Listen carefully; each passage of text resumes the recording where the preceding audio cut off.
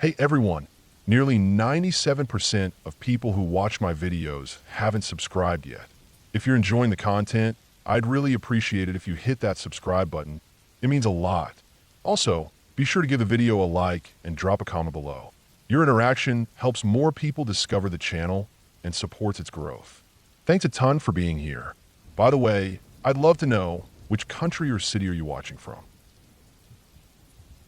I've been a park ranger for just over 15 years now. Most people think the job is peaceful, walking through trees, picking up trash, warning folks about fire danger. And yeah, sometimes it is. I've watched elk walk through the fog in the early morning and seen mountain lions from a safe distance. I've pulled people out of ravines and led missing kids back to their parents. I've seen the raw edge of nature and the quiet beauty it offers. But none of it, nothing in all those years, ever felt as terrifying as one night I lived through as a kid. It's strange how one night, even decades later, can live in your bones. I was 10. My sister was 12. Our parents decided we were going on a trip, real camping, my stepdad had said. Not in a KOA campground, but out in the woods. Far out, away from bathrooms, picnic tables, and people. Mark Twain National Forest was where we ended up. It was my first time there, and to this day, I don't think I've been back. Not to that part anyway. We left late. I don't know why. I remember sitting in the back seat of our little blue Honda Civic hatchback with my knees up against my chest and my sister next to me. Both of us watching as the sky went from pale blue to gold to a dim kind of gray. My mom kept telling my stepdad we were going to run out of light, but he didn't seem to care. He was in one of those moods, half drunk already from whatever he'd been sipping from that silver flask he kept between the seats. We didn't go to a campground. He turned off the main road down a rough dirt path, the kind that looks like it might have been a logging road once. It was bumpy, full of ruts and rocks, branches scraping the sides of the car. I could barely see anything out the window. It felt like we were going deeper and deeper into nowhere. The sun was almost down by the time he stopped the car. The trees were tall and packed close. No one else around, just the sound of crickets and our tires cooling down. He said we were setting up camp right here. My mom tried to argue, saying we didn't have a lantern, but he waved her off and started hauling things out of the trunk. The ground was uneven. There were pine needles, dead leaves, and little tree roots that stuck out like veins under the soil. I remember trying to help him put up the tent, fumbling with cold fingers as the light slipped away. Everything started turning that deep shade of blue just before full dark. We rushed, my sister holding a flashlight between her teeth, the only real source of light we had besides the dim car dome when we opened the door. We didn't make a fire. He didn't want to bother, and maybe he was too drunk. There was no laughter, no marshmallows, none of the stuff you see in movies. He yelled at my sister, barked at my mom, and then disappeared into the woods to take a leak, or so he said. When he came back, his mood was worse. He dropped into the tent with a grunt and zipped it closed behind him. The four of us lay in that little nylon shelter, pressed together like sardines. It was dark, pitch black, the kind of dark where you can't see your own hand in front of your face. I remember feeling the floor of the tent beneath me, the cold, bumpy earth under the thin fabric of my sleeping bag. Every sound felt sharp in the silence. You could hear twigs dropping, insects buzzing, the occasional owl. Then the leaves started rustling. At first, I thought it was just a deer or maybe a raccoon, but the sound didn't fit. It wasn't skittish or scattered. It was slow, steady, one step, then another. Dead leaves crunching underfoot. Not the wind, not an animal, a person. I froze. I didn't breathe. I knew what footsteps sounded like. It was unmistakable. It kept going. Step, crunch, step, crunch. It was far off at first. Then it stopped. Then it started again. Closer. I didn't move. My mom must have heard it too, because I could feel her body tighten beside me. My sister, silent. My stepdad, quiet too. For once. I kept thinking, maybe it's just someone camping nearby, walking around. But it didn't make sense. Who walks through a forest at night without a flashlight? We had no light, and whoever was out there, they didn't either. It went quiet again. That awful, pregnant silence. No wind, no bugs, just waiting. Then the sound again. Leaves crunching. Closer. And then, asterisk snap star. A twig broke. Loud. So close you could almost feel the vibration through the ground. That's when everything exploded. My stepdad let out this scream. Not a shout, but a wild, rag scream that sounded more like an animal. My mom yelled, "Let's get out of here!" And the next thing I knew, we were all unzipping the tent, tripping over each other, bare feet slapping the cold ground, running blind toward the car. I fell once. My knee hit a rock and tore open. I still have a scar, but adrenaline doesn't care. I got up, legs burning, hands stinging, and chased the sound of my family crashing through the brush. We all piled into the car. My stepdad slammed the door, jammed the keys in the ignition. The tires spun in the dirt before they caught, and we lurched forward, headlights carving the woods into brief frames of trees and brush and nothing else. We didn't say a word on the way home. Not one word. We didn't stop, didn't turn around, didn't go back for the tent or the sleeping bags or my sister's backpack with her favorite stuffed animal in it. We left it all behind. Like the forest had spat us out and we weren't going to risk getting pulled back in. That was over 30 years ago. I'm 43 now and I still dream about it. Sometimes I wake up in the middle of the night because I think I hear footsteps in the leaves. I don't camp anymore. I'm a park ranger. Yeah, but I don't sleep out there unless I have to. And when I do, I keep a light on in my truck nearby. You might think it was just a drifter, someone wandering through the woods. But who walks without light in the middle of nowhere after dark in silence, not saying a word? Why do they come straight for us? Not a shout, not a cough, not a clearing of the throat. Just that slow, steady walk and then the snap of a twig like a trigger going off. I've worked with search and rescue. I know how people behave in the woods. I know the difference between a curious hiker, a lost camper, and someone who's trying not to be seen. This wasn't someone who wanted help. They were watching, and they didn't care that we were there. Sometimes when it's late and I'm sitting in a station at the edge of the woods, drinking cheap coffee and writing reports, I think about how close they were. How if that twig hadn't snapped? Maybe they would have just waited outside the tent. Or maybe they were about to unzip it. Maybe they were reaching for the fabric when the noise gave them away. Whatever the reason, I'm glad we ran. I'm glad we left. I'm glad my stepdad screamed like a maniac because it snapped us into action. He wasn't a good man, not a good parent, but that scream might have saved our lives. We never talked about it afterward. My mom wouldn't bring it up. My sister pretended like it didn't happen. I never saw my stepdad again after a few years. He eventually left, and we didn't miss him. But the memory stayed. I didn't tell anyone until years later when I was in training to become a ranger. One of the instructors said something about how sometimes fear keeps people alive, that you should always listen to your gut. That danger doesn't always announce itself with a roar. Sometimes it comes quietly through the leaves. And I believed him because I remember. I remember how the sound started far off and crept closer like it was waiting to see what we would do. I remember how cold the ground was, how the dark swallowed the trees, how our breath sounded too loud as we ran. I remember the quiet right before the twig snapped. I don't need ghosts or monsters or stories to keep me up at night. I got that night and that sound and that feeling that something was watching us. And it wasn't the forest. That's why I still leave a floodlight on when I camp. Why I double check that the truck is close, the door's unlocked. Why I don't hike alone after sunset. And why, even after all these years, I keep an ear out for footsteps in the leaves. Because once a long time ago I heard them, and I never want to hear them again.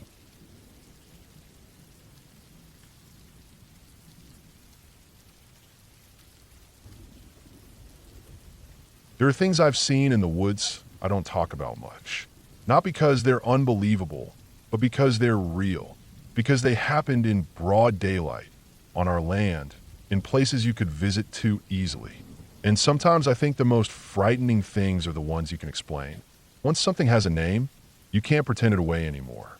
I was a backcountry ranger in the Southwest, mostly working in Colorado and a bit in northern New Mexico during the shoulder seasons. Spring and fall were always my busiest. Winter was maintenance and emergency calls, and summer was a madhouse with tourists.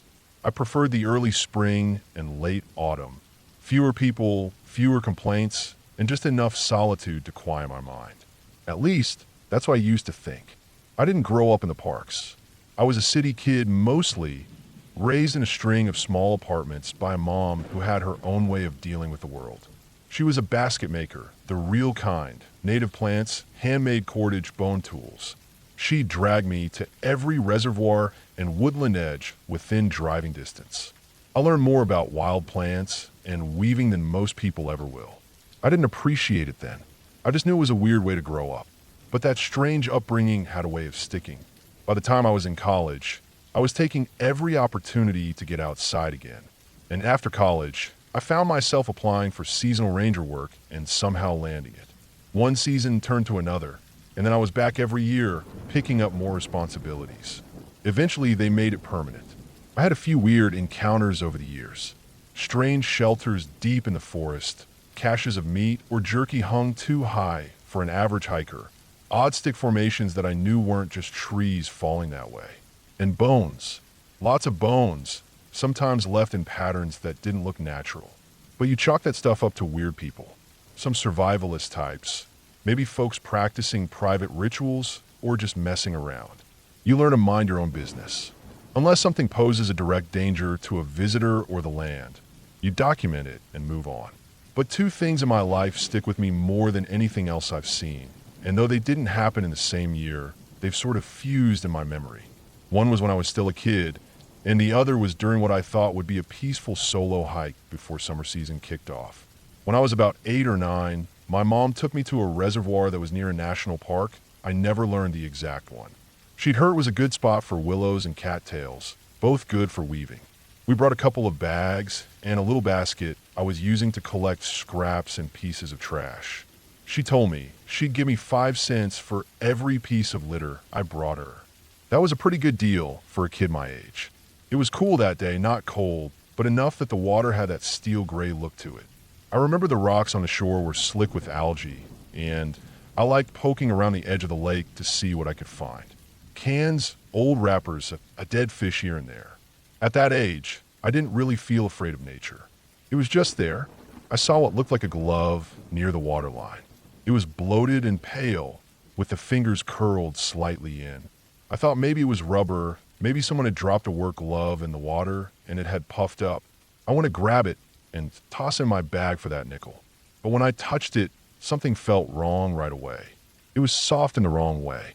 I still remember the way it gave a little under my fingers. Not rubbery, not even like wet leather, but more like a raw chicken breast.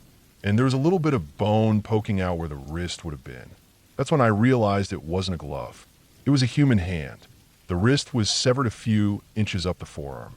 Not clean, more like torn. The nails were pale. There was still a watch band halfway up the stump, dangling uselessly. My hands just locked around it. I couldn't let go. I started screaming, but I didn't drop it. My body was frozen, but my voice wasn't. My mom came running and had to physically pry my fingers off the hand.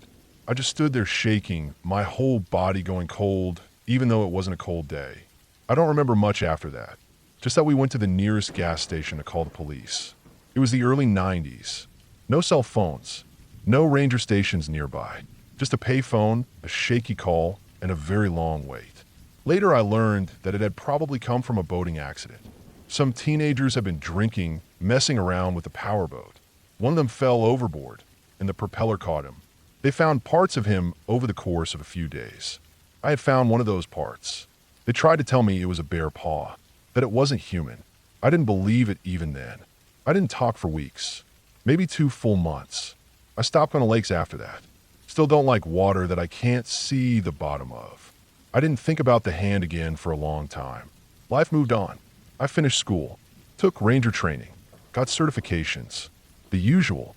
But years later, I was hiking solo, partly for fun, partly for mental health, when I stumbled on something that brought it all back. It was mid-May, a few years ago now.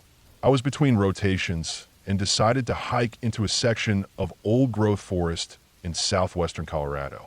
I knew the area well enough. I had a route in mind, about 12 miles round trip with a small clearing I planned to camp in overnight. No official trails went there anymore, and it didn't see much foot traffic. That was the appeal. I wanted to be alone. After a rough spring of paperwork, late-night calls, and a few SAR operations that didn't end well, I needed to reset. Everything was normal until I was about 5 miles in. I heard voices ahead on the trail. Not close, but coming my way. I don't mind people, but I wasn't in the mood to chat. I stepped off trail and started working my way through the trees. Just a short detour to let them pass without seeing me. That detour went wrong fast. The terrain got rougher than I expected. A lot of deadfall, thick brambles, and patches of younger saplings that grew too tight to squeeze through. I lost sight of the trail. GPS wasn't working well under the dense canopy, but I had a compass and enough daylight to keep going west until I hit the creek that ran parallel to the main path. My plan was to follow the creek south until I rejoined the trail near the campsite.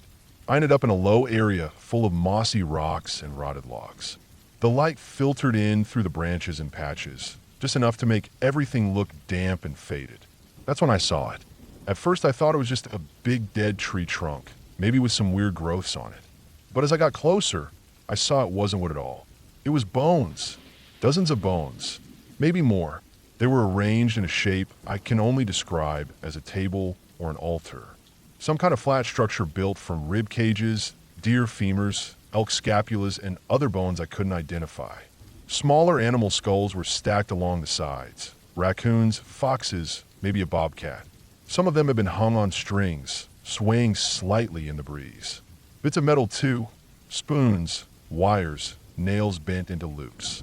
Wind chime stuff. Primitive, but deliberate. I stood frozen, that same childhood feeling creeping up from my stomach to my throat. I couldn't move.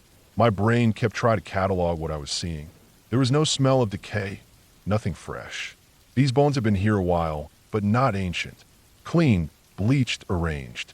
This wasn't some random scatter of predator kills. Someone had built this. I scanned the area, slowly backing away. I didn't see any tents, no sign of a person nearby, but the forest was too dense to see far.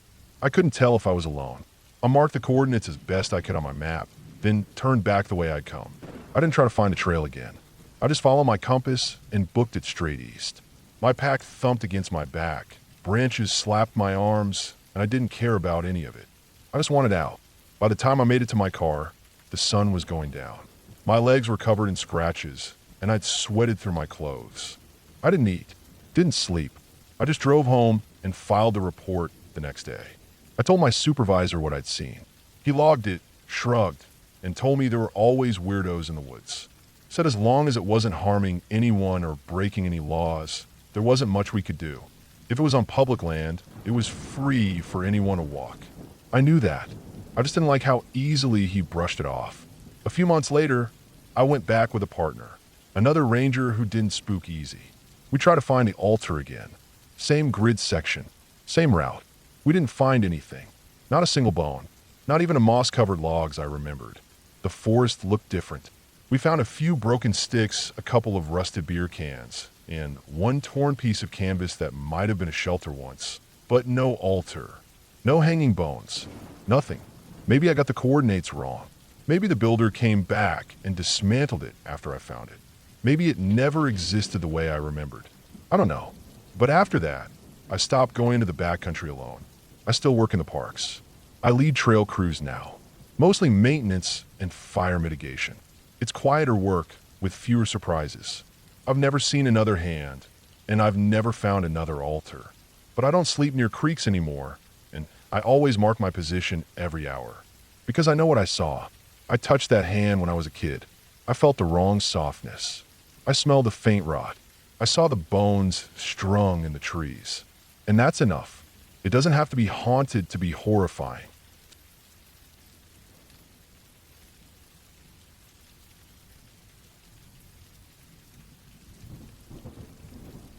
I've worked for the National Park Service for nearly 16 years. I've been stationed all over the western United States, Utah, Oregon, parts of Washington, and for a few years I did seasonal work in Yosemite.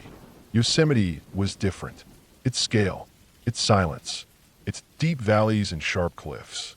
It was beautiful, but it could feel ancient and strange in a way that's hard to put into words unless you've spent days alone in it.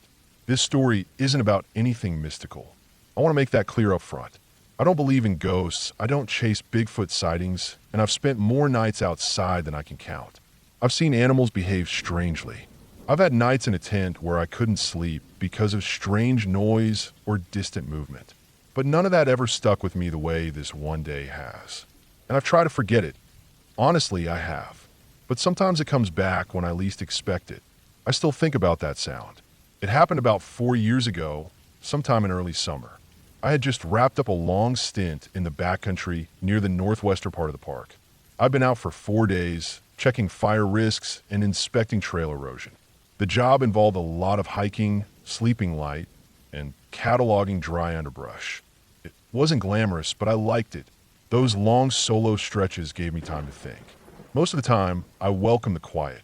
I was heading home, driving west down Highway 120, just past Big Oak Flat Road. It was around 5 p.m., still plenty of daylight left. The sky was clear. My windows were down. There was no traffic, just the soft thrum of tires on pavement and the hiss of wind coming through the cab. After hours of hiking followed by a few hours of driving, I needed to pee. I pulled off to the shoulder, just a patch of dirt and short brush that sloped slightly downward into some woods. Nothing unusual. I'd stopped in places like this 100 times before. I left the truck idling, habit mostly, and stepped out. There were tall pines around, the kind that sway just slightly in the breeze and creak at the top. I wasn't more than 30 feet from the road, just a few steps into the brush line, standing behind a tree out of view. That's when I noticed something odd. The birds. When I stepped out of the truck, I remember there were birds chirping nearby. That normal evening chatter you hear when the sun's just starting to tilt low. But right then, while I was standing behind that tree, they just stopped. Not gradually. It was like a switch had been flipped. 1 second they were going on, the next second it was silent. No fluttering, no distant rustling, just dead quiet. I've spent enough time outside to know that when birds shut up all at once, it usually means a predator is nearby. Sometimes a hawk, sometimes a cougar, sometimes even a person they don't trust. And sometimes, yeah, it's a bear. The silence didn't last more than a couple seconds before I felt it too, that prickly, nervous awareness crawl up my spine. I zipped up fast and turned back toward the truck. My boots crunched softly in the dirt as I took a step. Then I heard it. I don't really know how to describe it in a way that does it justice. It was a sound, a loud one, but not like anything I'd ever heard before. The best I can compare it to is a cross between a scream and an air raid siren. That kind of long, rising wail. It started low and got higher, sharper, more desperate as it kept going. It didn't sound like an animal. It didn't sound mechanical either. It sounded wrong, and it sounded close. Not in the distance, close. I froze. My brain tried to make sense of it. Bobcat? No, I've heard them scream before. That's a sharp, ugly sound, sure, but this wasn't that. Not a cougar either. Those screams sound almost human, but they're short, bursty, and they trail off. This one held. It pulsed, like it was echoing out of something massive, but from no direction I could pin down. Like it was surrounding me. Like it was vibrating through the air. I didn't wait to think. I ran. I don't mean I jogged. I ran flat out. My body just moved, all instinct. My boots slammed against the dirt and rocks as I shot across the 30 feet back to the truck. My keys were already in the ignition since I'd left the truck running. I grabbed the door handle, yanked it open, and threw myself inside. My breath was caught in my throat. I slammed the door shut and gripped the steering while so tight my hands hurt. Right then, just before I hit the gas, I heard it again. This time it was louder. It cut through the metal of the truck like it wasn't even there. I felt it more than I heard it. It hit my chest like pressure, like a wave of noise. It wasn't just sound, it had force. The windows rattled. The mirror vibrated. The engine idled against it like a dog flinching from thunder. I slammed the truck into drive and peeled off. Tires threw up dust. I didn't check my mirrors. I didn't look behind me. I just drove.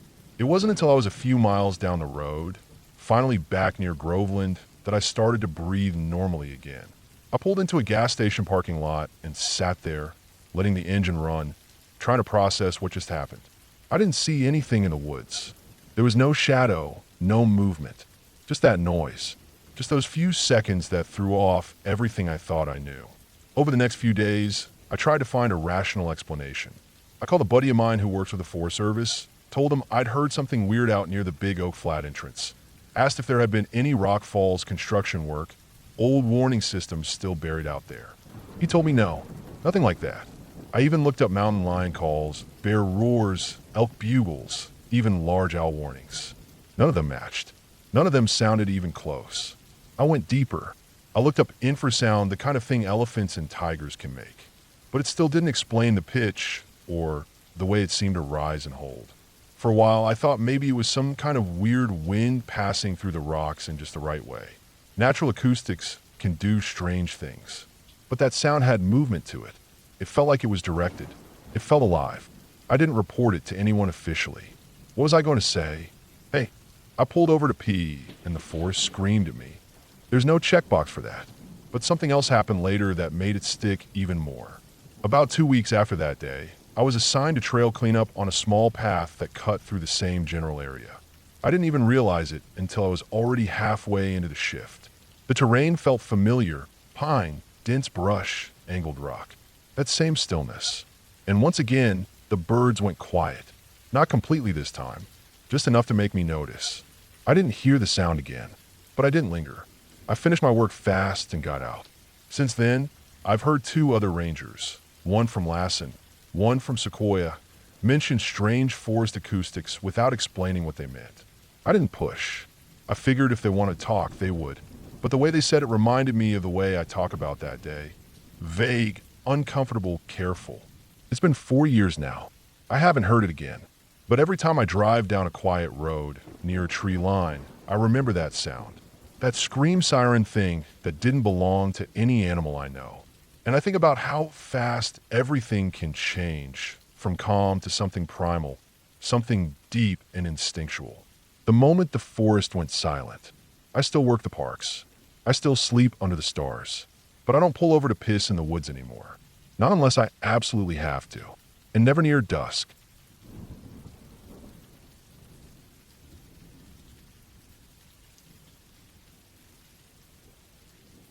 I've been a park ranger long enough to stop getting surprised by the forest. At least that's what I thought.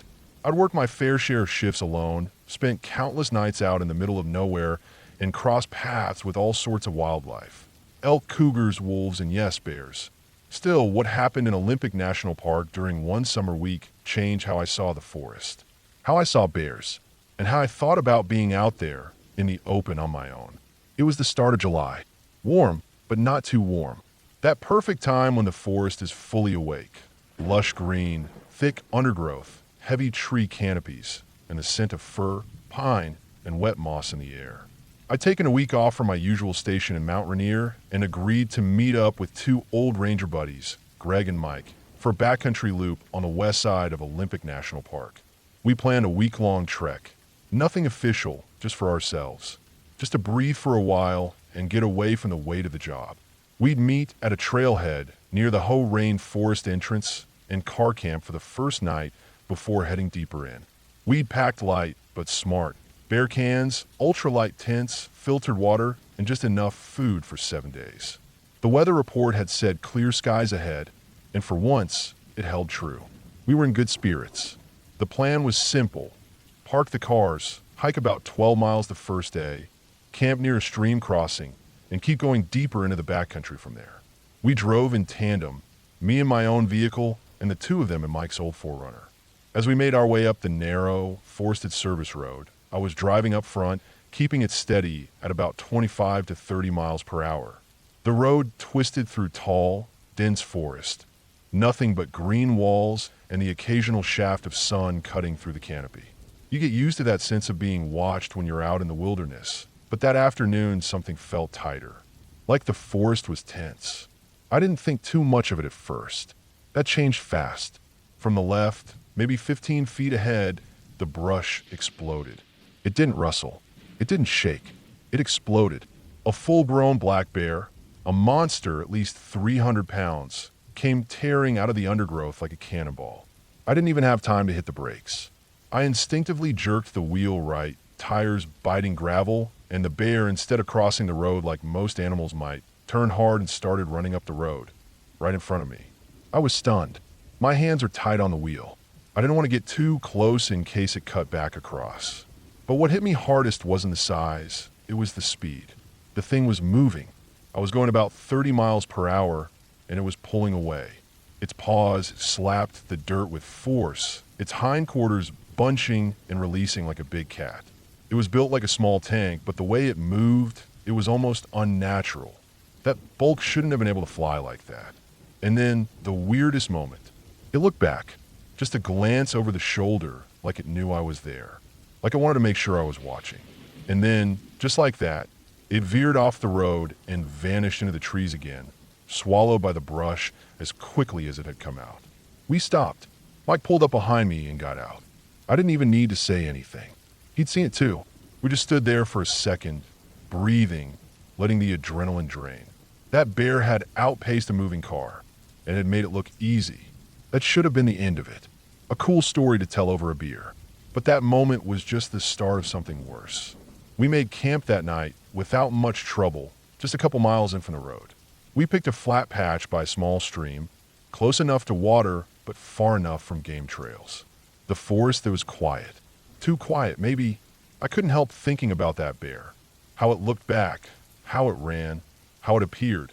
I'd seen black bears before. A lot of them. I'd even had to scare a few off with warning shots when they got too close to a ranger station or started poking around camps.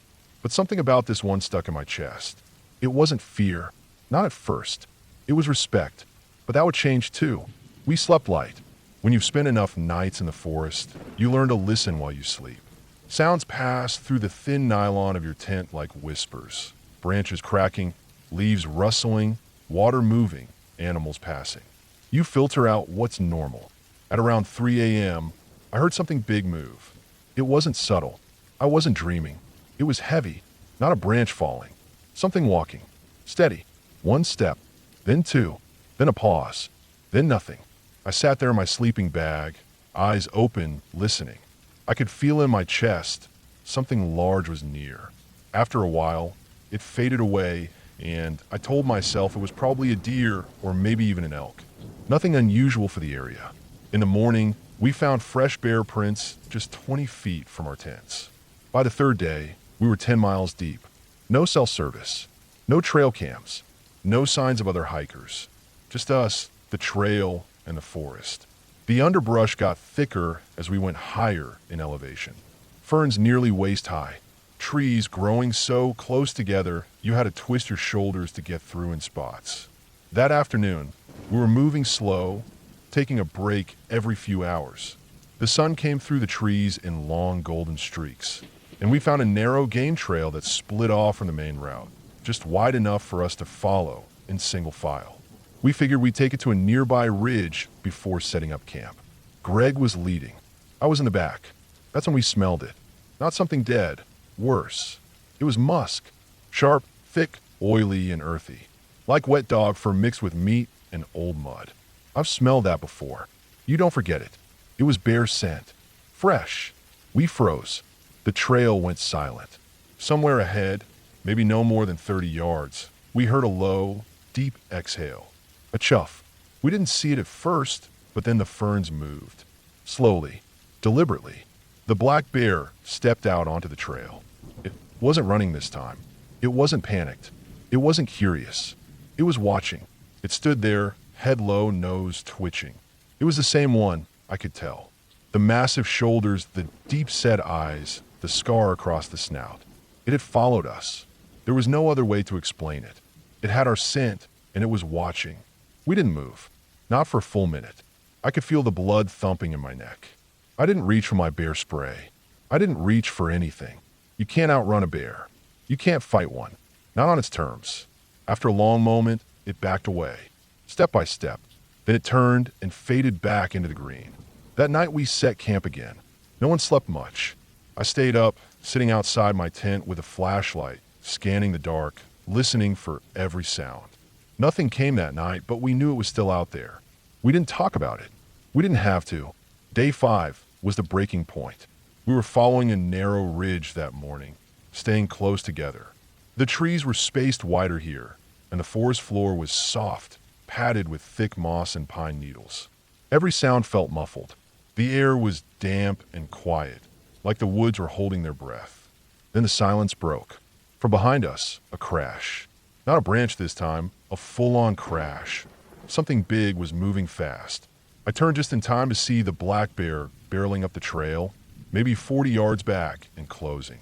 I yelled, not a word, just a sound, and we ran. I knew it was wrong to run. Every survival guide says don't, but instinct doesn't read manuals. We tore off the trail, crashing into the brush. Branches ripped at my arms and legs. I didn't look back. I just ran, heart hammering, lungs burning. I could hear it behind me, snapping twigs, heavy footfalls. Greg shouted something far ahead. Mike crashed off to the left. I pushed downhill, hoping to throw it off. Then I hit a root, lost my footing, and went down hard. My shoulder slammed into a rock, and the world blurred for a second. Silence. I lay there, gasping, ears ringing. I looked back. Nothing. It was gone. I lay there for what felt like an hour. Maybe it was 5 minutes. Eventually I got up, checked myself. My shoulder was sore, maybe sprained but not broken. I called for the others. Nothing. Eventually, after maybe 30 minutes of slow, careful walking and circling, we regrouped. No one was hurt bad, but we were rattled. That night, we didn't set up tents. We slept in shifts under a thick tree root system on a slope, hidden from the trail. We didn't hear it again, but I know it was there. We reached the end of the loop trail on day 7. When we finally saw the service road again, I think we all felt the same thing, relief followed by shame. None of us talked about how scared we were, but we were. We had crossed into something we didn't fully understand. That bear wasn't just curious. It was tracking us, pacing us. It never made a full charge. It didn't bluff. It moved with intent, like it was waiting for the right moment. And the worst part, there was nothing unnatural about it. No ghosts, no monsters, just a 300-pound animal, faster than a horse, smarter than people give it credit for, and fully at home in that forest. I've spent hundreds of nights in the woods, but now I don't sleep the same when I hear something outside my tent, because I've seen what's out there, and I know you can't outrun it.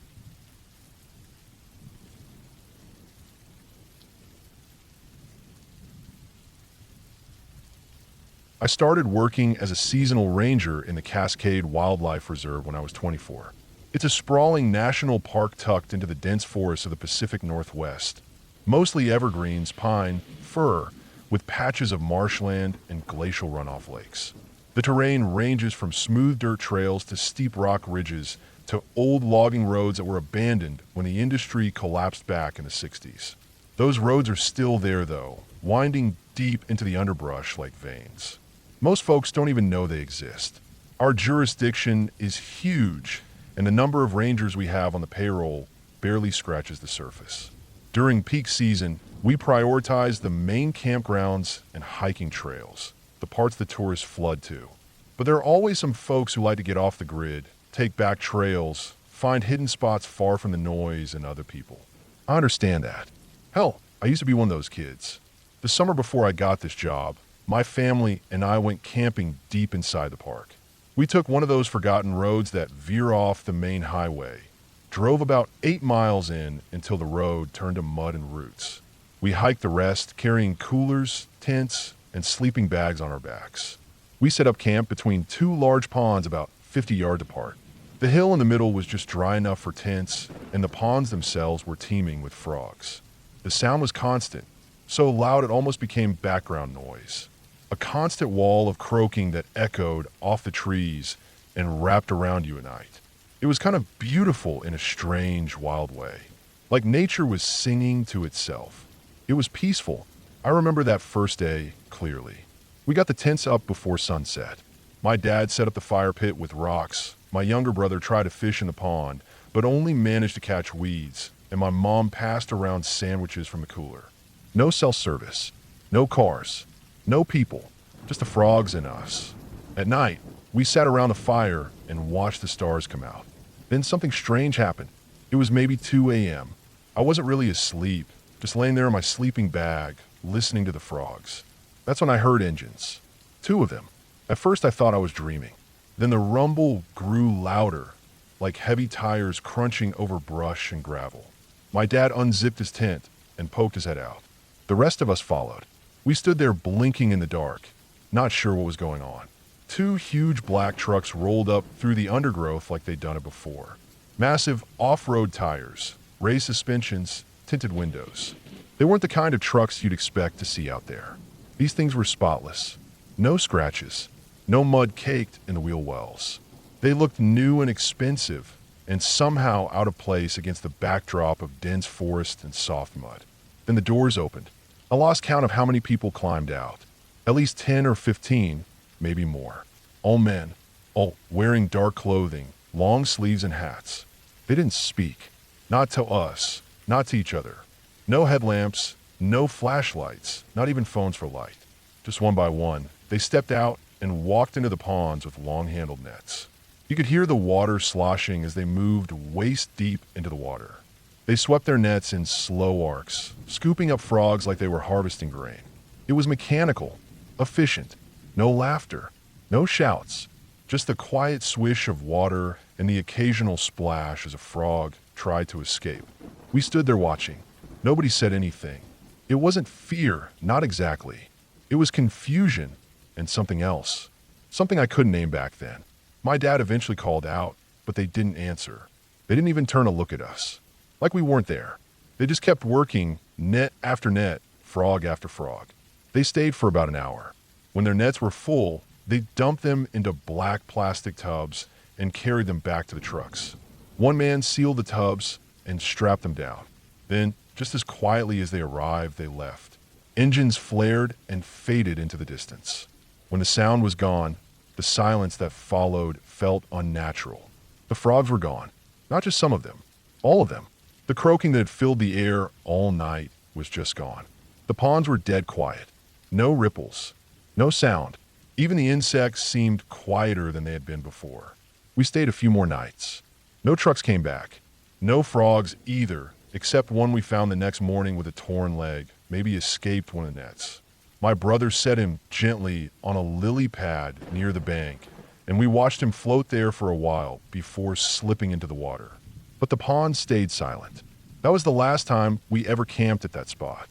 Years passed. I became a ranger and started patrolling that same park. And even though I've been deep into every corner of it by now, on foot, by ATV, and by horseback, I've never seen those trucks again. But I haven't forgotten that night. None of us have. In my first year as a ranger, I kept my mouth shut. You don't want to sound crazy, and everyone has stories out here. Strange sounds, shadowy figures, weird animal behavior. You write most of it off. But the frog incident stayed in the back of my mind. I started keeping a list of odd things I came across. Nothing supernatural, just things that didn't sit right. Like the field of gutted toads I found near Elk Creek. Dozens of them, all split open neatly down the middle. Nothing eaten, just dissected and left in the grass. Or the stack of frog legs I found once, just the legs, piled neatly on a flat rock near Beaver Hollow. No bodies, no blood, just legs still twitching when I found them.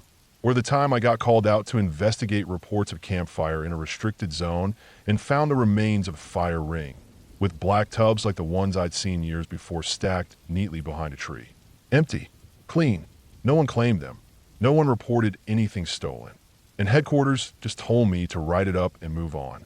A couple seasons later, I decided to go back to those ponds. Not on duty, just on a day off with my gear. I wanted to see if anything had changed.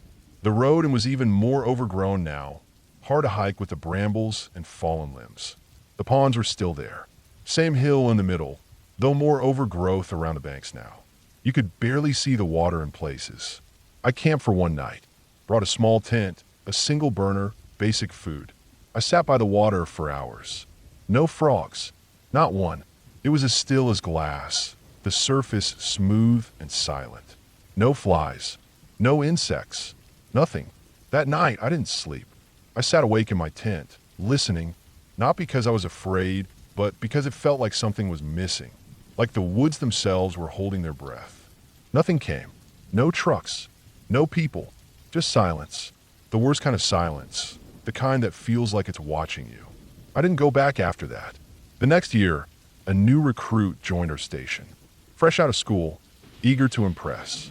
I gave him a rundown of the zones, showed him the maps, told him where to avoid during storms and where to double-check fire rings in dry season. I didn't mention the ponds. Not at first. But one night, over a fire behind a ranger station, he asked me if I'd ever seen anything strange out there. I asked him what he meant by strange. He said, like people where they shouldn't be. Weird stuff with animals. Trucks coming in late at night. I looked at him and asked what he'd seen. He said, I didn't see anything, but I found a bunch of frogs one morning, just gone. Like someone came through with a vacuum. I didn't answer him right away. Eventually I told him the pond story. The trucks, the nets, the silence. He didn't laugh, just nodded. Then he told me he found black tubs by a creek the week before. Same kind I'd seen. We didn't talk about it again. I've worked this park for over 10 years now. I've seen all kinds of things, bear attacks, missing hikers, drug labs hidden in the brush. But the frog thing sticks with me. It's not flashy, not dangerous, not bloody, but it's wrong in a way I can't explain. Sometimes I think it was just some group harvesting frogs for meat. But then why the trucks? Why so many people? Why the silence? Why the method? And why come all the way out here when there are easier ponds closer to the road? I've looked through poaching records. Nothing.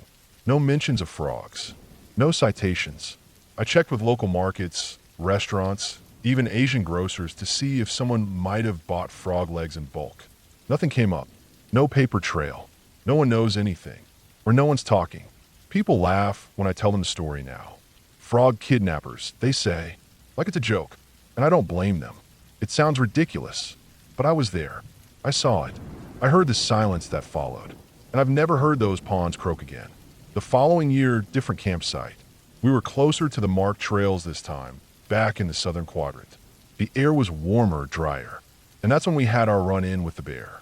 Someone, probably my brother, left a pack of marshmallows open in the cooler.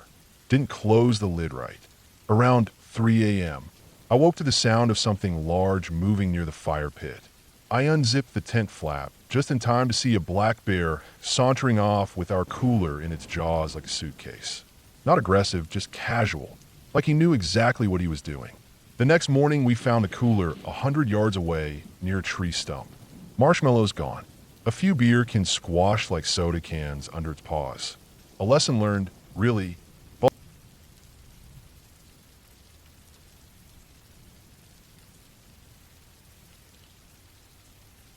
I work as a wetland biologist in Pennsylvania. My job is usually pretty straightforward. I map out wetland boundaries, trace seeps and springs, flag vegetation changes, and help identify areas for restoration. It's the kind of work where you spend long hours in the woods, often alone, up to your shins in water or mud, swatting gnats off your face while you stare at cattails and try to distinguish one sedge from another. There's something peaceful about it, usually. This particular project was up in a mixed public/private area off Route 119, not far from I-81 South. It was a place where some land had recently shifted hands. Some of it was being restored to its natural wetland state after decades of farm use. The rest was just dense woods with a history of logging and off-grid use. Some parcels were old farmland that had gone back to seed decades ago. Others were just long-forgotten properties with collapsed barns and rusted-out trucks deep in the tree line. I was out there alone that day. Early May. A little damp still, but warm. Bugs were waking up. The leaf litter was soft underfoot, and the ramps were just starting to sprout. I had about 6 miles to hike in to get to where the old reservoir sat, a place that used to hold water for livestock back in the day. Now it was barely a puddle, fed by a slow system of seeps and groundwater springs coming down off the slope of the ridge behind it. My job was to trace those seeps back to their sources and mark the wetland boundaries as accurately as possible for the restoration crew. I parked my truck along a barely there pull-off and started hiking in around 7:30 that morning. I had my shovel, my flagging tape, a pack with my gear, lunch, water, GPS, map book, and a small field radio. The reception out here was pretty unreliable. Just forest and rock and slope. I had maybe 20 flag points to check and update, and it was quiet work, methodical. A lot of walking, observing, recording. I'd be out until mid-afternoon. I made it to the reservoir around 10:45.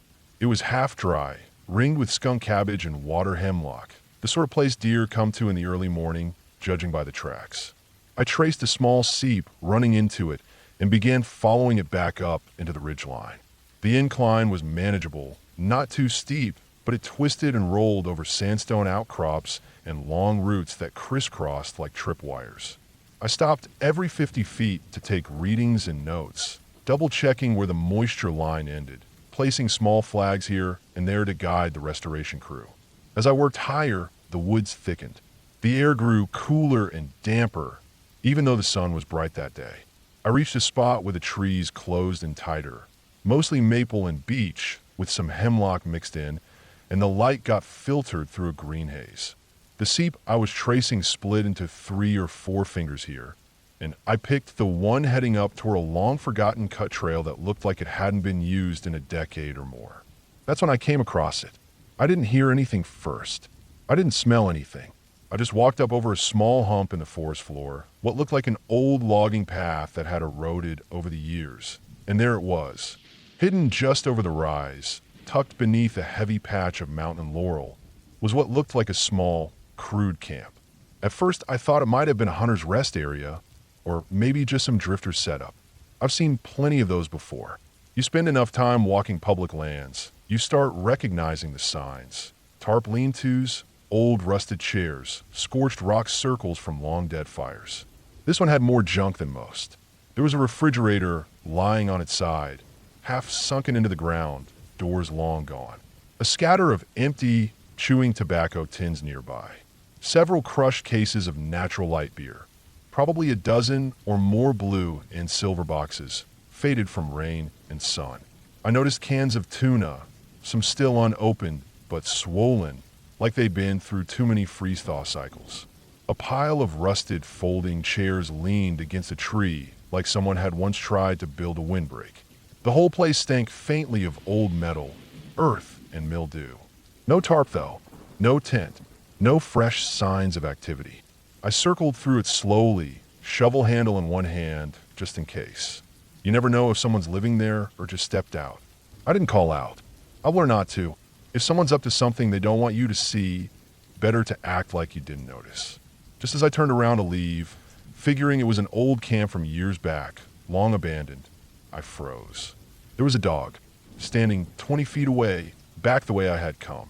A large German shepherd. Thick coat, strong build, not limping, not panting, not drooling. It looked clean, well fed, not feral or emaciated like strays tend to be. No tags, though, no collar that I could see. I locked eyes with it, and I can still remember the first thought that hit me. Asterisk, great, now I'm fucked. Asterisk. I tightened my grip on the shovel handle and shifted slightly to put a tree between us. I wasn't afraid of dogs in general, but this one wasn't acting like most wild dogs. It wasn't barking or growling. It wasn't running at me either. It just stood there, ears up, head tilted, like it had been waiting for me. Then it turned around slowly, glanced back at me again, and walked up the slope further along one of the steep paths. Not running, just walking, almost like it wanted me to follow. I should have left then. I knew it even as I took the first step to follow the dog. But I was curious. Not because I thought I'd find a person who needed help, or some lost hiker, anything like that. It wasn't logic. It was just a strange, heavy pull in the gut, like something unfinished that needed to be seen. I followed the dog maybe 200 yards up the hill, through a thick stand of spruce, where the forest floor turned soft and needle-padded, and the air grew quieter. The dog never made a sound, just walked 10 feet ahead, occasionally stopping to look back and make sure I was still behind. Then it stopped cold. The first thing I saw was the dolls. I thought they were mushrooms at first, strange pale knobs poking up out of the moss. Then I realized what I was looking at. Dozens of old dolls, ragged, plastic, rotting from age and rain, buried up to their necks in the ground. Maybe 20 or 30 of them. Their arms were pointed upward, bent at odd angles, their faded eyes staring in different directions. Some had hair, others didn't. A few were headless, their torsos buried like stumps. It looked like someone had deliberately planted them in a wide circle.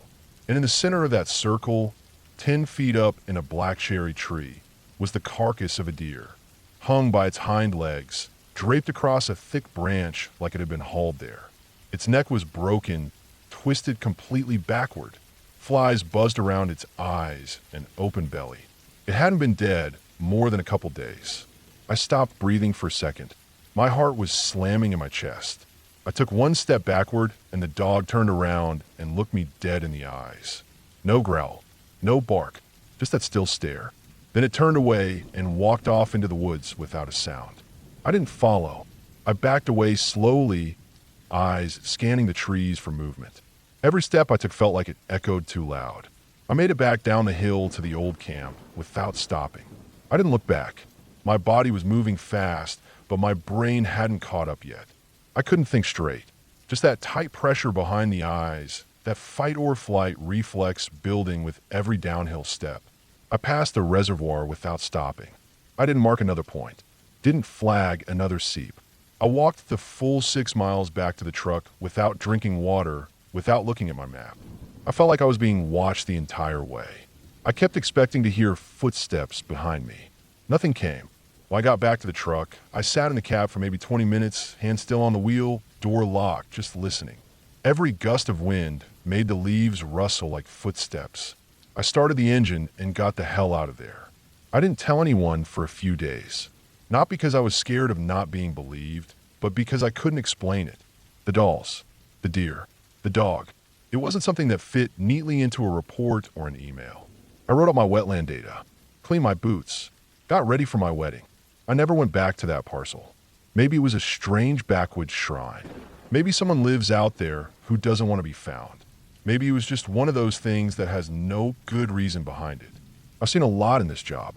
Meth shacks hidden under brush, dog fighting pits, old stills, even human remains once, curled up behind a boulder with a broken leg and an empty water bottle.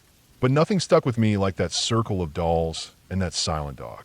That area is technically flagged and mapped now. Job's done. Nothing in the report suggests anything unusual. Just a wetland, ready for restoration.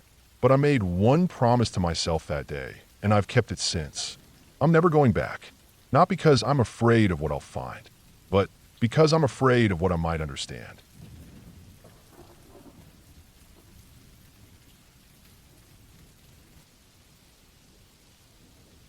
Back in my 20s, before I ever thought about job stability, sunscreen, or signing off on maintenance logs, I was just another idiot with no direction, a shitty backpack, and a thirst for booze and bushland. That's how I found myself piled into a dusty 4-wheel drive, packed to the roof with gear, grog, drugs, and 3 of my closest mates, heading up the east coast of Australia with the aim of doing absolutely nothing useful. We weren't there to hike. We weren't there for nature. We were there to get completely bent out of shape in the wilderness. Our plan was loose at best. Drive north until the petrol money ran out, sleep where we could, piss wherever it felt right, and cook meat over open flames until it blackened like our lungs. We brought everything we thought we'd need. 2 tents between the 4 of us, a few ancient sleeping bags, a gas burner that only worked if you prayed to it, and enough alcohol to drown a camel. Between us, we had several cartons of beer, a box of cheap whiskey, rum, a full bottle of absinthe one of the boys brought just to see what would happen, and bags of weed so pungent you could smell it before unzipping the bag. There were mushrooms, too. More than we needed, less than we thought we'd eat. I wasn't driving, so I figured I'd start the festivities early. Before we'd even crossed the border into New South Wales, I'd eaten 8 caps of the mushrooms. Dried, wrinkled little things. I popped them in my mouth and chewed them like old gum. They tasted like rotten almonds and dirt, but I washed them down with a swig of Bundaberg and a warm Coke. It didn't take long for the walls to start melting. The trees outside the window began to breathe like lungs. By the time we hit the national park, my brain had shifted gears and I wasn't in control anymore. Everything moved like molasses. The sky looked like it had been stitched together with colored thread, and I laughed at literally everything. Rocks, dirt, the sound of Velcro, the echo of a fart. Everything was brilliant and terrifying and ridiculous. We drove into the park without a permit. Didn't care. Found a flat spot near a river bend where the bush thickened just enough to feel isolated. The sun was dropping fast, casting long shadows across the site, which only made things weirder in my head. I helped set up the tent by standing near it and laughing as the other guys wrestled with the poles. At some point, I rolled on the ground for a while trying to pet a rock I thought was a wombat. I don't think I was much help. Firewood was wet, so we used the gas burner to start the flames. The fire snapped to life like it had been waiting all day. That was when the real party started. We grilled steaks on a mesh rack we'd stolen from someone's backyard barbecue, drank whiskey from plastic cups, smoked enormous cones packed with what felt like half a forest. I don't remember conversations, just sound. Music played from a small Bluetooth speaker that skipped every few minutes, but nobody cared. We passed around a bottle of absinthe until someone puked behind a tree. By midnight, my body had come back to me. I could feel my hands again. I was still high. Hell, I was flying, but I was no longer drooling into the dirt or thinking I was a rock. That's when I realized I needed to take a shit. Badly. It was one of those deep, gnawing, no way around it kind of feelings. Like something inside me was knocking to get out. We'd been there hours, but none of us had even bothered to check for a toilet. There was no moon that night. The sky was dark and clouded, stars faint behind the haze. I flicked on my headlamp, found the toilet paper, what we lovingly called shit tickets, and grabbed the massive Rambo-style hunting knife we brought for no good reason. One of the boys had bought it from a pawn shop in Rockhampton. A foot-long blade with a serrated back edge, polished handle, and a sheath that stank like rubber and engine grease. I wasn't going to stab anything with it, but in my warped brain, I figured it might make me feel safer. I didn't tell anyone I was leaving. I just started walking, pants already loosened, boots barely tied, the knife clutched in my teeth like I was some kind of jungle commando. I walked maybe 150 meters toward the river. The trees closed in quickly. The sound of the water rushing over rocks was calming at first, but then it started to sound like voices, like murmuring. I shook my head and laughed, still tripping clearly. When I reached the riverbank, I picked a spot behind a thick bush, made sure I wasn't squatting over any stinging nettle or sharp rocks, pulled my pants to my knees, and dropped into a squat. That was when the real fear set in. At first, it was just the shadows. My headlamp's beam bounced around with every twitch of my neck, and wherever the light landed, it created shapes that didn't make sense. Every twisted branch looked like a reaching arm. Every tall stump was a person. I stared across the river, and I swear to God, I saw something move, just a flicker of motion between the trees. Then more. One shape, then another, then 5, then 10. My heart started slamming in my chest like a war drum. My breathing turned shallow and fast. My body was frozen in a squat, knife still clenched between my teeth, pants around my ankles, ass pointed at the stars. I couldn't stop myself from looking around. Every single time the light moved, I saw them. Dozens of figures, gray and hunched and slow, just standing on the edge of the trees. Some of them looked like they were walking, dragging their legs, arms out. Their heads were cocked at odd angles, their mouths hanging open. Dead eyes, hollow cheeks, filthy, rotted clothes. Zombies, or so I thought. I tried to tell myself it was the drugs. I knew, somewhere deep down, that it was the mushrooms. But that didn't matter. I was alone, vulnerable, half-naked, tripping balls, and surrounded by what my brain was telling me were the undead. My ass clenched before I even finished shitting. I wiped in record time, probably not even well enough, and yanked my pants back up with shaking hands. Knife still in my teeth. I started backing away from the river, heart pounding, breath ragged. And then something snapped behind me. A real sound this time. A branch. Dry, sharp. Not in my head. I spun, knife in hand, light beam jerking wildly through the bush. Nothing there. I turned again. Another branch broke. Closer this time.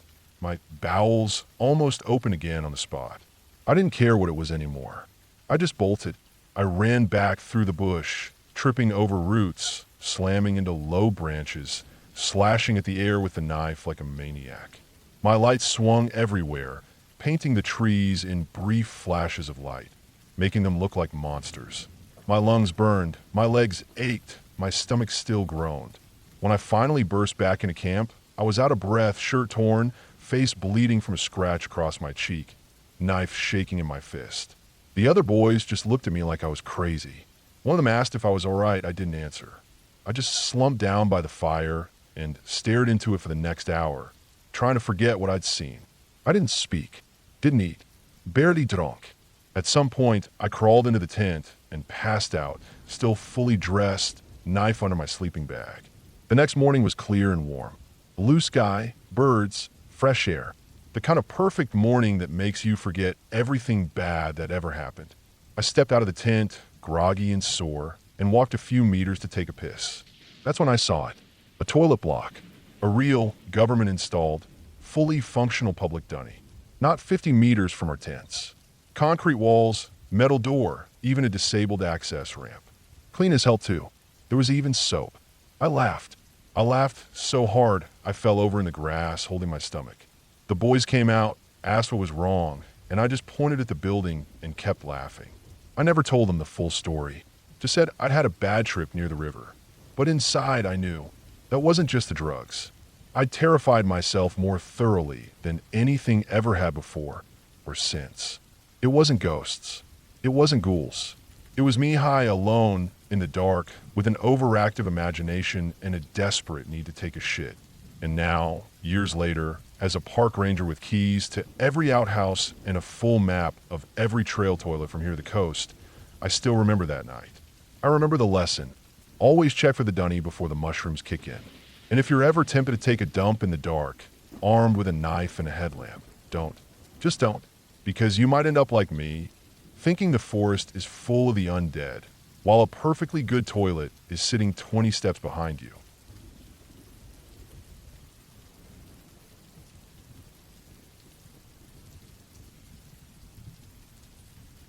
I don't talk about this much, but it stayed with me like a stain that won't wash out. I've told myself every version of it over the years, try to explain it away in practical terms, try to blame it on shadows or nerves or tricks of the light. But no matter how I spin it, the memory always ends the same way. Me looking over my shoulder, heart thudding, certain something was watching me. Something real. This happened a few years ago during deer season. It wasn't on federal or state park land. It was private property, but woods don't care about ownership. They sprawl the same, thick and tangled, with the same cold silence that settles deep in your bones. And if something's out there, animal, person, or whatever else, it doesn't much matter who owns the land. My cousin owns a chunk of land in western Wisconsin. It's nothing fancy, just wooded hills, a few clearings, some ATV paths winding through the trees, but it's full of deer. We've hunted there for as long as I can remember. My dad, my cousin, a couple uncles, and some old family friends all went in on building a small hunting shack at the edge of the woods. It's nothing more than plywood and tin, but it stays dry and holds heat if you get the stove going early. Every opening day, we follow a schedule. The hills are divided into sections, and everyone picks a time and place to hunt. That way nobody gets shot by accident, and we don't spook the deer by all crowding the same hill. We each head out before sunrise, mark our spots on the schedule inside the shack, and split up. Simple, and it's worked for years. That year, my dad and I picked Hill 3. It's not the biggest hill, but it's got a few open lanes through the trees where deer like to travel. We left the shack in the dark, just the two of us, riding the ATV up a narrow path covered in leaves and frost. I remember my breath fogging up in front of me, the air cold enough to sting my cheeks. We reached the edge of the hunting area just as the sky started to glow faint orange, parked the ATV under some pine boughs, and made our way to the tree stands. The woods were dead quiet. I've hunted enough mornings to know how it feels when the animals are moving, twigs snapping, birds chirping, squirrels rustling around in the underbrush. But that morning, it was like someone had muted the entire forest. Nothing moved. Not a leaf, not a sound. Even the air felt heavy. We waited, scanning the woods, rifles in hand, sitting in our separate stands about 50 yards apart. Sunrise came and went, and still, nothing. By 9 a.m., we hadn't seen a single deer. No tracks, no rustling, not even a rabbit. I didn't realize at the time, but I hadn't heard a single bird call since we got there. It was just the cold and the trees and that heavy, still quiet. My dad made a hand motion. Time for coffee. We packed a thermos back at the ATV, and the plan was to warm up, get a drink, then come back out for another sit. I climbed down from the stand, met him at the trail, and we started walking back. That's when things started to feel off. We weren't talking, just walking slow through the woods. Every so often, we stopped to listen. Sometimes deer bed down and won't move unless you get real close, and we were hoping maybe we'd spook one out on the way. But there was nothing. The only sounds were our boots crunching leaves. And after a few minutes, I realized something strange. There was a third rhythm. At first, I thought I was imagining it. But I have this habit when hunting with my dad. I match his steps. He steps, I step. It's quieter, and we've always done it that way. But now, when we walked, I heard one more step, always slightly behind us, always delayed by a beat or two. I stopped and turned around. Nothing, just trees and long shadows. The sun hadn't fully crested the hill yet, so we were walking in patchy shade. Cold light filtered through the branches, catching on bits of frost. But there was no movement, no sound, just us. We kept walking, and again, I heard it. A third set of steps, faint but there. I glanced behind me more than once, scanning the tree trunks, trying to spot anything out of place. I told myself it was just a deer, maybe a curious one, following at a distance. They do that sometimes, peek at you from behind cover. But this didn't feel like a deer. Deer are skittish. They don't walk in step with you. They bolt, they crash away. This sound was patient. We were about halfway back to the ATV when I heard it again, clear this time. Leaves crunching, just a half second behind my last step. I turned around while still walking, and that's when I saw it. Something moved behind a tree, about 30 yards uphill from the trail. Just a flash, a pale shape darting behind the trunk. It wasn't fast. It didn't run. It moved like it didn't care if I saw it, like it wanted me to. I stopped and stared, heart beating faster now. I waited. Then there it was. A face, pale and small, with dark eyes, peeking around the tree. It looked human, but wrong. The proportions were off. The head too big for the neck, the shoulders narrow and crooked. The skin was light, almost gray, and the eyes set too far apart and just a little too large. It wasn't doing anything, just looking at me, not hiding, not running, just watching. I froze, unable to take my eyes off it. It slipped behind the tree again, then reappeared, this time leaning out farther. I could see part of its body now. The shoulders were hunched, the arms long and thin. Its torso looked twisted, like it had been broken and healed wrong. I felt sick looking at it. I tapped my dad on the shoulder. He turned and followed my gaze. His whole body stiffened. He saw it too. We didn't say anything. He just looked at me, then started moving quickly down the trail toward the ATV. I followed, not taking my eyes off the thing. It didn't move, but it watched us go. Just watched. We reached the ATV, and my dad yanked the starter cord. The engine sputtered, then roared to life. I climbed on behind him, still looking uphill. The figure stepped out from behind the tree. It was tall, maybe 6 feet, but lanky, bent at the spine like it wasn't used to standing up straight. Its clothes, or what was left of them, hung in tatters, dirty and crusted with something dark. Maybe old blood, maybe mud. I couldn't tell. One of its arms dangled too low, like the shoulder was dislocated. It took a slow step toward us, then another. That's when my dad hit the throttle. We tore down the trail, bouncing over roots and rocks, branches whipping past us. I didn't look back. I didn't want to. We reached the shack in less than 5 minutes, skidding to a stop in the clearing. The place was empty. No trucks, no other hunters. Just us and the trees. We didn't talk. Just climbed into the truck, tossed the gear in the back, and left. We didn't say a word the entire ride home. I didn't sleep that night. I kept seeing it in my mind, how it looked at us without blinking, like it wasn't surprised to see us, like it had been there all along, and we'd finally just noticed. I've told myself 100 times it had to be a person, some squatter, some mentally ill drifter living out in the woods. Maybe a meth head, maybe someone injured and starving. But the way it moved, the way it matched our steps, wasn't right. There was no fear in it, no confusion. It just watched like it understood exactly what it was doing. My dad's never mentioned it again. He went back out the next weekend and bagged a buck. Said the trails were fine. Said he didn't see anything weird. I never went back. Later that winter, I looked up old property records for the land. Just curiosity, I told myself. Wanted to see who used to live there before my cousin bought it. Found a name, something Scandinavian sounding. A small farmstead was on that hill in the 1930s. A house, a barn, a well. All long gone now. Nothing stood anymore, not even foundations. Just trees. The story, as far as I could find, was that the family lost their child one winter. A son about 9 years old. He got lost in the woods. They searched for weeks, but never found a body. Locals assumed wolves got to him. Happens out here back then. No proof that's connected. Probably isn't. Probably just a sad old story. But some nights, especially cold ones, I lie awake and think about those woods. Think about how quiet they were that morning. How empty. Like even the animals knew to stay away. And I think about the face behind the tree. It wasn't the face of a boy. It wasn't the face of a man either. It was something else. Something that knew how to move in silence. Something that knew how to watch without being seen. And for a while, it let us see it. Just long enough to know it was there. That was the last time I went hunting. And I don't think I ever will again.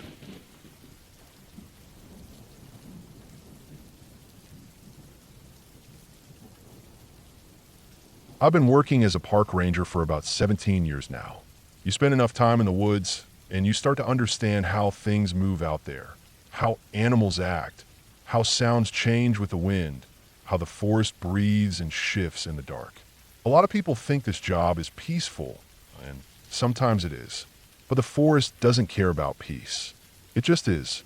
Quiet, violent, patient, full of life, and sometimes full of death. I've seen a lot of my time out here. I've helped rescue hikers who'd taken a wrong trail and walked themselves straight into a nightmare. I've come across bodies, some from accidents, some from things more awful. I've broken up fights between drunks at campgrounds. I've had to deal with poachers, and once I found a tree stand way out in a no-hunting zone with a blood trail underneath it. The forest has its own set of rules, and most of them are written in silence. But the thing I always remember, the thing that comes back to me more than any other, happened before I ever became a ranger. It was the first time I'd ever gone camping. I was in 7th grade. Our school had some kind of outdoor education program, a field trip that was supposed to teach us about nature, independence, and teamwork or whatever. I was already dreading it weeks in advance. The camp was 5 hours away from home, and I had never slept away from my family before. I didn't want to go, but my parents said it would be good for me, so it would help me grow. I didn't grow. I hated every second of it. The place was cold, even though it was late spring. It rained the first night and soaked everything. The cabin I got assigned smelled like mold and dust. The cot I had to sleep on was hard and loud, one of those old wooden frame ones that creaked every time you moved. I didn't sleep at all the first night, and the second night wasn't much better. By the third night, I'd had enough. I felt miserable and tired and homesick in a way that made my stomach hurt. I lay on that awful cot for what felt like hours, staring up at the dark ceiling beams, just waiting for morning. But it never came. Time slowed down in that cabin. I could hear the other kids snoring and shifting in their bunks. One of them had a cold and kept snorting mucus in his sleep. Someone else kept farting. It was disgusting. Eventually, I gave up trying to sleep. I slipped out of my sleeping bag, pulled on my jacket, and quietly opened the cabin door. I figured I'd just sit on the little bench right outside and read until I got tired. I had this tiny book light and a worn-out copy of Christopher Pike novel. I love those books. I think they made me feel braver than I actually was. The night air was sharp and wet, like it had rained earlier and then frozen. The wood of the cabin steps felt slick. I sat down with the book in my lap, curled up tight in my jacket, and clicked the light on. The forest was darker than anything I'd ever seen before. The kind of black that seems to pull your eyes in and keep them there. But it felt safe in a strange way, like I was part of something big and quiet, and I could just sit there and disappear into it. At first, it was peaceful. I read 3 or 4 pages, flipping slowly, trying to ignore how cold my fingers were getting. But then I got that feeling, the one I'd later come to know very well in my job. It starts with your skin, like something brushing just above it. Goosebumps, sure, but not from cold. From instinct. From some piece of you that never stopped being prey. I kept reading, or at least I tried to. My eyes weren't really following the words anymore. I just kept glancing up, over the top of the book, scanning the dark. I couldn't see anything, but that didn't matter. Something was out there. It was this strange tension, like the woods were holding their breath. No wind, no rustling, no frogs or insects. Nothing. And then the eyes. It happened fast. I moved the book slightly to turn the page, and the angle of the light shifted. That's when I saw them. A pair of glowing yellow eyes, low to the ground. At first, I thought it was a trick. Maybe a raccoon or a fox. But as I adjusted the light, I saw more. A huge paw, muscular, padded, tipped with claws. Then a body, barely visible but unmistakable in shape. It was a mountain lion. I was probably 10 feet away from it. Maybe 15. It was crouched just at the edge of the clearing, maybe on the steps below me, or just beyond them. It had seen me. I knew it because it didn't move. Predators don't move unless they want to. I couldn't breathe, couldn't blink. I could hear my heartbeat in my ears, loud and slow like a war drum. I don't know how long I sat like that. A second? A year? My whole body was frozen, like my bones didn't belong to me anymore. My hands were locked around the book. Two thoughts ran through my head. The first, this is how I die. The second, my dad is going to kill me if I get eaten for sneaking out. I didn't scream. I didn't move my legs. The only thing I could do was lift my hand, inch by inch, behind me. I kept my eyes on the lion, feeling around for the doorknob. My fingers brushed wood, then metal. I gripped it, turned it as slowly as I could. It clicked, and that tiny sound felt like a shotgun blast in the silence. The lion twitched. Its eyes flicked. I pulled the door open and let myself fall backward inside. I slammed it shut and locked it. I didn't care how loud that was. I crawled back into my cot and wrapped myself up in a bag, trying to control my breathing. No one else woke up. I didn't sleep. I stared at the ceiling, thinking that at any second the lion was going to push through the door, claw through the walls, drag me out. But it didn't. Morning came slow. When the other kids started waking up, I pretended I'd been asleep the whole time. One girl noticed the cabin door wasn't shut all the way. I told her the wind must have done it. Our teacher came by to wake us all up and found my library book outside. I got in trouble. That was it. That was the whole thing. I didn't tell anyone. Not back then. Not for years. I didn't want to admit how close I'd come to dying. I think that night stuck with me more than I realized. Maybe it's why I became a park ranger in the first place. I wanted to understand the woods. I wanted to make sense of the fear. Now, as an adult, I know exactly how lucky I was. Mountain lions are ambush predators. They stalk silently, wait, and strike when they're sure. If one is close enough for you to see its eyes, it's made a decision. It's decided you might be worth a risk. That cat saw me, watched me, for who knows how long. Maybe I got lucky. Maybe the light confused it. Maybe it had eaten recently. Or maybe I just wasn't worth the trouble. But it was real. It was there. People always talk about ghosts or monsters when they want a good scare. But they miss the truth. The scariest things out there are the ones that are real. The ones that move on four legs and don't care if you're scared. That lion didn't growl, didn't roar. It didn't charge or leap. It just watched. And that was enough. Sometimes when I'm out in the forest now, doing rounds, checking trail cams, or just hiking through remote stretches of the park, I get that same feeling. That tight, electric stillness. The sound of nothing. And when I feel it, I stop. I listen, and I look for the eyes in the dark. Because I know they're there, and they're watching.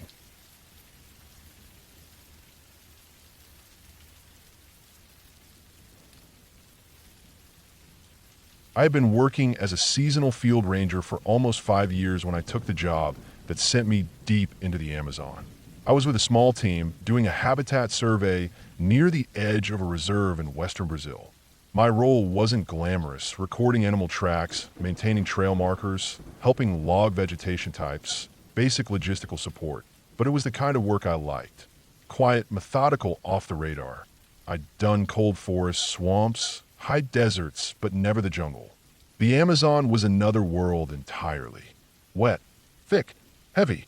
You could sweat just standing still.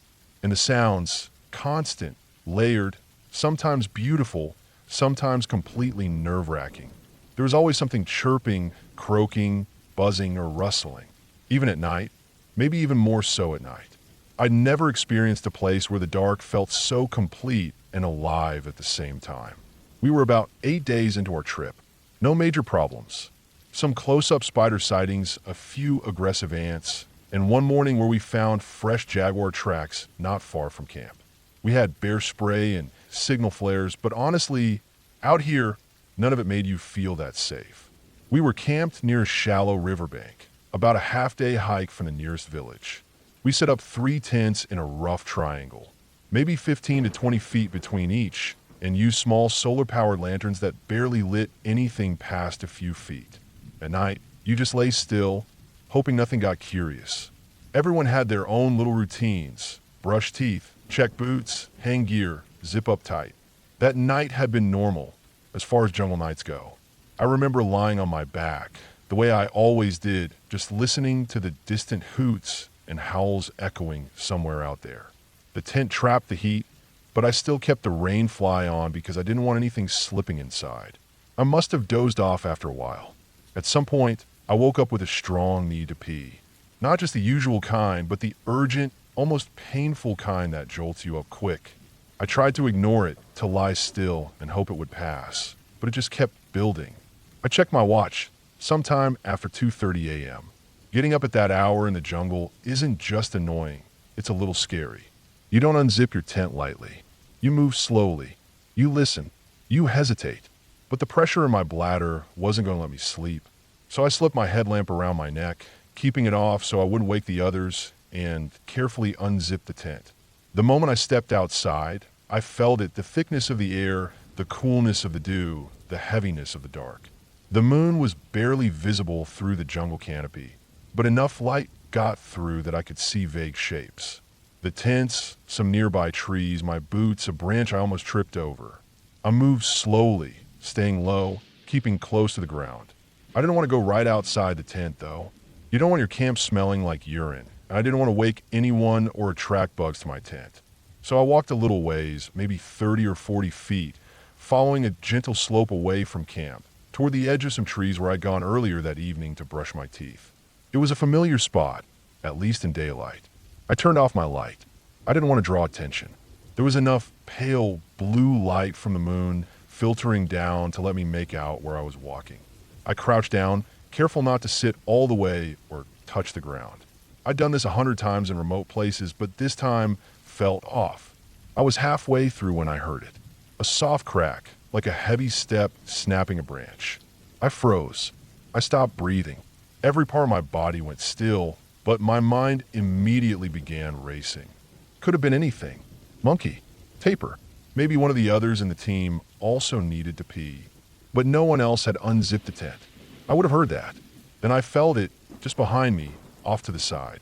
A shift in the air. A presence. Not a sound now, just that feeling. That animal part of your brain screaming that something was watching you, something close and big and quiet. My whole body tensed. I didn't want to move suddenly and trigger something. I didn't want to look over my shoulder and make eye contact with whatever it was. I stayed crouched, not daring to breathe loud, praying it didn't move any closer. Another soft crack, closer this time. Whatever it wasn't trying to be quiet. Not entirely. It wasn't a snake or bird. It wasn't small. It wasn't quick. It moved slow, like it knew it didn't have to rush. I felt exposed, literally half naked. I clenched every muscle and stood up as slowly as I could, pulling up my pants with shaking hands, barely getting them over my hips before I bolted. I didn't look back. I didn't want to know. I didn't care if I tripped or ran into something. My legs pumped on instinct, and my chest felt like it might explode. I nearly slipped twice on the way back, once on wet leaves, once on my own bootlace that had come loose. But I made it to my tent, dove inside, and yanked the zipper shut in one motion. I lay there for a long time, my heart racing so hard I could barely think. I didn't turn on my light. I didn't move. I stayed there, curled into myself, drenched in sweat, knees to chest, try to quiet my breathing so nothing outside could hear me. Eventually, I heard nothing but the jungle again. Crickets, frogs, far off rustling. But that sound, those 2 slow, deliberate steps, never left my head. They didn't belong in the background noise. They didn't belong in that moment. I didn't sleep the rest of the night. The next morning, I got up like nothing happened. I didn't tell anyone. I didn't want to spook the group, and honestly, I didn't want to explain how close I'd come to freaking out in the middle of the jungle, pants down, scared out of my mind. I went back to the spot in daylight. I don't know what I expected to find. There were some leaves disturbed, a few deep indentations in the soil, but no clear tracks. Just the impression that something heavy had moved through. I stood there for a long time, staring at that ground, trying to remember the exact angle I'd been crouched, the direction the sound had come from. I replayed it over and over. We broke camp later that day and moved further upriver. But the feeling stayed with me. That not knowing, that awful vulnerability. It wasn't just fear, it was the knowledge that out there, in that place, we weren't at the top of the food chain. We were visitors, outsiders, and I had stepped too far out into the dark. Weeks later, after we finished the survey and flew back to the city, I did some research. Jaguars are silent. So are ocelots. Most monkeys make noise, even at night. I thought about humans, too. Poachers, locals, lost travelers. But we hadn't seen another soul for days. The river we were near didn't have any fish camps or dwellings. It didn't even have usable trails going past it. It was pure bush, uncut, untouched. It might have been a tapir or a maned wolf. But something about it felt different. Not unnatural, just deliberate. Heavy, confident, not like a scared animal. More like something curious. A predator, maybe. I can still feel it when I think about that night. The way my skin crawled. The way my legs refused to move. The silence. And then the sudden weight of the dark. It's strange how one moment can stay with you like that. I've had more dangerous run-ins since then. Snake strikes, near-miss tree falls, even a brief standoff with a black bear in another part of the world. But nothing ever scared me like those 2 slow steps in the Amazon. Not because of what I saw, but because of what I didn't. And maybe that's the worst kind of fear, the kind that leaves you with nothing to hold on to. Just a sound, a shape in the dark, and the memory of how close it got.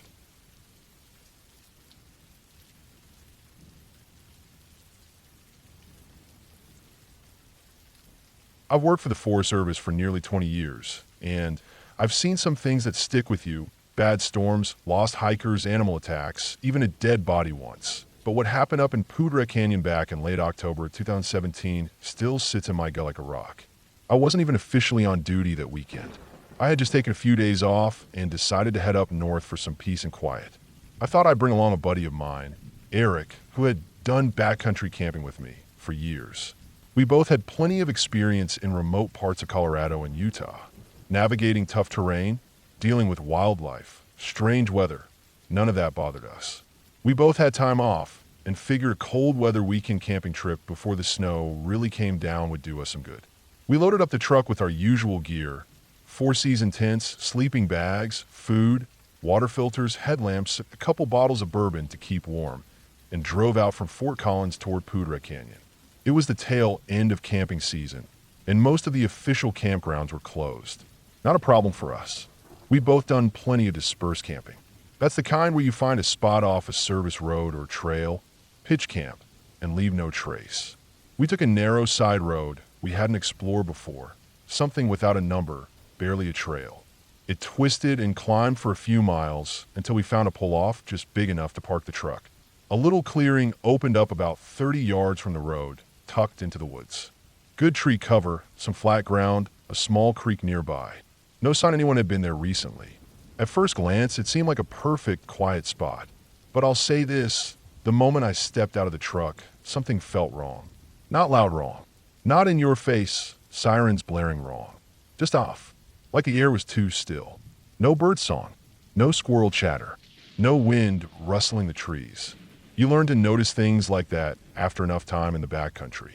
The woods weren't dead quiet, just unusually still. I chalked it up to the season. Late fall often quiets things down before winter hits. Eric didn't say anything either, but I noticed him looking around a bit more than usual as we started unpacking gear. The silence hung in the air like fog. We walked a slow circle around the site, checking for signs of wildlife, scat, anything odd. That's when we saw the blanket. It was wedged under a thicket of scrub oak, partly covered in dirt and pine needles, like it had been there a while. Just from the way it was wrapped, I could tell something was inside. We both knelt down and poked at it with sticks. The fabric tore easily. Inside, we saw bones. Small, maybe a coyote or large raccoon. They were picked mostly clean, but some dried flesh still clung in places. No obvious damage to the bones, no blood in the blanket. Just dead, wrapped, dumped, and forgotten. We stood over it for a while. It didn't make sense. If someone had a pet die, why hike it all the way out here just to dump it? And if it was wild, why wrap it at all? Something about it felt deliberate. Not malicious exactly, just strange. We didn't touch it. Left it as we found it. We decided to go for a hike, stretch our legs, and clear our heads. Left camp behind and climbed up a ridgeline just past the creek. Took maybe an hour, rough going through loose rock and thin trails. About halfway up, we found something else. There was a tent tangled in the branches of a dead pine.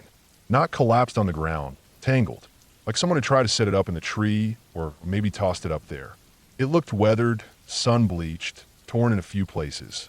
One side was hanging loose, flapping slightly in the breeze. I climbed up the slope and untangled part of it. Inside the tent, we found a rolled-up sleeping bag, water-damaged notebooks, and an empty can of beans. No clothes, no ID, no food wrappers. Just a couple dozen notebooks, the kind with black and white marbled covers, all waterlogged and mostly illegible. I flipped through one. Just messy handwriting, smeared by rain or snow. Couldn't read more than a word or two. No signs of struggle. No blood. But something about that tent gave me a tight feeling in my chest. Like whoever had been there didn't leave on their own terms. Eric stood behind me the whole time, arms crossed, staring at the tree lean. We didn't stay long. We left the tent as it was. It wasn't our job to haul out someone's trash on our weekend off. But we marked the GPS coordinates and made a mental note to report it when we got back. The way down the ridge was steeper than the path up. Loose soil, slick patches, ankle-busting roots everywhere. About halfway down, a wave of smell hit us, thick, sweet, and unmistakable. Death. It stopped us both in our tracks. The kind of smell that hits the back of your throat, makes your eyes water. We followed it, noses wrinkled, stepping carefully. Tucked into the crook of a tree about 30 yards off the slope, we saw a small towel. Bright blue, like a bathroom towel. It was wedged tightly between two branches, like it had been placed there. Not dropped, not snagged, deliberately positioned. You could see the bulge in the middle. Something inside. We didn't open it right away. Just stared. The hill was steep, around 200 feet up from the base, and this spot was facing back toward the ridge we just climbed. Someone had carried this thing up here, climbed up a steep, miserable slope, and wedged it into a tree facing that ridge. There were no paths, no signs of human activity nearby. This was deep off trail. Whoever did this wanted it hidden, but still watching. That's the word that popped in my head. Watching. We left it alone. Hiked the rest of the way down in silence. The weight of what we'd seen crawling on our backs. Back at camp, we made a fire, sat in silence for a while, then passed the bourbon back and forth. The woods stayed quiet. The wind never picked up. The temperature dropped quick after sundown, but neither of us wanted to turn in. We just sat by the fire until the bottle ran dry, listening, staring into the dark like it was going to move. After enough liquid courage, we decided to go back up and see what was in that towel. It was already close to midnight.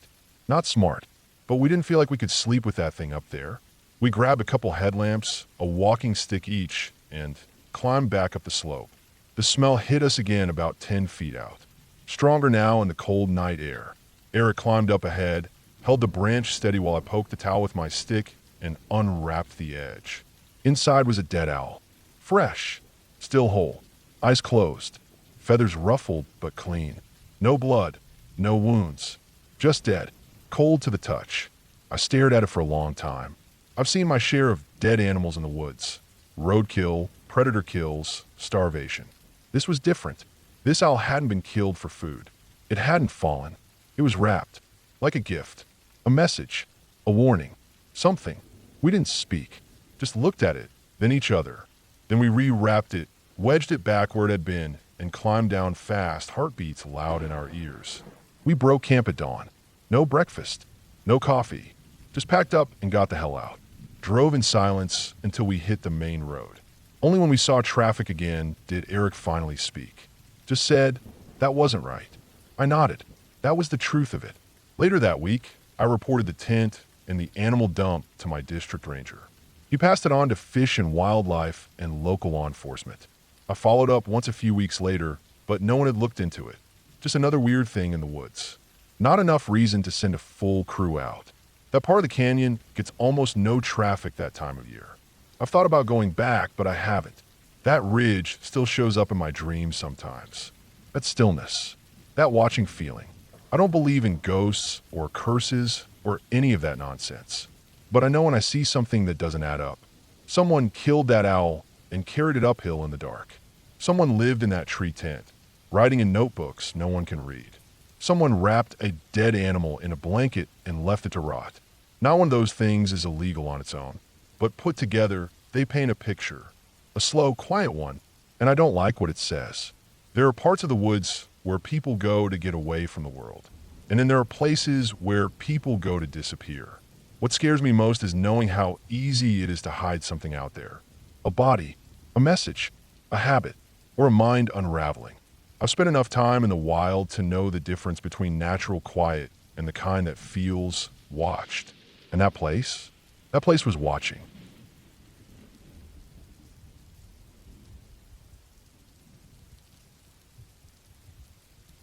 I've been working as a ranger for just over 8 years when this happened.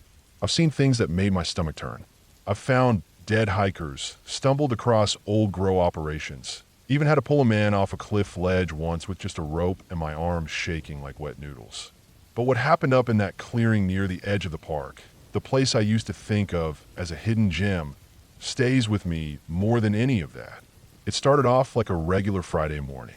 My buddy Shane had a couple of days off, and we had planned a short weekend trip. Not official ranger business. Just two guys going off-grid for a bit.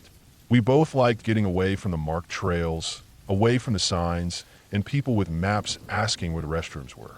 We were heading to this pond deep in the woods, tucked into a pocket of land, right at the border of the national park and state forest. Most people didn't even know it was there. It had a big clearing nearby, perfect for setting up camp, and we'd never seen another soul in the area. No trash, no fire rings, no carve initials on tree bark. None of that usual human garbage. That's part why we liked it so much. We packed up our gear in Shane's truck. Just the essentials. Tent, 2 sleeping bags, bear spray, a pair of rifles just in case, and enough food for 3 days. The plan was simple.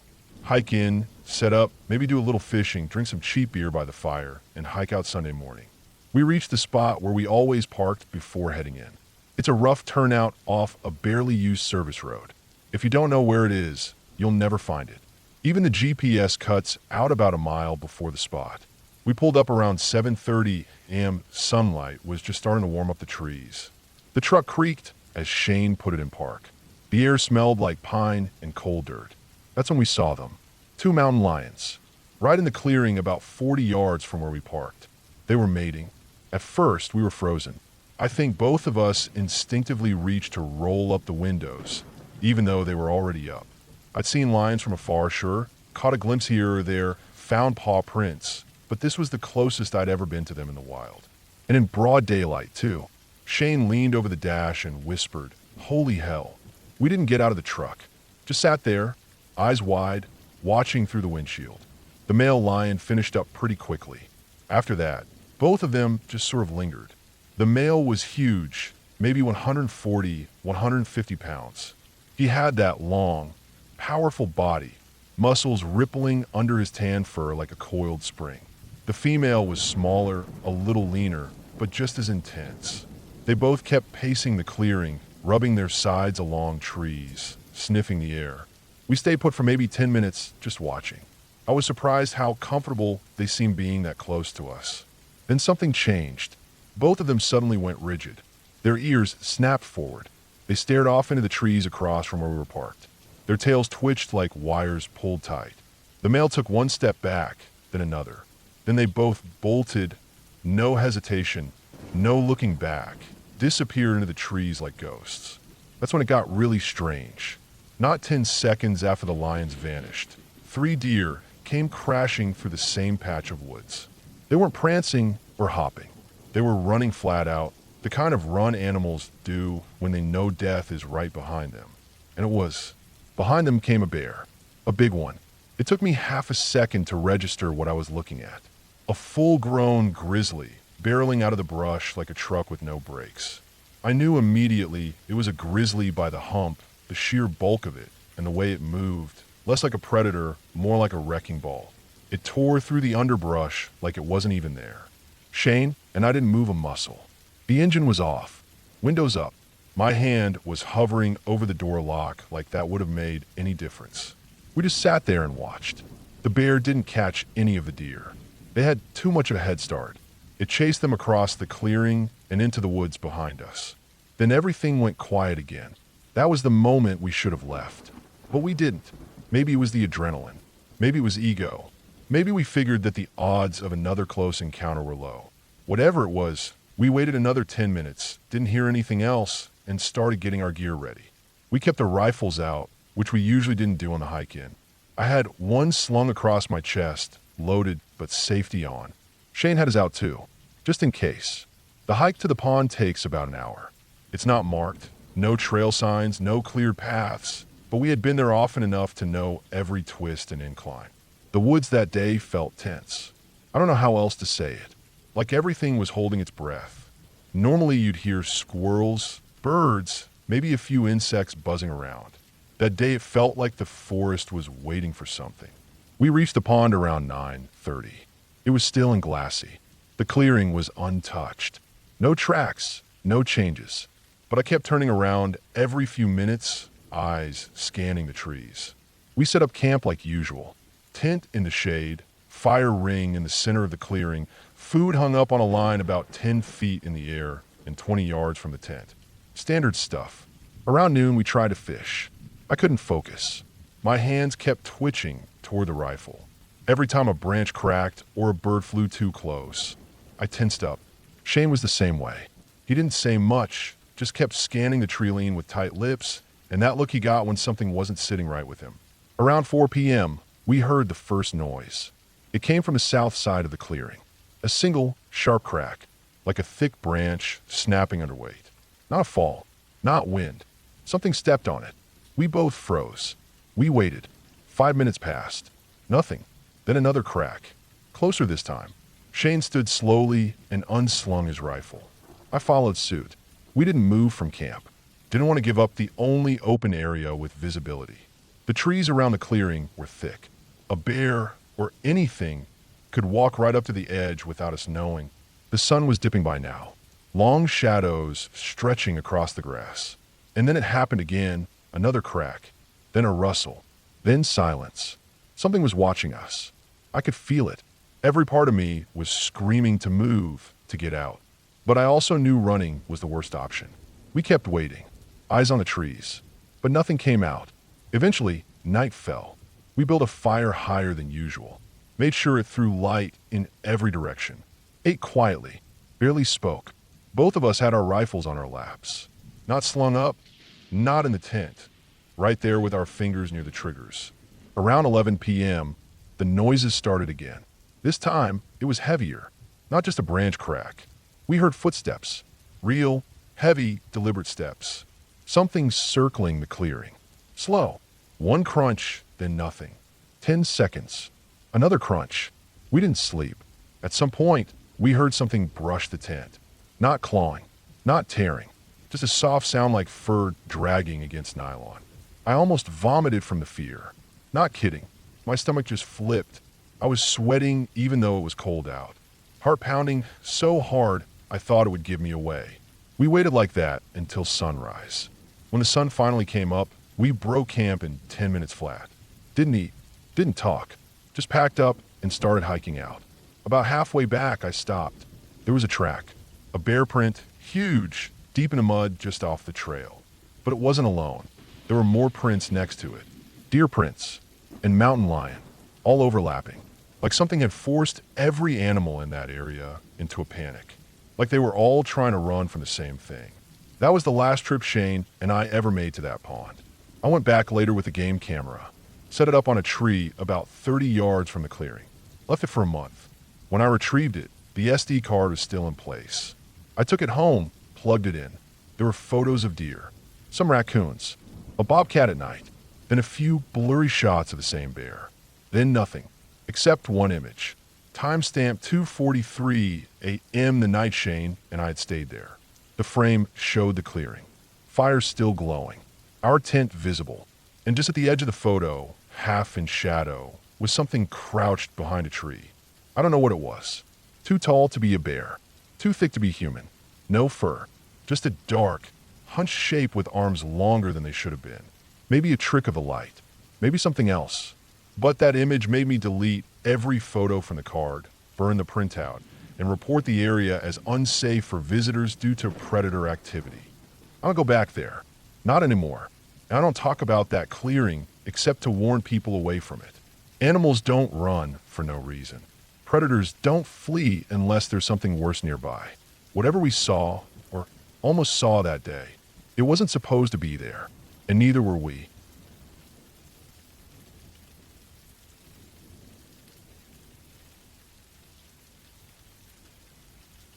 I took the job in Washington because I wanted something quieter.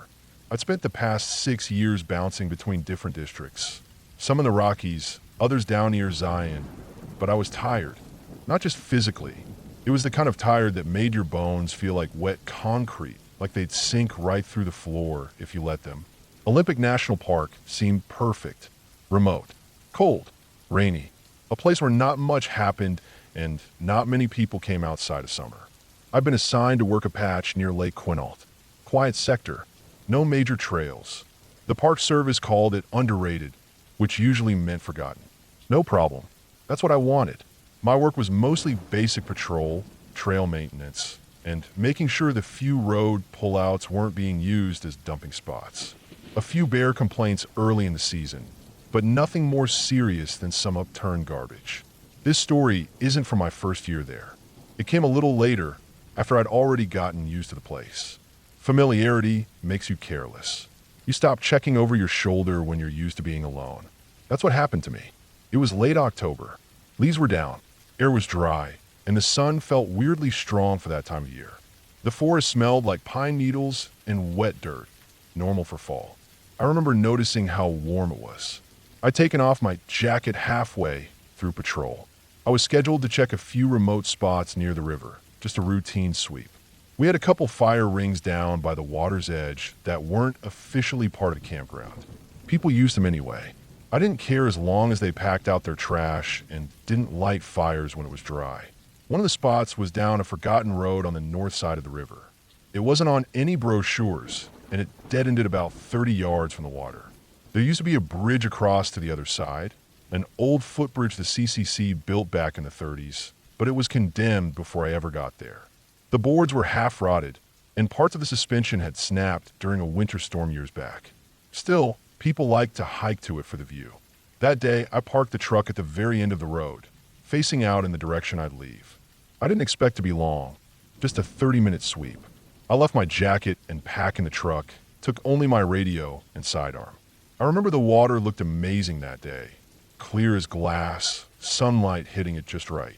Even from the top of the embankment, I could see down to the riverbed, rocks glimmering under the current, lazy eddies curling around the bend. I hadn't planned on getting close to the water, but as I stood there, staring at it, I got the urge. It was one of those weird, impulsive things. I felt hot, tired, and curious. So I bushwhacked through some thick brush down the slope to the edge of the river. No trail, just dense salal, vine maple, and blackberry brambles. The stuff cut at your arms and legs like little knives, and it felt like the forest didn't want anyone walking through there. It took maybe 10 minutes to get down. There wasn't a soul around. Not a footprint, not a sign of life. That's how I knew it was safe enough to take a dip. I figured, screw it. It's quiet, no tourists, no bears, no cameras.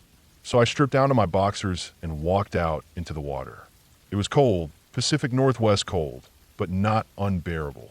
I moved out to the deeper section and floated. For a minute or two, I just let the water hold me. Trees lined both sides of the river like walls. casting long shadows across the current. Everything was dead silent, except for birds chirping far off and the gentle splash of the water. Then that feeling hit me. It started behind my ears, crawled down my spine. The kind of feeling that's hard to explain. I've spent weeks alone in the woods before, sometimes in worse conditions than this. But something about that moment made every hair on my body stand up. I wasn't hearing anything strange. No snapping twigs or movement. Just something, like my brain picked up on something my eyes hadn't yet. I started scanning the far bank, and that's when I saw him. At first, I thought it was just a shadow, a trick of the light through the trees. But as I kept looking, I realized it was a man. Tall, thin, but wide-shouldered, standing completely still on the opposite embankment. He was maybe 30 or 40 feet above the river level, just standing between two mossy trees in plain view. He wasn't wearing anything you'd expect out there. No bright hiker gear or rainproof jackets. He was draped in something that looked like old animal hides, shaggy, brown, heavy-looking. Almost like a poncho stitched together out of roadkill. His hair was long, matted, tangled with sticks and leaves. His face was dirty, pale skin smeared with what looked like ash or mud.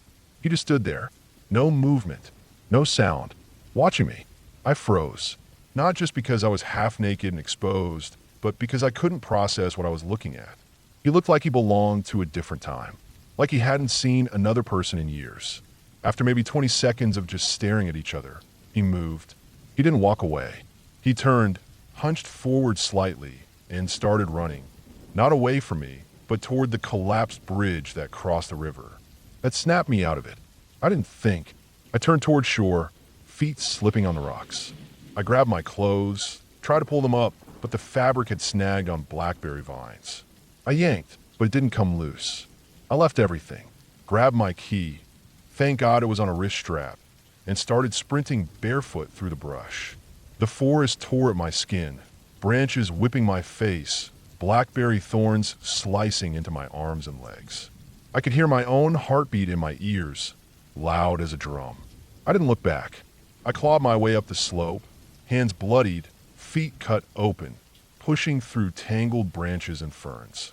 The sun was behind me now, casting long shadows ahead, and I could just barely see the road. When I broke through the tree line, my truck was right there, less than 50 feet away. But then I saw him again. He was already on the bridge. He was fast. I bolted to the truck. My key shook in my hand as I hit the unlock.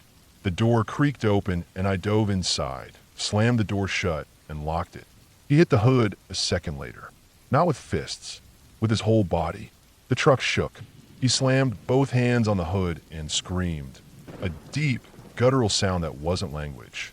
Just rage. Pain. Something primal. He circled the truck, testing the doors. I saw his face up close through the glass. Eyes wide, wild, mouth hanging open like he hadn't used it in years. His hands were filthy. Fingernails cracked and blackened. He slammed his fists on the window, then pounded the driver's side mirror until it snapped off. I didn't wait. I threw in drive and floored the gas. The tires kicked up gravel and the truck fishtailed, but I straightened it out and barreled down the road. Trees blurred past. I kept checking the rear view. He chased me. He ran after the truck, barefoot, still screaming. I must have been doing 25, then 35. I didn't see him stop. He just got smaller and smaller in the mirror until he was gone. I didn't stop driving until I hit the ranger station. When I finally pulled in, I couldn't speak.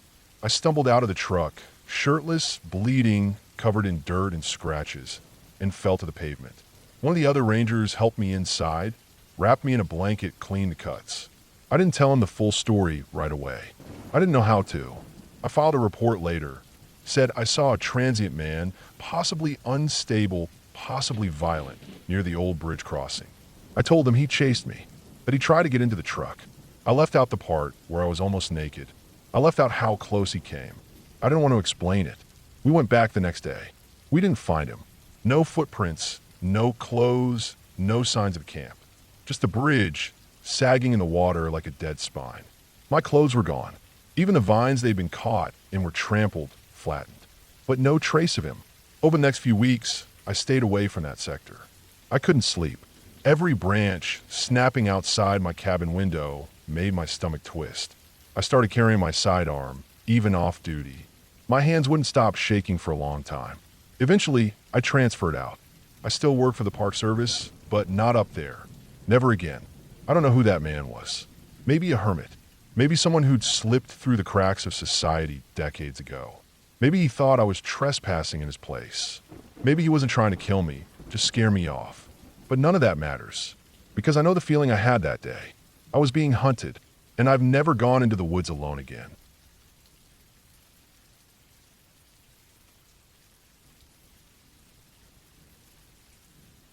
I've been a ranger in Algonquin for a little over 12 years now. Most of those years have been quiet. Long hikes, patrols by canoe, campsite checks, clearing up after bears who tear into unattended coolers, or occasionally helping city folks who get themselves into trouble they don't understand.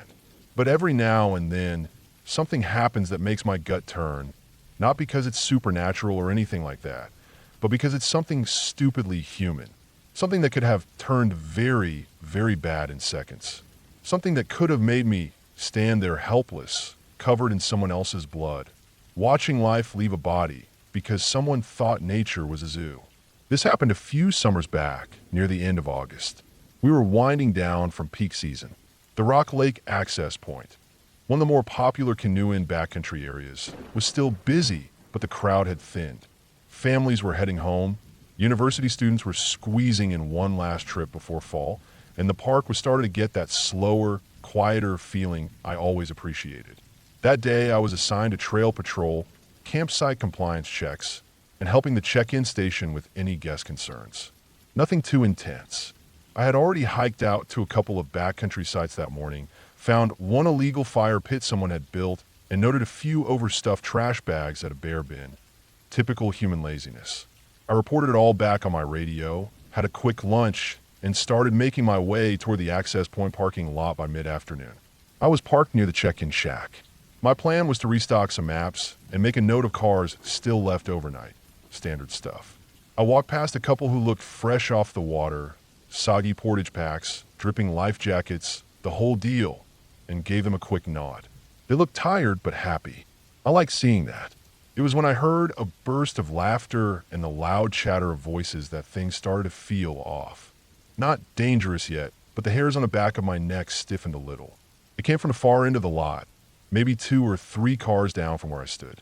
At first, I thought it was just a group reuniting after a trip. That kind of excited talk is common when people finally get off the lake and find their cell service again. But then someone shouted, not in fear, more like amazement, and I heard the crunch of gravel, followed by the deep, steady thud of something big walking. I turned and saw it. A bull moose. Big. Probably 6 feet at the shoulder. Muscles under that shaggy brown coat like tree trunks. Antlers that spread out wider than the roof of my work truck. He came through the tree line, totally calm, like he owned the place because, in a way, he did. He stepped between 2 parked cars like he was walking through a forest clearing. His head moved slowly, scanning. Not panicked, not aggressive, just present. That was the scary part, the calm. Now, I've seen moose plenty of times. They're shy most of the year, and usually you only catch a glimpse before they vanish into the trees. But when one strolls into a gravel parking lot with people and vehicles all around, your brain immediately runs through a checklist. Is it mating season? Is it agitated? Are there calves nearby? Has it been fed before? Is it injured?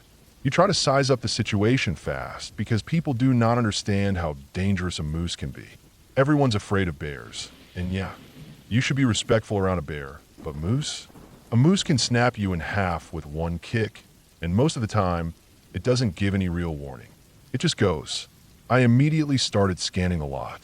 People had noticed. I saw phones come out. Someone pointed. A few people backed up slowly, doing what I'd expect, staying quiet, staying out of the way, letting the moose pass. But then I saw the tourist. I'm not sure which group he came from. Might have been the big white rental van parked near the trailhead. He was wearing shorts, a bright yellow windbreaker, and had a DSLR camera slung around his neck. Late 20s, maybe early 30s. He moved like he was at a petting zoo. I froze as he walked, quickly, toward the moose. The animal had just passed a blue hatchback and was now cutting diagonally across the gravel lot, heading toward the edge of the trees again. I stepped out from behind the kiosk and started moving toward them, slow at first. I didn't want to spook the moose. He hadn't noticed me yet. The tourist, though. He was less than 10 feet from the animal's hind legs when he pulled out his phone. He started raising his arm like he was going to pet it. My stomach dropped. You never, and I mean never, approach a wild animal like that. Especially a bull moose. Especially from behind. Especially when it's the size of a compact car and has hooves the size of dinner plates. The moose's ears twitched. His whole body stiffened. He turned his head, slow, deliberate. His nostrils flared. I stopped walking. The moose gave a long, hard snort, almost like a cough, but deeper, and swung his head toward the man. The guy froze, phone still in hand. You could almost see the moment he realized how big the thing really was. Then, thank God, the moose didn't charge. Instead, it whipped its head once, turned sharply, and bolted. Just like that. Fast. I've seen fast animals. Deer, wolves, even bears. But nothing moves like a startled moose. For something that big, it's like watching a boulder suddenly take flight. Trees snapped back as it barreled into the woods, gone in under 5 seconds. But the story doesn't end there. The tourist chased him. Yeah, he ran after the moose. Phone held out in front of him, shouting something, probably trying to get a better photo or video or whatever. He sprinted past the last car, through the bushes, and vanished into the trees. I stood there stunned for maybe 2 seconds before I broke into a run. I didn't yell. I didn't want to draw the moose back. But I moved fast, dodging shrubs, weaving between the birches. The trail the moose had made was fresh. Snapped branches, flattened leaves, hoof prints the size of plates pressed into the damp soil. I followed, heart racing. The problem was, a moose can run up to 35 miles per hour. A human? Maybe 12, and that's on flat ground. The guy didn't stand a chance if the moose turned back. He could get gored, trampled, or kicked right in the ribs before he even knew it. About 40 meters into the treeline, I found the tourist. He was kneeling, panting, clutching his knee. The moose was gone. No sign of it. Just trees, silence, and a faint smell of sweat and pine. He had tripped on a root, twisted his leg. Lucky. I knelt down, checked for breaks, nothing obvious. Just swelling. I gave him a bottle of water and slowly helped him hobble back toward the parking lot. Once we were out in the open, I told one of the other rangers to take over. I filed a report. Told the guy, firmly, that he was lucky to be alive. Told him how close he came to getting himself killed. I didn't raise my voice. Didn't need to. The look on his face said it all. I spent the rest of the afternoon going over the event in my head, writing down the details while they were fresh. I replayed it a dozen times. That moment where the moose locked eyes with him. That second where everything could have changed. All it would have taken was one swing of those antlers. One step in the wrong direction. And the truth is, if that moose had charged, I couldn't have stopped it. People think the scary parts of this job are deep in the woods. When you're alone at night, hearing things move through the trees, when your flashlight catches eyes watching from the dark. But honestly, the scariest parts are the daylight moments. The ones you don't expect. The moments where a human forgets that nature isn't here for us. That it's not there for photos or stories or clout. It just is. And it doesn't care if you're ready or not. That guy walked away with a swollen knee and a dumb story to tell his friends. But I walked away thinking about how close I came to dragging a corpse out of the woods that day. It wasn't the moose's fault. It never is. We're guests here, and sometimes we forget that. But the park doesn't. Not for a second.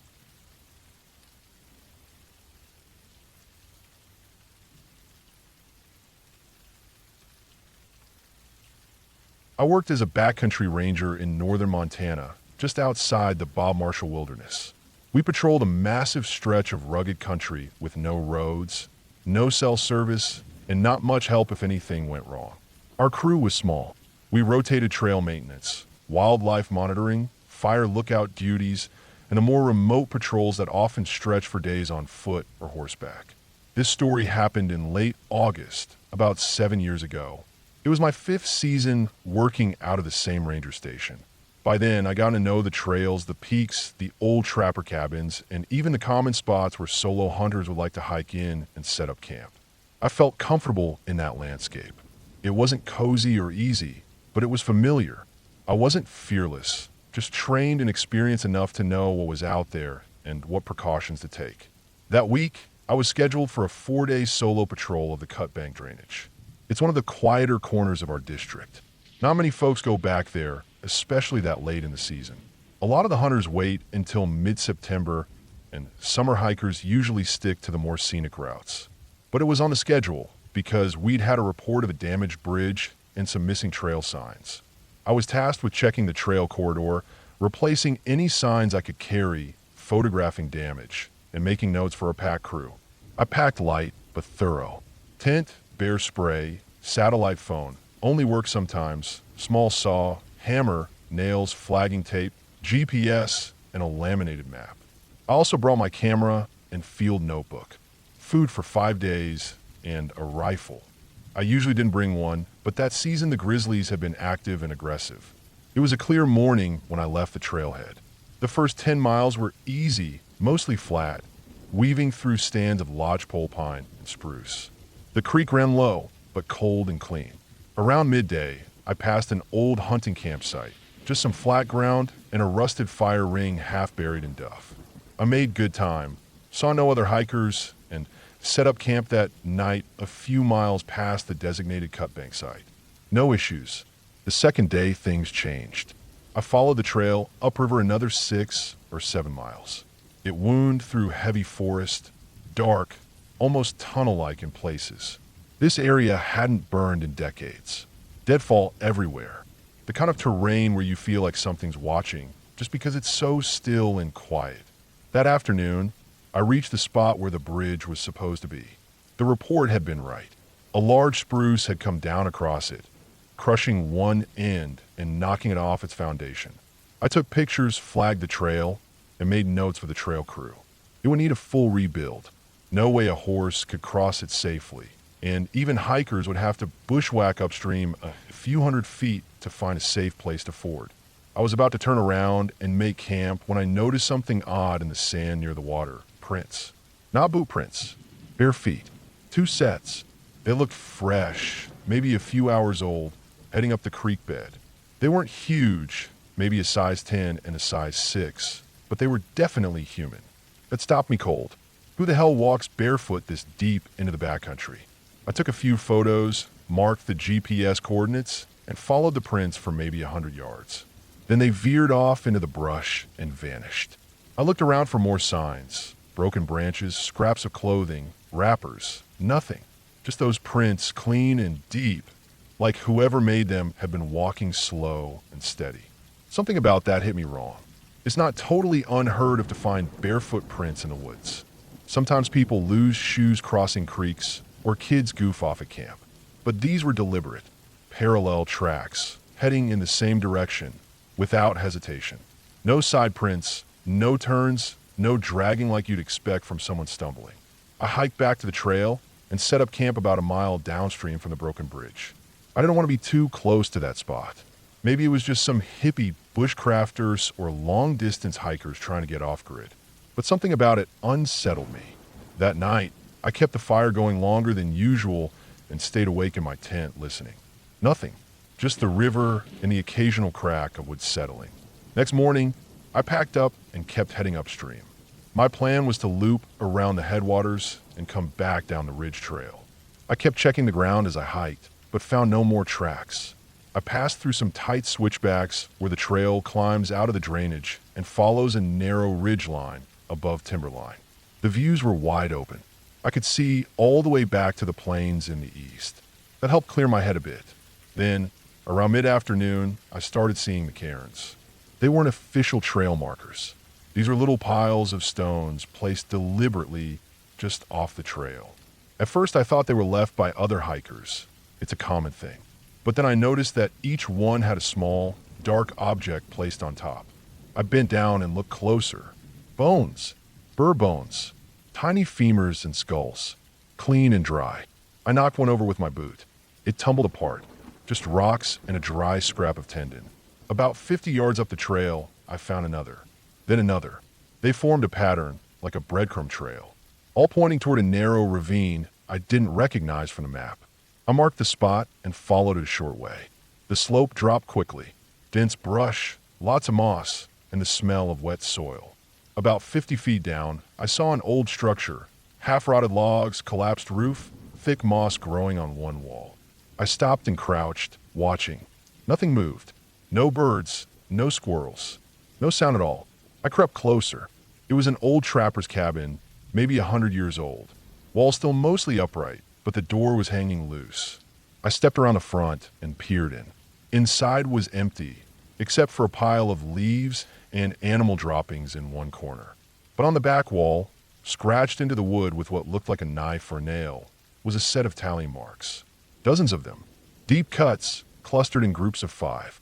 Some looked older than others, worn smooth and gray, but others were sharp and recent. Below the marks was a smear of something dark. Could have been pitch, or dried blood. I didn't get close enough to check. I backed out of the cabin slowly. I wanted no part of it. Something felt wrong. Not just old and spooky, asterisk wrong star. I flagged the trail where I'd left it, made a note to report the cabin's location, and booked it another 5 miles to the next camp spot. I didn't eat much that night. I just sat in my tent, rifle across my chest, bear spray in my hand. The next morning, my plan was to cut the patrol short and head straight back. I felt on edge. I was about 20 miles out and figured I could make it in a day and a half if I hustled. Weather was holding, but clouds were moving in. I got an early start, stuck to the trail, made good time. No new cairns, no more bones. Just trees, brush, and silence. But around mid-afternoon, as I passed a section of switchback with a steep drop below, I found something that made my blood run cold. A shirt, lying on the trail, half covered in needles and dirt. Faded green flannel, torn up at the back, as if it had been ripped or clawed. I picked it up with a stick. No blunge, no tags. Just old, stained fabric. Then I noticed the trees around that switchback. All the bark at chest height had been scraped, like something had clawed or dragged against them. Some gouges were fresh, sap still weeping from the wood. I moved faster after that. I didn't care about taking notes or looking for trail damage. I just wanted out. That night, I camped 5 miles from the trailhead. There was an old Forest Service fire ring there, and I gathered wood until my arms ached. I built the biggest fire I could manage without making it dangerous. Then I sat up with my rifle, watching the tree line. Sometime after midnight, I heard it. Not an animal, not the wind, just a slow, rhythmic crack, crack, crack like wood snapping underfoot. Not fast, not heavy, just steady, coming from down the trail. I doused the fire and waited. Everything went still, and the sound started again, closer. I racked a round into the rifle and aimed toward the sound, but I couldn't see anything. Just dark trees and shadows. The sound stopped again. Then, maybe 10 minutes later, from farther away, 3 sharp clicks like stones tapping. I didn't sleep. I waited for dawn. When the sun finally came up, I broke camp in minutes and practically jogged the last few miles out. At the trailhead, I found my truck untouched. Nothing around. No signs of people or animals. I got in, locked the doors, and drove straight back to the station. I filed my report that afternoon. Left out some of the details, just said the bridge was out, trails were in poor shape, and that I'd found some possible illegal campsites and signs of vandalism. I mentioned the cairns and the cabin, but I didn't say anything about the barefoot tracks, or the bones, or the scratching sounds. That night, I went home, shut the curtains, and slept with my rifle by the bed. A few days later, I checked the logbook. Another ranger had gone out to the cut bank area to verify the bridge damage and check my notes. When he came back, he filed a short report. Bridge confirmed damaged, flag and photographed. Nothing unusual seen. He never mentioned the cabin or the cairn.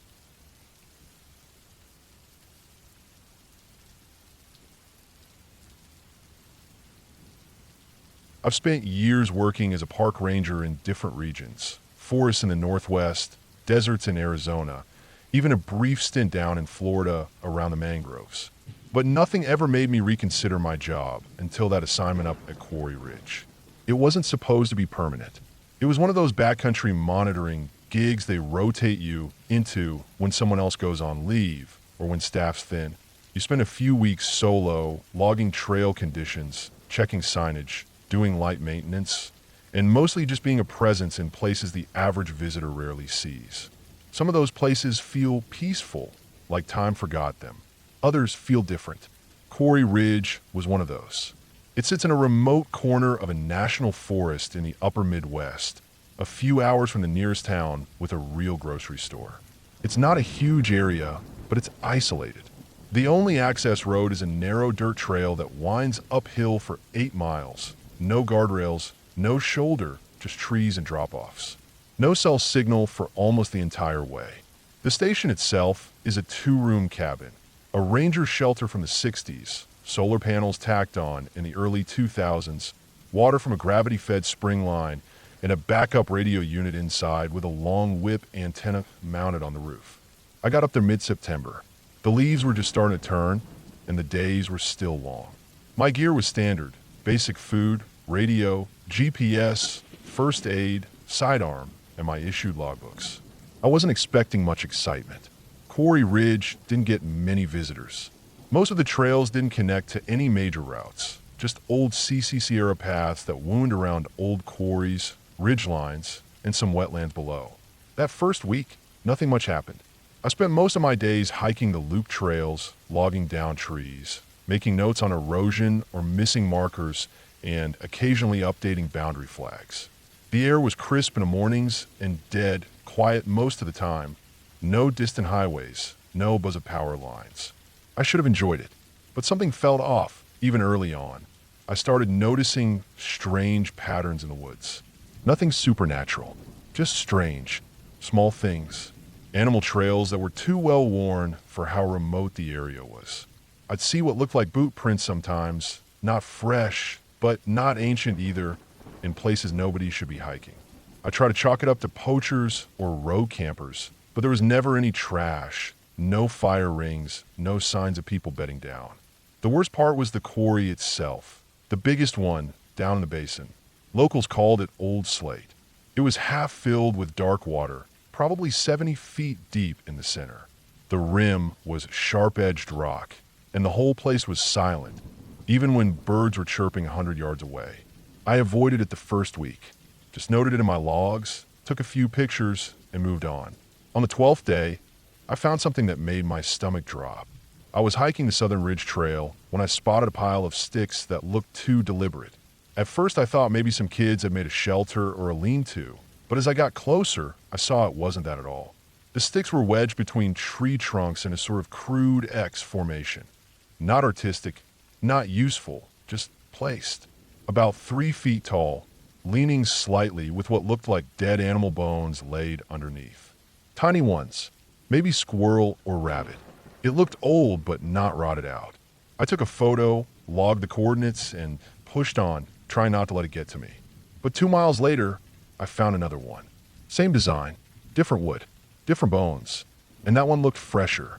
I stopped at the station that night and dug through the old incident records. Not much was digitized. Most of the reports were handwritten from the 80s and 90s. But I found a couple that stood out. Brief notes from a ranger in 1993 mentioning unusual structures near the quarry and signs of hunting activity outside regulation. No follow-up, no resolution. A few days later, I noticed things going missing from the cabin. Not big things, just little stuff. My multi-tool disappeared. One of my canteens was gone. I figured I mislaid them on the trail, but when I hiked my previous routes, they weren't anywhere to be found.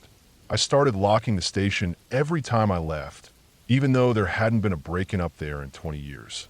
That didn't stop it. 3 mornings in a row, I'd wake up to the front door open. Not just unlocked, physically open. I started stacking a chair under the handle from the inside. Still opened. No signs of forced entry. No footprints on the porch. No claw marks. Just open. I radioed it in. The district office said maybe it was wind warping the old frame. I didn't argue. What else was I going to say? I don't believe in ghosts or monsters. I still don't. But I believe in people, and I was starting to get the sense that someone was up there who wasn't supposed to be. So I started getting up earlier.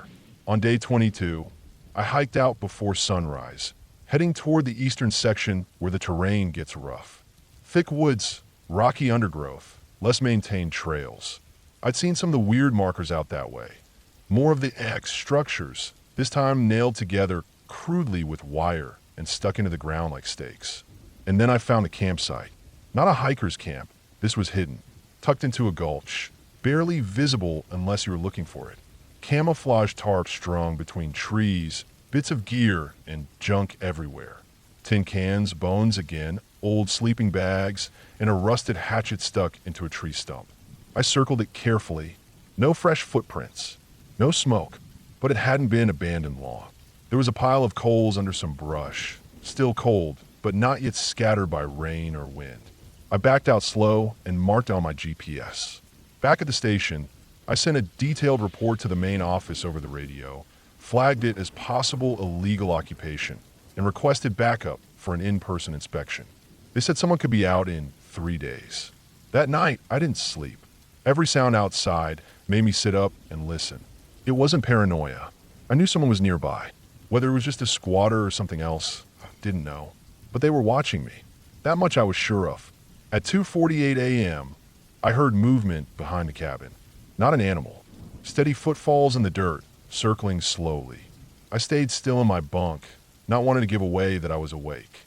Then something tapped the side of the cabin. Once. Then again. Then nothing. I stayed frozen until sunrise. I hiked the perimeter in the morning, found nothing. No tracks. No disturbance. That day, I carried my sidearm openly for the first time. At noon, I returned to the hidden campsite. This time it had changed. Someone had been there. The tarp was gone. The coals were scattered. A fresh animal skull had been placed in the middle of the clearing.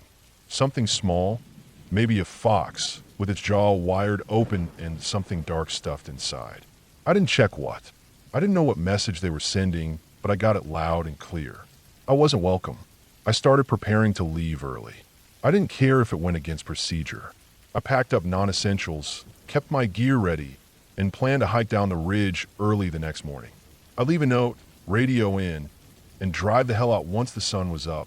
But that night, my last night, was the worst. Just past 1 a.m., I woke up to a strange sound.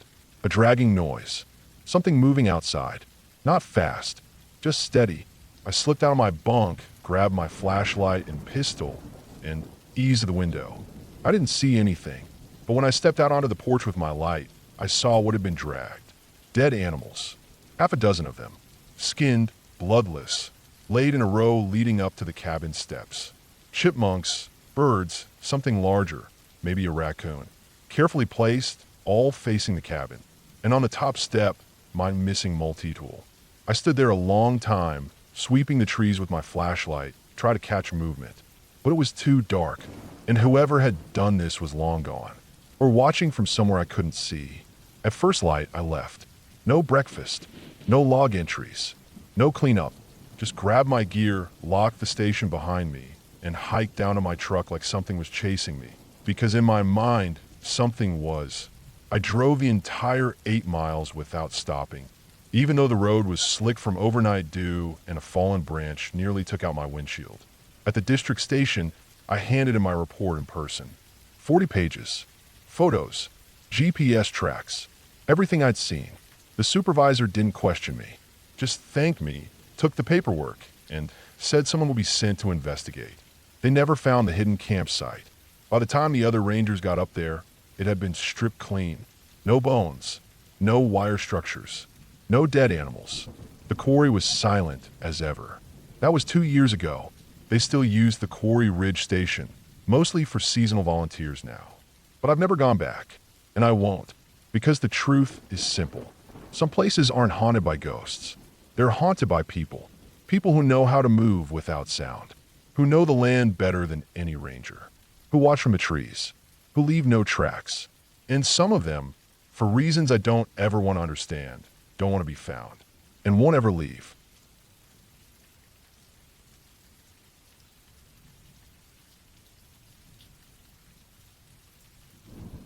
When I first started working as a park ranger in the Upper Peninsula of Michigan, I thought I'd seen the most remote parts of the state already.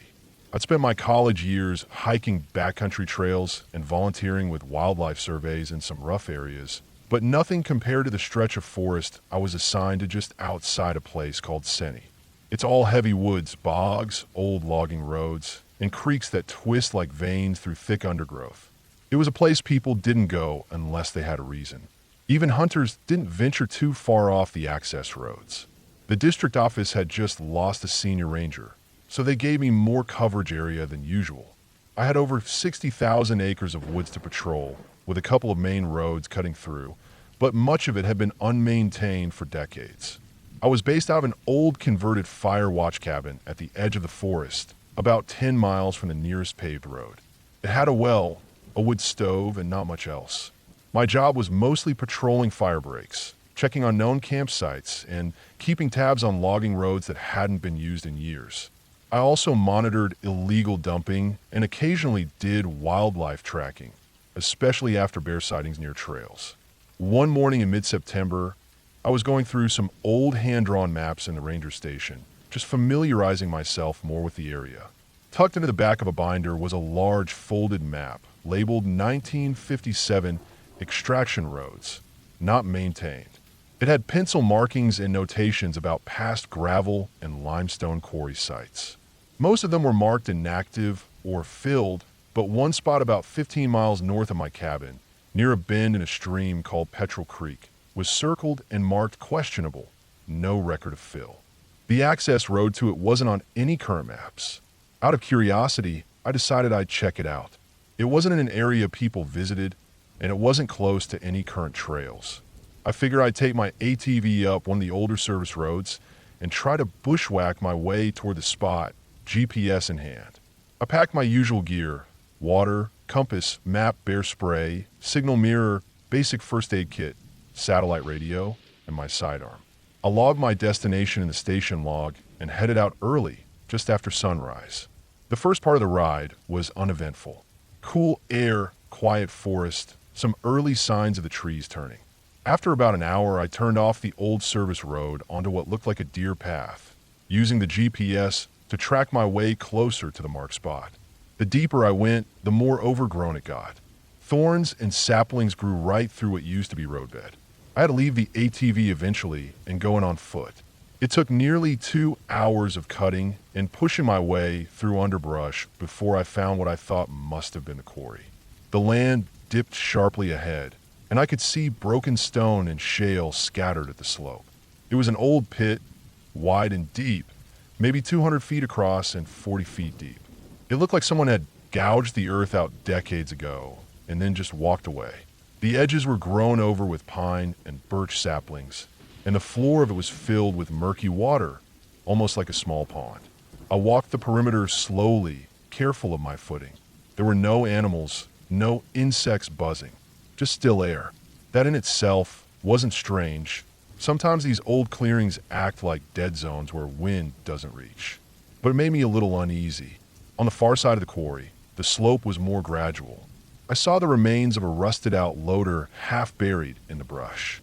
Tires shredded, frame collapsed in on itself. Looked like it had been there since the 60s or earlier. I took some photos for the report and kept circling. That's when I found the tent. It was on a ledge above the waterline, partially hidden by brush.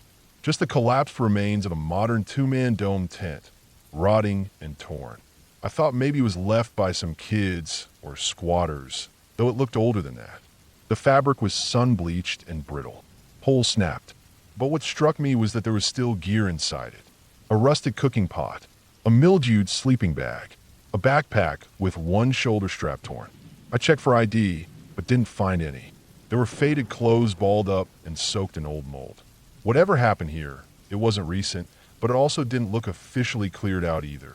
Usually if someone camps illegally and leaves gear, we find it quickly and clear out. This looked like it had just been left to rot for years. I took more photos, then stepped back to take in the scene.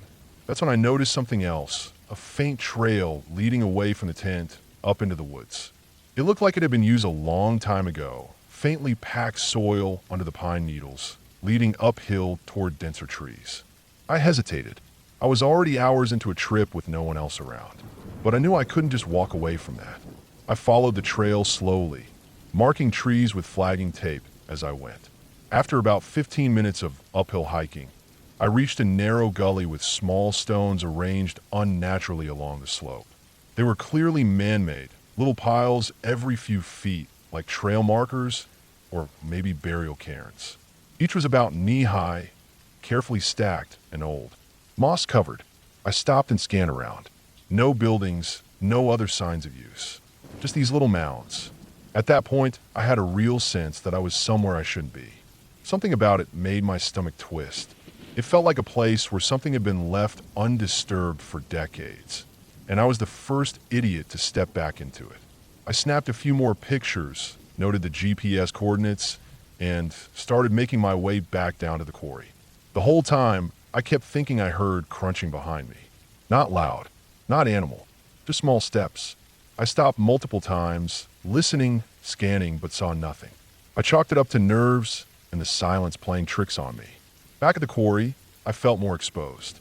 The place had that heavy quiet again, like it was holding its breath. I moved faster heading out, retracing my flagged trail.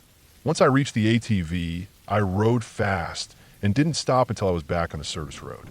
I didn't fully relax until I was back at the cabin. That night, I reviewed the photos.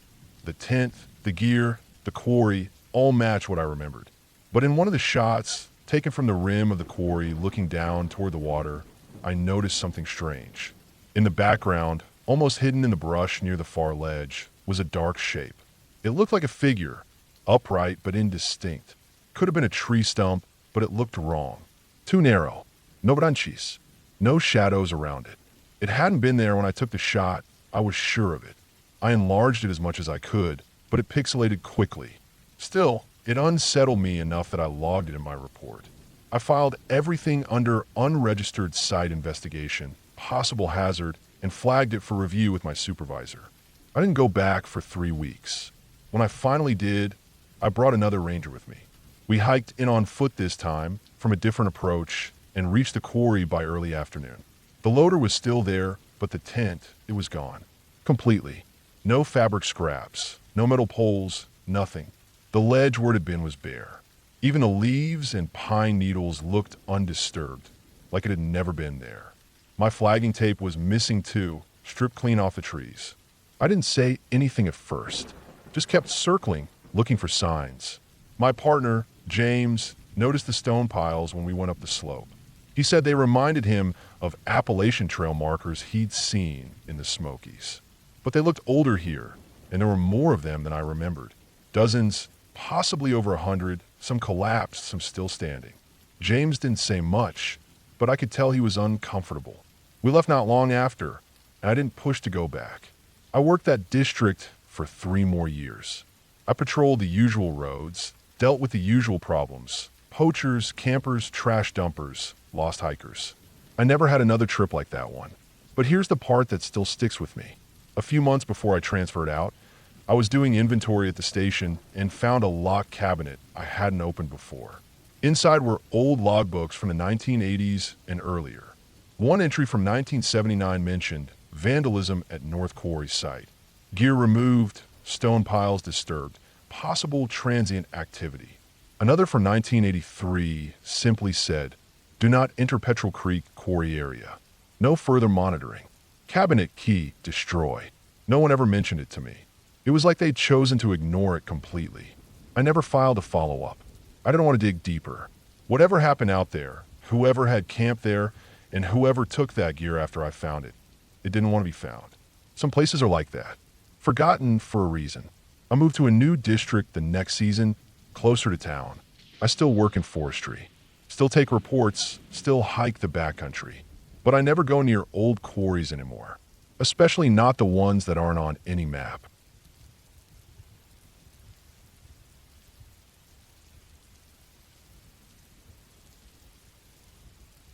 I spent a good portion of my career in the back end of northern Arizona, stationed at a ranger outpost that didn't even have a name on most maps. It was part of a federal land tract that bordered an old cattle lease, remote, dry, and hard. A lot of new rangers hated being assigned there. The summers were brutal, and winters were colder than you'd expect. The kind of cold that got in your bones before sunrise. It was lonely too. You could go days without seeing another person out there. I didn't mind it. My job was mainly boundary checks, trail monitoring, occasional fire risk assessments, and keeping track of the condition of some old service roads that snake through the hills. We had a couple of remote sensors for wildlife tracking and some old water catchment systems built for mule deer and elk. But mostly I walked lines. That's what I liked. You'd wake up early, lace your boots, load a pack, and spend the day alone out there, on foot, just you and the dry crunch of gravel underfoot. It was a job where you learned to pay attention. Little things mattered. A broken branch, a turned over rock, new boot prints where there shouldn't be any. Over time, you build a mental map. You just know when something's off. That gut feeling that something's off started late one October, just before the first frost. I was assigned to solo patrol to reflag some faded boundary markers on the western edge of the zone. It was mostly scrubland, sparse pinyon juniper forest with rolling ridgelines and dry arroyos. The land dropped down sharply on the far side toward the old grazing lease. It had been decommissioned over a decade earlier, but I always found signs that someone was still using it. Boot prints, tire tracks. The gates were supposed to be locked. They never stay that way. It was a 2-day loop, and I planned to hike in from the ranger station, spend the night in an old fire tower base, and loop back along the west fence line. I'd done that loop a dozen times. Easy terrain, about 20 miles total. I started early on a Tuesday. The air was sharp. I remember how still everything felt that morning. No wind, not even birdsong. Just dead quiet. I hiked in past the rock basin where the elk bed down, then cut northwest into the older part of the forest. By noon, I reached the ridge overlooking the western boundary. I could see the cattle lease from there, just acres of dry grass and old fence posts, some still strung with barbed wire. I took a break on a flat rock and scanned the area with my binoculars. Off in the distance, maybe half a mile past our line, I saw something move. It looked like a person, just a flash of motion behind a clump of juniper. I watched for a while, but nothing else stirred. Probably a hunter. They weren't supposed to be in that area, but people crossed the lines all the time. I made a mental note, then continued down to the base of the fire tower. The tower had been taken down years ago. Only the concrete footings remained, but there was still a flat clearing where I could pitch a bivy sack. I checked my GPS, noted my location, and logged my progress in the field notebook. I was about 10 miles from the station. That night was cold. Wind picked up sometime after sunset and started howling through the junipers. I didn't sleep much. Around 3 a.m., I heard something move through the brush near the clearing. 2 snaps, slow and heavy. Not a coyote, not a deer either. I sat up, kept still, and just listened. Silence. Whatever it was, it didn't come closer. After a while, I laid back down and waited for morning. Next day, I packed up and headed southwest to the boundary line. The job was simple. Walk the fence, replace old flagging, log any broken lines or human disturbance. I'd done it dozens of times. About a mile in, I noticed boot prints in the dust. Not mine. Fresh. Deep heel marks, narrow sole, light tread. Someone had come through recently, maybe that same morning. They were walking inside our boundary, not outside. That wasn't normal. I followed them south for about 400 yards, then they cut west, straight through a break in the fence. The wire had been clipped. Clean cut, not torn. Looked recent, maybe within the last 24 hours. I walked through the break and followed the prints a little farther. They led to a cluster of low rocks and ended near a pile of dry brush. There, in the dirt, I found the remains of a small fire. No embers, but the ash was still gray, not yet washed out. Someone had camped there. There were no wrappers, no gear, no sign of sleeping bags. Just a fire pit and some crushed grass around it. What bothered me was how neat it was. Most illegal camps are messy. This looked deliberate, almost too clean. I flagged the location, marked it on the GPS, and turned back toward the boundary. As I walked, I noticed something else. About every 100 yards or so, someone had scratched shallow grooves in the bark of the juniper trees. Just a line, always in the same direction, about waist height. I stopped at 3 of them and took photos. I'd never seen anything like that out here. They didn't look like animal marks. I finished the loop and made it back to the station by late afternoon. Filed a report. Tagged it as suspicious activity, unknown party, possible squatter, or illegal hunting. A few days passed. I was assigned to another section of the park, and I didn't think much more about it. But the next week, the supervisor sent me back out, this time to check a camera trap we placed near a seasonal spring not far from the boundary line where I'd found the fire pit. It was a standard motion trigger cam mounted on a mesquite trunk about 5 feet off the ground. We mostly used them to monitor deer traffic. The battery was due for replacement, and the memory card needed pulling. I hiked in solo, same as before. Everything felt normal until I got close to the spring. The camera was gone. The strap had been cut clean through. No drag marks, no damage to the tree. Just gone. I checked the area, thinking maybe an animal had torn it down and dragged it off. Nothing. No sign of the camera, no tracks. Just dry earth and scattered mesquite pods. That's when I noticed something hanging from a branch nearby. A single bootlace, tied around the limb in a tight square knot, dangling about shoulder height. It looked new, black nylon, no fray. No boot, just a lace. That's not something you find randomly. I stared at it for a long time before taking it down and bagging it for evidence. The sun was starting to drop, and I didn't want to be out there after dark. I radioed it in, logged the location, and hiked back fast. All the way back, I had this pressure building behind my eyes, this crawling sense that I wasn't alone. The next morning, I went over the last 3 patrol reports. Mine wasn't the only one. Another ranger, Nate, had logged suspicious boot prints near a rock shelter 10 miles east. Someone was moving through the area deliberately, quietly, staying just out of sight. We weren't sure if it was one person or more. The track suggested a single adult, maybe male based on the print depth and stride, but that was a guess. No one had caught sight of anyone yet. Then something changed. 1 week later, a hiker came into the main station to report finding a pile of animal bones arranged in a circle near the creek bed, down in the drainage basin. That was odd, but not unheard of. Sometimes predators cluster remains, or scavengers drag bones into weird shapes. But the bones were cleaned, picked bare, and arranged too precisely. The hiker thought it looked like a trap or some kind of message. I hiked down there the next morning. It was real. A perfect ring of coyote and rabbit bones, all skulls facing outward, sun-bleached, and set in a flat spiral of crushed yucca stalks. No drag marks, no prints. The ground had been swept. I stood there for a while, staring at it. I felt cold despite the heat. I took photos, flagged the site, and left without touching anything. The thing is, whoever was doing this, they knew the land. They knew how to move without being seen, how to hide their tracks, how to cut through fences and avoid cameras. And they were staying just inside our boundary, always close, always one step ahead. 2 nights later, I got a call from dispatch. Motion sensor alarm went off on one of the old fire roads, the one we hadn't used in years. It was wired to a buried seismic sensor, only triggered by vehicles. I drove out fast, took the trail up in the dark. Took me an hour to reach the sensor site. Nothing there. No vehicle. But the sensor had tripped. I got out, scanned the road with my flashlight. On the gravel near the sensor box, someone had drawn a crude arrow in the dust, pointing west, toward the same section of forest where I'd seen the clipped fence and the fire pit. Whoever it was, they knew we were watching. That was the last straw. We closed the western zone, restricted access, set up new cameras, added patrols. For 3 weeks, nothing happened. Then a crew doing fence repair near the same ridge line found something wedged under a rock at the old fire tower base. It was a stack of photos, printed on glossy paper, high resolution, curled slightly at the corners from heat.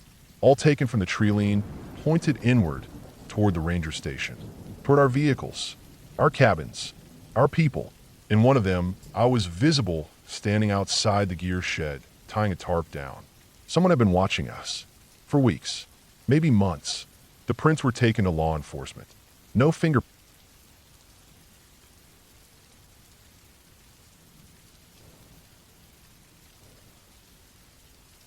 I've worked as a park ranger in Wyoming for nearly 2 decades. Most of it has been peaceful. Long, empty trails. Nights under the stars. Reports to fill out. trash to pick up, wildlife to track, that sort of thing. Nothing glamorous, but it keeps me outdoors and away from cities, and that's all I've ever wanted. But every so often, something sticks with you. One incident, in particular, left a mark so deep that I still think about it years later. This happened back in late September, just as the weather started to turn. The heat of summer was fading, and you could feel the cold creeping down the mountains. I was assigned to patrol the far northern section of Copper Ridge State Wilderness. It's a remote stretch that doesn't get much foot traffic past mid-September. The terrain there is steep and rocky, with thick lodgepole pine and spruce trees. The trails are narrow, the air gets thin, and even in summer, the area feels colder than it should. Most visitors stick to the lakes and the lower trails, but I like the solitude of the ridge country. My job that week was to check the boundary markers, make sure a controlled burn area hadn't spread, and log any new signs of erosion or deadfall across the lesser-used trails. Just routine stuff. I packed light, just my small green tent, sleeping bag, field notebook, a few freeze-dried meals, my GPS, and a .357 revolver. We carry sidearms for wildlife emergencies. Not much stops a grizzly, but I've seen bears run off after a loud shot. That week, I also had a radio unit with a long-range antenna, but coverage gets bad the deeper you go. I was scheduled to be out for 4 days. No backup, no partner. I'd done longer stints alone, and this was nothing new. The first day was uneventful. I hiked in about 9 miles from the northern trailhead, set up camp near a small alpine lake, and made notes on some trail washout I'd seen. The forest was quiet. Too quiet, actually. Normally, you hear squirrels, birds, chipmunks. Even the wind has a certain sound up in those trees. But that day, there was just nothing. No wind, no bird song, no rustling. Even the lake was still. I chalked it up to the changing weather and moved on. The second day, I pushed further south along the ridge. My plan was to make a large loop and camp on the east side before heading back on the third day. Around midday, I reached a dead zone in the trail where a rock slide from the previous year had taken out part of the slope. I had to backtrack and take an unmarked game trail that sloped upward. It was narrow, barely wide enough for a man on foot, but I could see prints, elk mostly, maybe some older boot tracks, but they looked faded. The trail rose into a dense section of spruce forest, and the higher I climbed, the more off everything felt. The air was damp, like something had just rained, but there hadn't been a cloud in the sky for 2 days. My boots kept sinking into the soft earth, and the smell was stronger up there, wet moss, pine, and something else. Like old rust. I thought maybe I was near an old mine. There were a few scattered claims back in the 1800s that people had long since abandoned. By late afternoon, I was beat. I set up camp on a small outcropping with a good view to the west. I could see the slope I'd come up from, and the thick treetops looked like a dark green ocean. I made dinner, wrote in my notebook, and turned in early. That night, just as the last light faded, I started hearing a sound. It wasn't loud. In fact, it was barely noticeable at first. It was rhythmic, though, like a soft thumping noise. Not close, but not far either. It would stop for minutes at a time, then start again. Thump, thump, thump, slow, steady. I thought it might be a woodpecker, but it was too late in the day for them. And it wasn't sharp like a pecking sound. It was dull and heavy, like someone hitting wet earth with a fist. I lay in my bag for hours listening. No other sounds, just a faint thumping. I didn't sleep much that night. In the morning, the forest was dead quiet again. No wind, no birds. I scanned the area for animal tracks, claw marks, scat, anything, but came up empty. I ate a cold breakfast and started heading back north. I had plenty of water and food to finish the loop as planned, but something told me I needed to get out of there sooner. The GPS was lagging, and I couldn't get a signal on the radio. I marked my location in the notebook and used the compass to orient myself toward the northern trailhead. Around midday, I came across something I didn't expect. There was a clearing about 30 yards off the trail, and in it was a structure. Not a cabin, not a shack. It was hard to describe. Almost like a blind, but larger, made from thick pine branches, lashed together crudely with old cord and some kind of wire. There were old tarps strung over the top, faded brown and green ones. No sign of fresh use. but it didn't look abandoned either. It had that lived-in feeling, like someone had just stepped away from it. There was no smoke, no fire pit, but I found a dented metal cup hanging on a nail and an old pair of boots just inside. The boots were damp, not wet, but not dry. No animals would touch that area. I could see deer tracks just outside the clearing, but none near the structure. I didn't go inside. I didn't even step too close. I stood there for a while listening. Nothing. Just the low-pressure hum of a silent forest. That thumping started again sometime after I left the clearing. Closer this time. Still slow, still steady. But now it wasn't alone. I could hear movement, branches cracking, not fast like a sprint, but slow and deliberate, like someone walking in a crouch. I picked up my pace, kept moving, didn't stop to rest or eat. I kept my revolver holstered but ready. The trees got thicker and the undergrowth got harder to move through. I tripped twice, scraped my hands and knees, but I didn't care. I just wanted out. That night, I didn't set up camp. I just kept walking.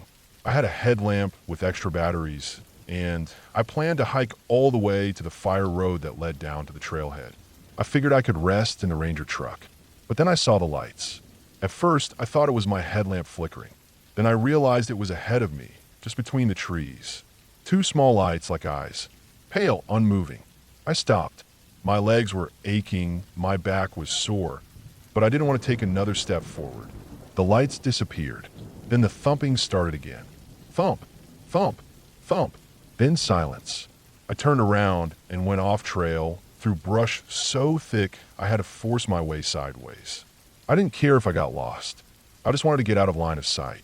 I dropped low and crouched behind a rotting log, my heart pounding so hard it drowned out everything else. After a while, maybe 5 minutes, maybe an hour, I realized I hadn't heard anything else. I turned off the headlamp, stayed put. The moon had risen high enough to give the forest a faint silver outline. That's when I saw the figure. About 20 yards away, behind a cluster of trees, something stood motionless. It wasn't an animal. Too tall, too still. Could have been a man. Or maybe a scarecrow. But it wasn't there before. I was sure of that. I lay behind the log until morning. When the sun finally came up, the figure was gone. I don't remember falling asleep, but I woke up stiff and shivering. I was covered in pine needles and dirt, and there were bruises on my arms from crawling through the underbrush. I made my way downhill, following the slope until I saw the edge of the fire road. It took another 6 hours, but I finally reached my truck.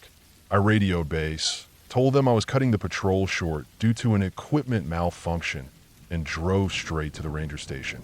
I didn't file a full report. I said the trails were clear, no signs of erosion, no wildlife issues, but I never went back to that section of Copper Ridge again. 2 weeks later, another ranger named Joel was sent to the same area. Young guy, sharp, former Marine.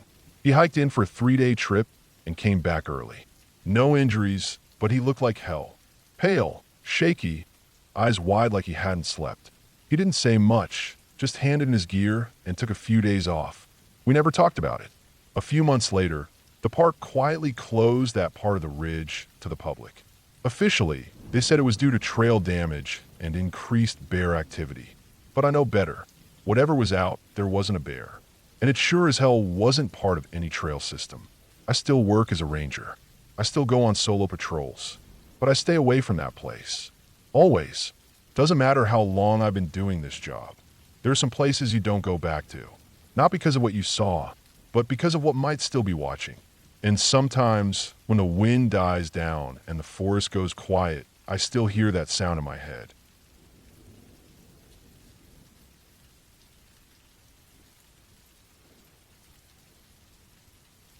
I took the transfer without thinking too hard about it.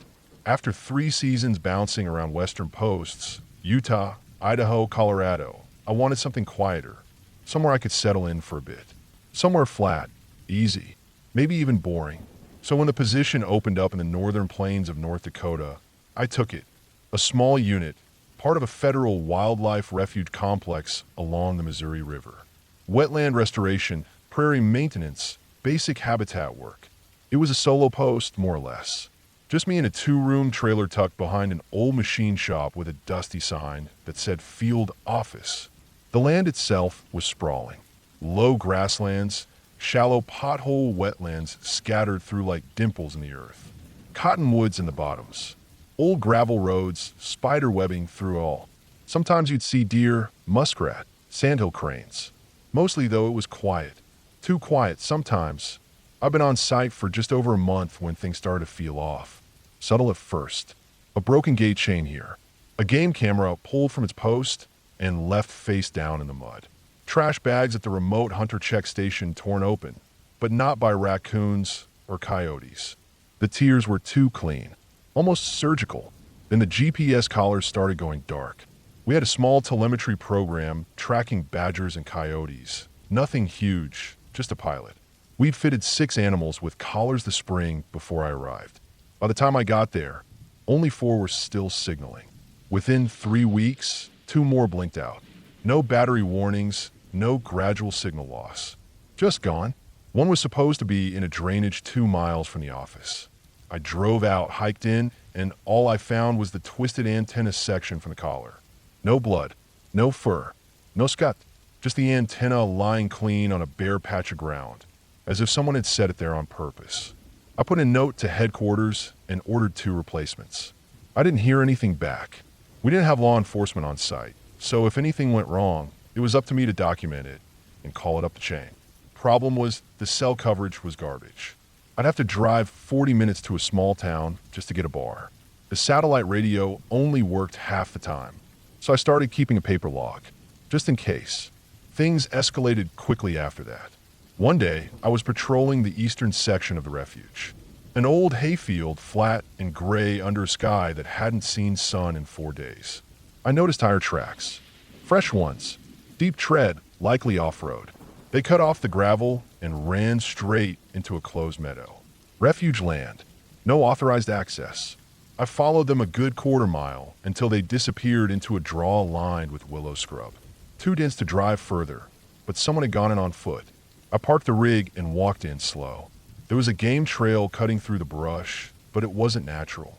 You could tell by the way branches were snapped low, boot level, not from deer or elk. Someone had pushed through here recently. I followed the path for about 20 minutes.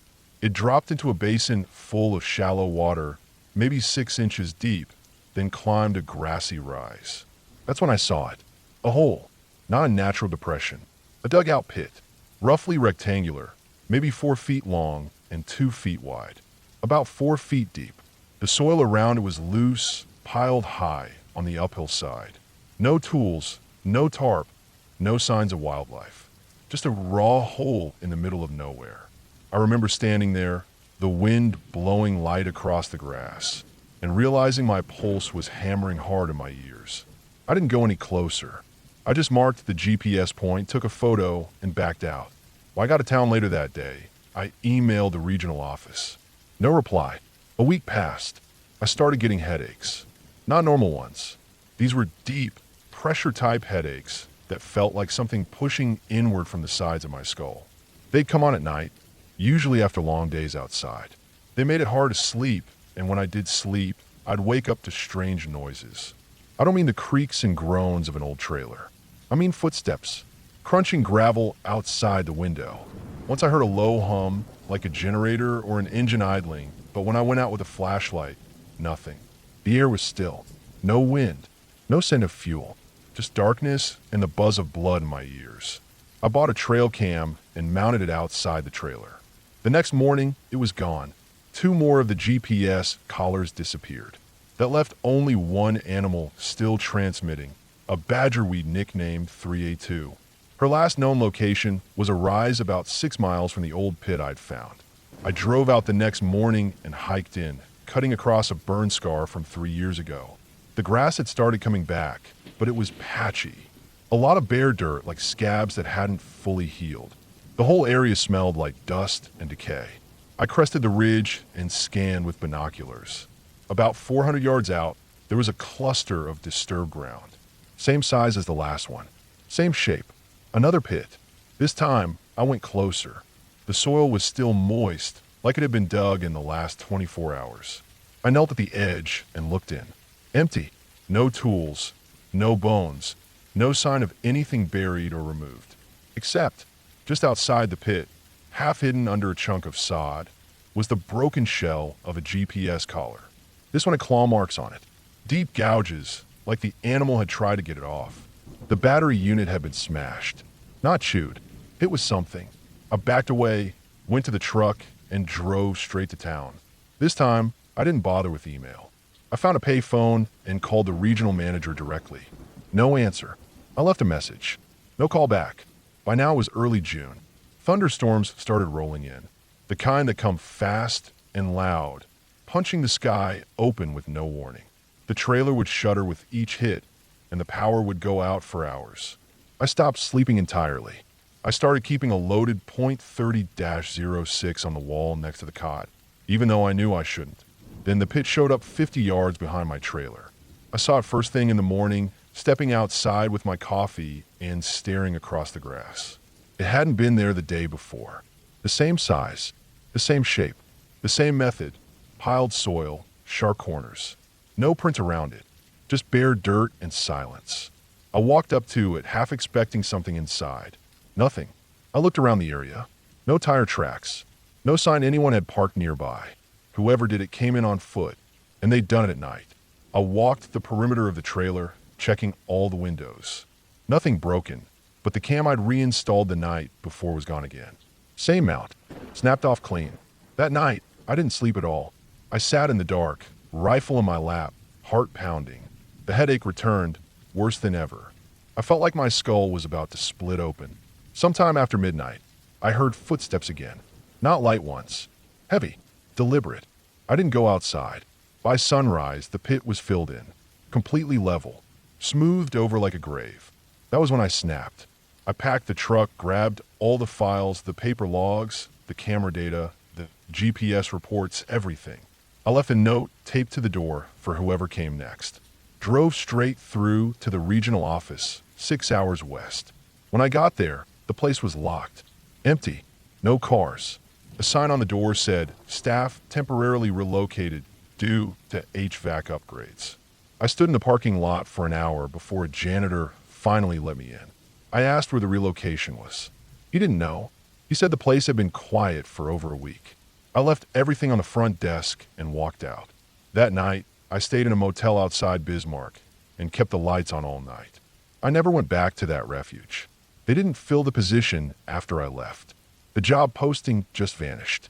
The whole station is still listed on the map, but if you check the official site, it says seasonally inactive. I still think about the pits. I still think about the collars. Sometimes, when I'm trying to sleep, I think about the way those holes were always the same size. Like someone or something was measuring them out carefully. Not to dig something up, but to make room for something.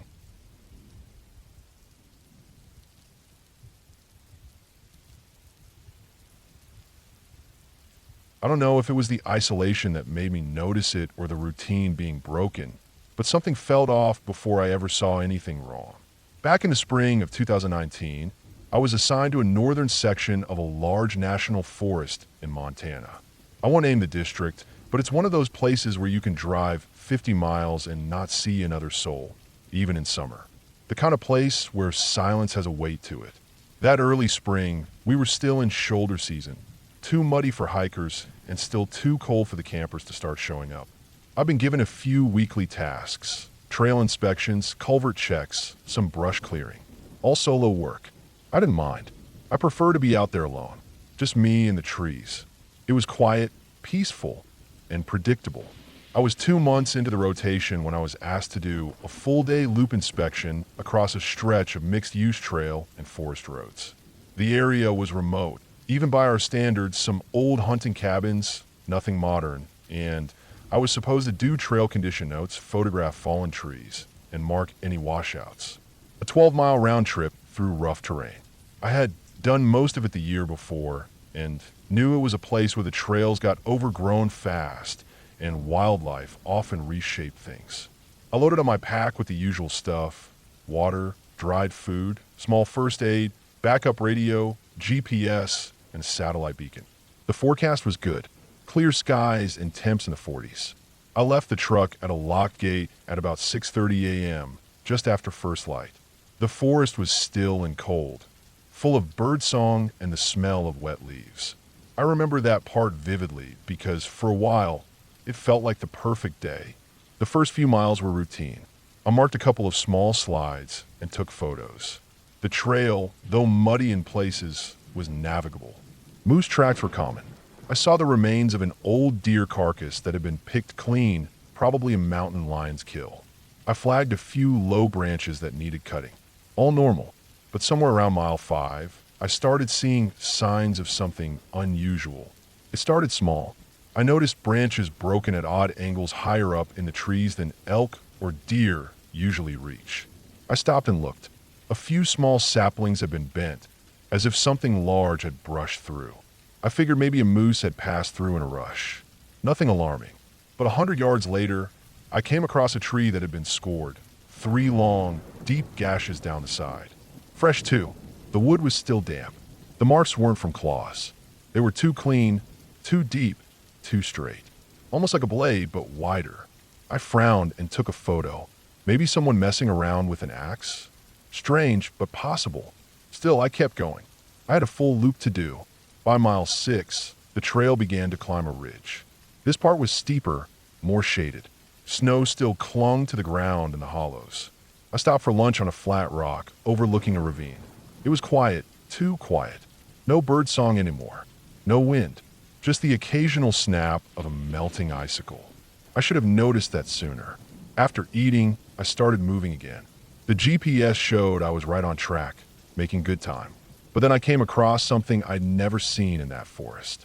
It was an old campsite, not marked on any map. The fire ring was overgrown, the stones scattered, and the tarp that hung between 2 trees was shredded and faded. I looked around. There were rusted cans, a broken camp stove, part of an old sleeping bag buried in pine needles. Someone had lived here for a while, years ago, from the look of it. I knelt and brushed away some leaves. Underneath was a mess of bones. Animal bones, I thought at first. But then I saw a boot. A human boot. Rotting laces. The kind that used to be issued decades ago. I froze. The forest was still dead silent. I stood up, scanned the trees. Nothing moved. I marked the GPS location and took a few quick photos, then kept walking. I should have radioed it in, but I didn't. Not yet. There wasn't much signal, and the sat beacon didn't have live comms. I told myself I'd call it in when I got back to the truck. The trail dropped down the other side of the ridge after that, into older, denser woods. I remember that part vividly. It felt like the forest was closing in. Thick spruce trees blocked the sun. The ground was soft and spongy. It had that heavy, sour smell like things had been rotting just beneath the surface. That's when I saw the second campsite. This one was worse. It wasn't abandoned, at least not in the same way. The fire ring was fresh. Charcoal still dry. Someone had been here recently. Maybe a week ago. There were boot prints in the mud. A tarp stretched tight over a rope. A makeshift bench. Empty food wrappers tucked under a log. But no person. And something was wrong with the trees. The bark on at least 10 trees around the site had been stripped. Peeled back in vertical patches, chest high. And on some of them, symbols had been carved. Not letters. Just crude, slanted shapes. Almost like tally marks, but longer and more random. I took photos. The air was cold and stale. I didn't stay long. I moved faster after that. The trail looped around a marshy pond. I could see animal prints in the soft mud, mostly deer and coyote. But there were others too, boot prints again, leading off trail into the brush. I followed them for maybe 30 yards before I stopped. I wish I hadn't. In the middle of the brush was a pile of stripped animal bones. Dozens of them, all clean, some arranged in lines. Like someone had set them there. None of it made sense. Still no birdsong. Still no wind. I turned back and pushed on. Around mile 9, I found a real problem. The trail was washed out along a steep slope. A landslide had pulled down trees and rocks. I took notes, flagged the area, and stepped off trail to get a better photo for below. I had to work my way down carefully, climbing over the fallen trees. That's when I smelled it. Not rot. More like burned plastic, metal, and something else. Sharp and chemical. It was faint at first, but as I got lower, it got stronger. I climbed down to where the slide ended, thinking maybe an old trash dump had been uncovered. I figured I'd take a photo, mark it, and be done. But I wasn't ready for what I found. There was a shallow pit at the base of the slide. Not natural, dug out and filled with charred debris. Metal cans, melted plastic, singed cloth. And bone, human bone, a skull blackened, broken ribs, a femur. Mixed with it all was a burned notebook, half a page still intact. The writing was ruined, but there were lines that looked like someone had been counting something. Days maybe. I backed away, my stomach turning. I looked up the slope, and that's when I saw movement. Up above, at the top of the ridge, half hidden behind a pine tree, someone was watching me. I couldn't make out details, just the shape of a person stock still. No movement, no reaction. I didn't wave. I didn't call out. I didn't take a photo. I just climbed back up the slope the way I came, slow and steady, never turning my back to the spot. By the time I got to the top, they were gone. The rest of the hike was a blur. I walked fast. Too fast. Every little sound in the woods made me twitch. A squirrel darting in leaves. A branch snapping overhead. Even my own footsteps seemed louder than usual. My GPS kept blinking, then froze, then came back. I don't know if that was the trees or interference or something else. I didn't stop again. When I finally saw my truck at the gate, parked under that last bend of pines, I felt something I hadn't felt in a long time. Panic. Full body panic. I unlocked the truck, threw my gear in, slammed the door, and locked it all before I even caught my breath. Then I radioed it in.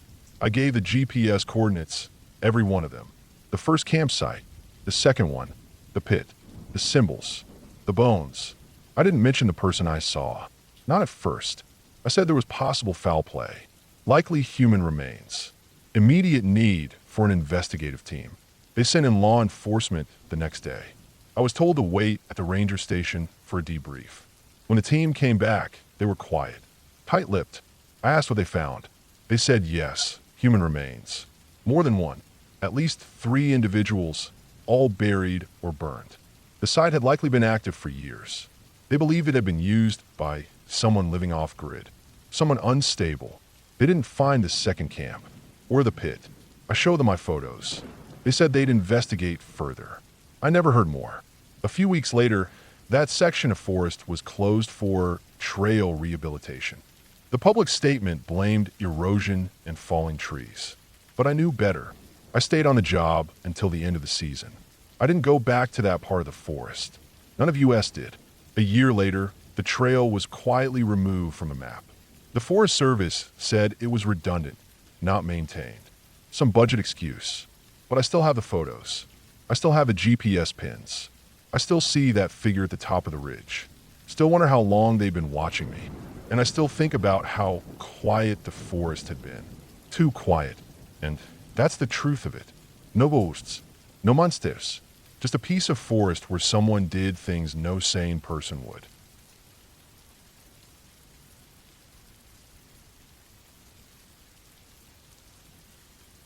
I was stationed in a remote part of the South Spur District, a high desert plateau that straddled a long spine of basalt cliffs and deep canyons in eastern Oregon. The area didn't get many visitors. It was too dry, too rough, and too far from anything most people would consider interesting. But that was part of why I liked it.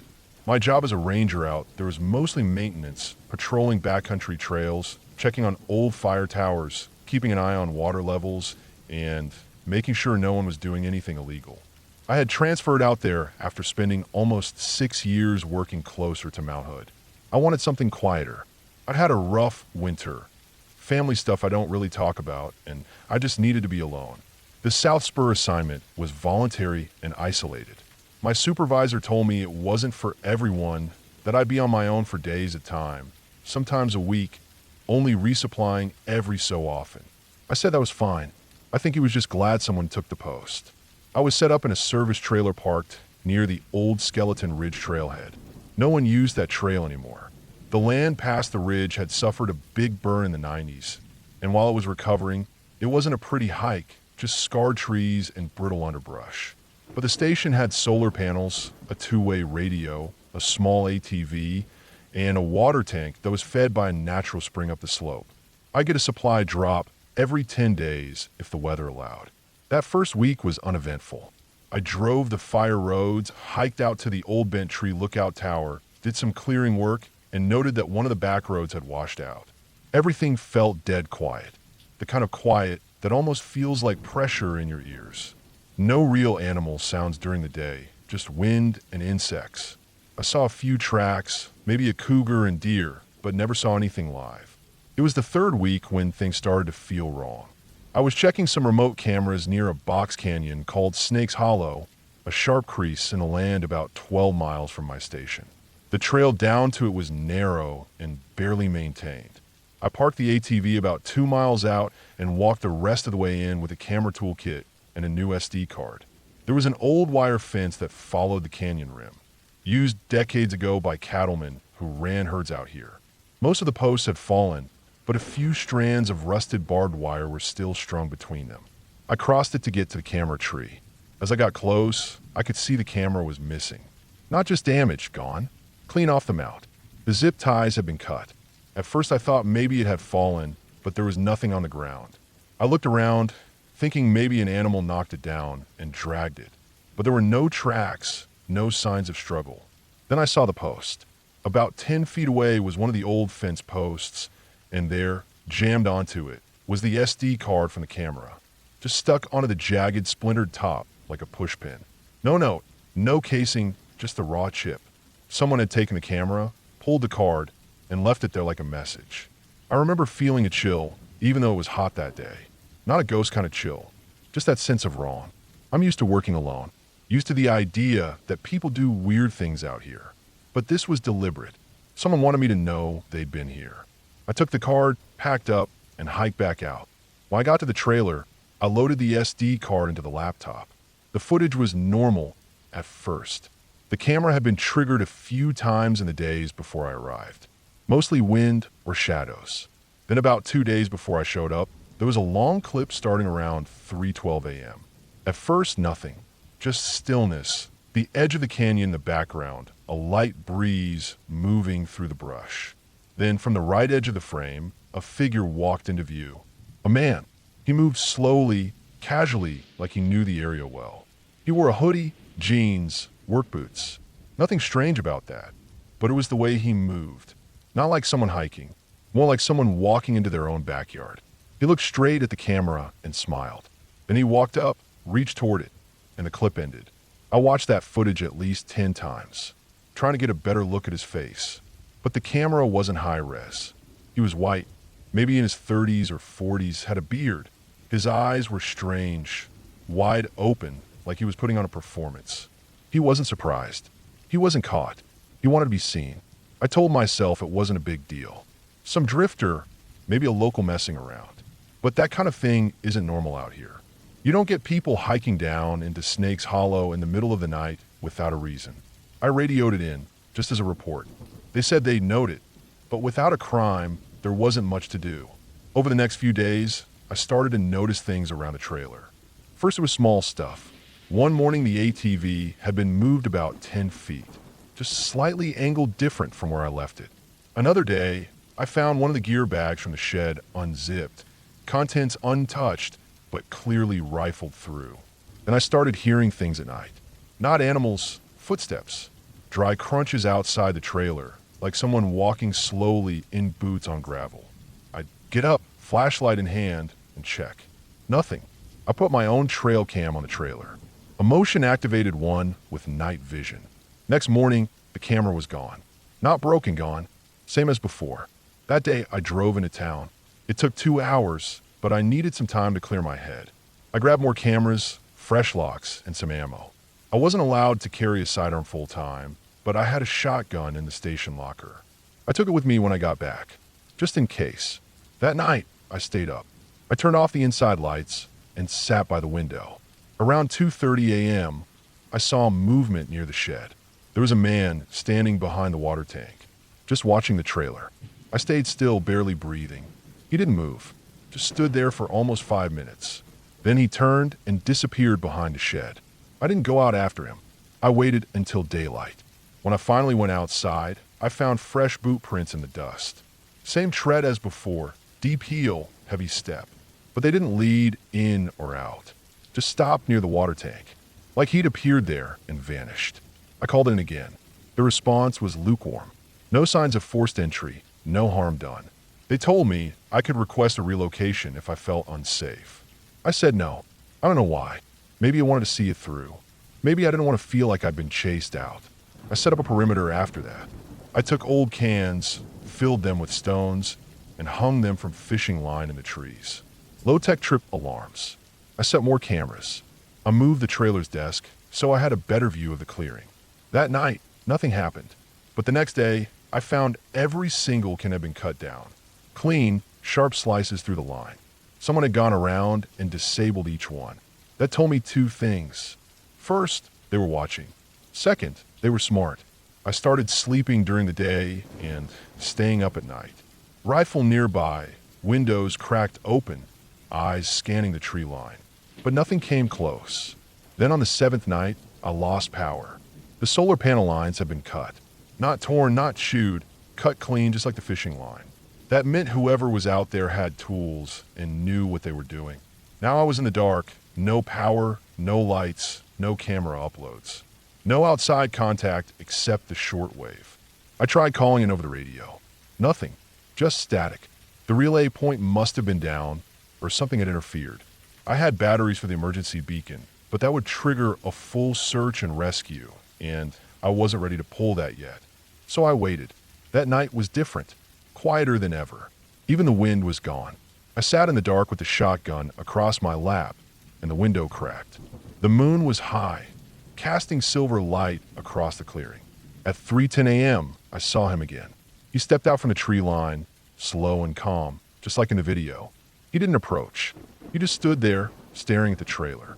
Then he knelt down and placed something on the ground before backing into the dark again. I waited till daylight to check. It was a plastic bag, sealed with duct tape. Inside was the missing SD card and a single black and white photo. An old one. It showed the fire lookout tower on Bent Tree Ridge, but it was clearly decades old, back when the structure still had its roof. In the foreground was a man standing by the ladder. Same build, same hoodie, same face. It wasn't possible. The photo had to be fake. A prank, a trick, but it felt real. The kind of photo you find in an old ranger station filing cabinet. Yellowed at the edges, slightly curled. I felt sick. This wasn't some boar hiker or local punk. Whoever he was, he'd been watching for a long time, and now he was playing with me. I packed a bag, loaded the ATV, and made for the fire tower. I don't know why. Maybe I thought I'd find answers there. The ride was rough. The road was barely passable, and a downed tree forced me to hike the last half mile. I reached the base of the tower around 5 p.m. The structure was still standing, though the top platform had collapsed inward. I climbed the ladder anyway. From the top, I could see the full valley. My trailer, barely a white speck in the trees. Snake's Hollow to the east. The old cattle paths winding along the ridge. I waited up there till dusk. Then I saw him again, halfway down the slope.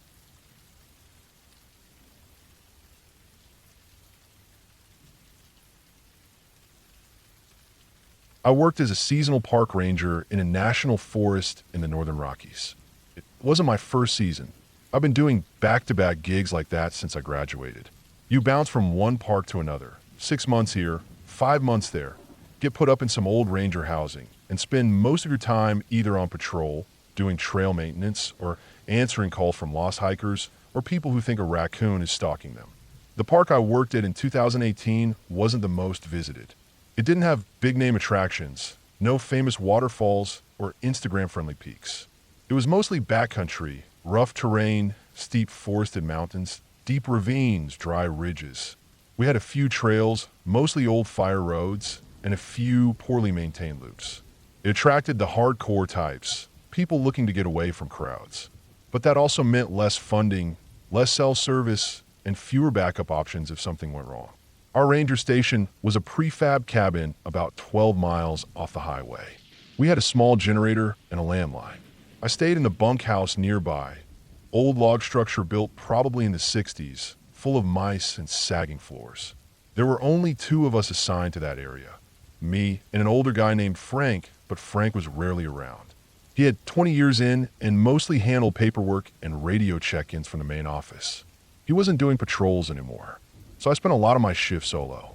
Sometimes multi-day loops in the backcountry, checking trail conditions, making sure nobody had illegally camped or started a fire in a dry zone. You carried a radio, a map, extra water, and that was about it. Now, there's this one part of the park, Ravine 9. That's what we called it, though it wasn't marked on most maps. Just a steep gulch between two ridges on the north end. Old trail ran through the base, but it had been decommissioned years ago. Erosion, fallen trees, unstable slopes, too risky for hikers. But people still wandered in. Sometimes they saw it on outdated maps or tried to bushwhack from one ridge to another. We got a lot of SAR, search and rescue, calls from that area over the years. Nothing supernatural or weird. Just broken ankles, heat exhaustion, people getting stuck after scrambling down without realizing how steep the return climb was. It was just a bad spot, and we usually avoided it unless someone went missing. This story happened late in the season, September. Fire danger was low by then, temps cooling down. The park was quiet. Frank had gone down to the nearest town for a few days to deal with vehicle registration or something, so I was alone. I didn't mind. I'd done longer shifts solo before. One morning, I got a radio call from dispatch. A local guy, probably in his 50s, hadn't come home after a hike the day before. He was a known backcountry user, hiked our park often. His truck had been found at a turnout near the north boundary, right above Ravine 9. That got my attention. According to his wife, he had planned a quick day hike along a ridge loop, standard 7-mile round trip. But he hadn't returned. No messages, no calls. They gave me his route and estimated time out. I packed up and left the station just after 7 a.m. I figured it was just a simple call. Maybe he'd twisted an ankle, maybe lost the trail. I figured I'd be back by evening. I took the service truck as far as I could, then parked and hiked in from the fire road. The air was dry, sun low, maybe mid-40s. Good hiking weather. I reached the ridge trail by 9:30 and followed it clockwise, checking for prints, anything out of the ordinary. A couple miles in, I spotted faint boot tracks heading off trail toward the edge of the ravine. Definitely not animal. Soles looked like your basic hiking boots. No dragging, no panic marks. It looked like he'd just stepped off trail and headed downhill. That wasn't great. That slope dropped fast, full of deadfall, loose scree, and patches of dense brush. You wouldn't leave the trail there unless you knew a shortcut or you got lost.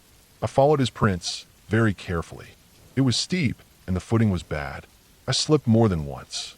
You couldn't see more than 30 feet in any direction because of the thick second-growth pine and alder. Then I saw something that didn't sit right.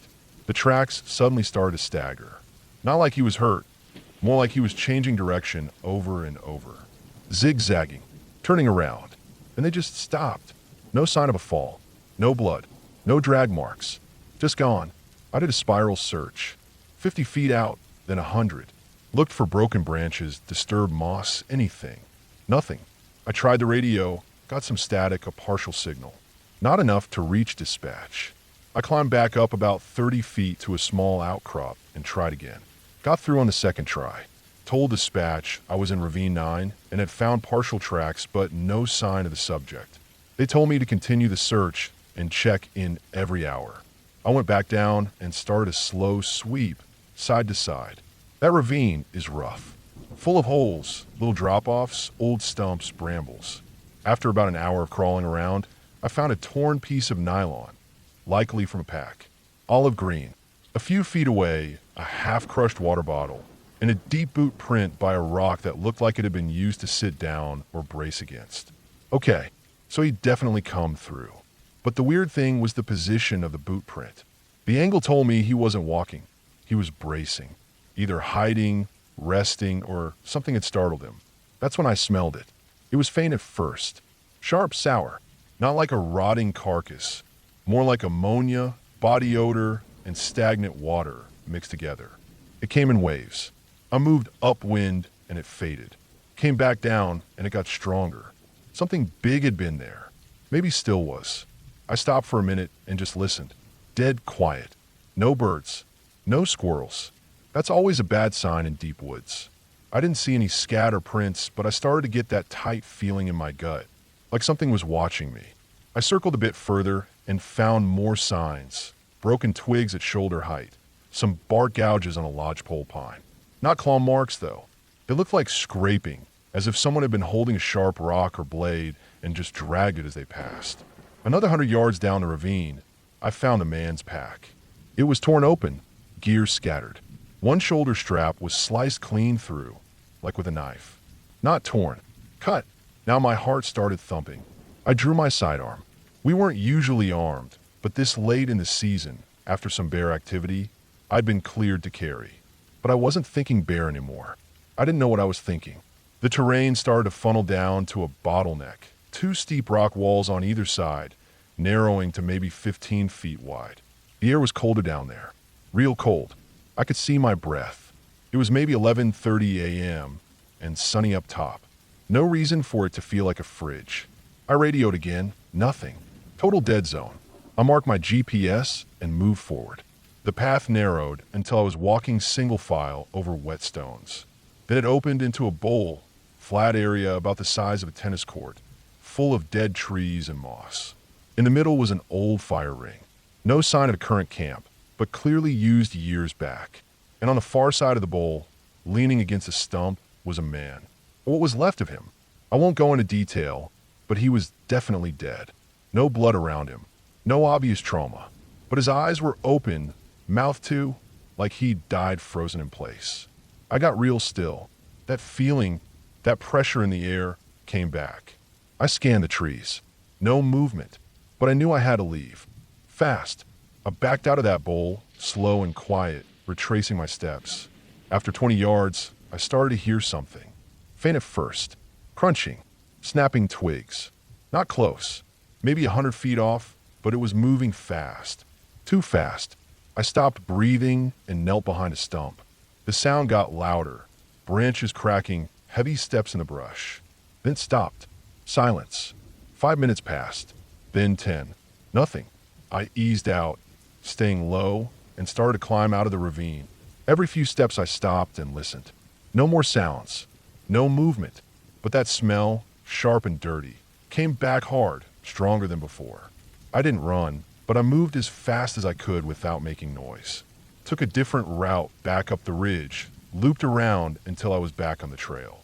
Radioed again, this time signal held. Told dispatch I'd found the missing hiker, confirmed fatality, and needed SAR and law enforcement to meet me at the trailhead. They sent a team. It took 4 hours for them to reach me. I didn't go back down. I waited. When they arrived, I led them back down to the body. But here's the part that's never sat right with me. When we got there, the body was gone. Not moved, not dragged, just gone. The fire ring was still there. The moss was disturbed, but no body, no blood, not even the man's pack. The SAR team looked at me like I was making it up. I had GPS data, my notes, my photos, all showed the exact spot, but there was nothing left. Official report said inconclusive, probably animal predation. Case closed, but I know what I saw. And here's the thing that really keeps me up. 2 weeks later, before season shut down, I went to the same ridge.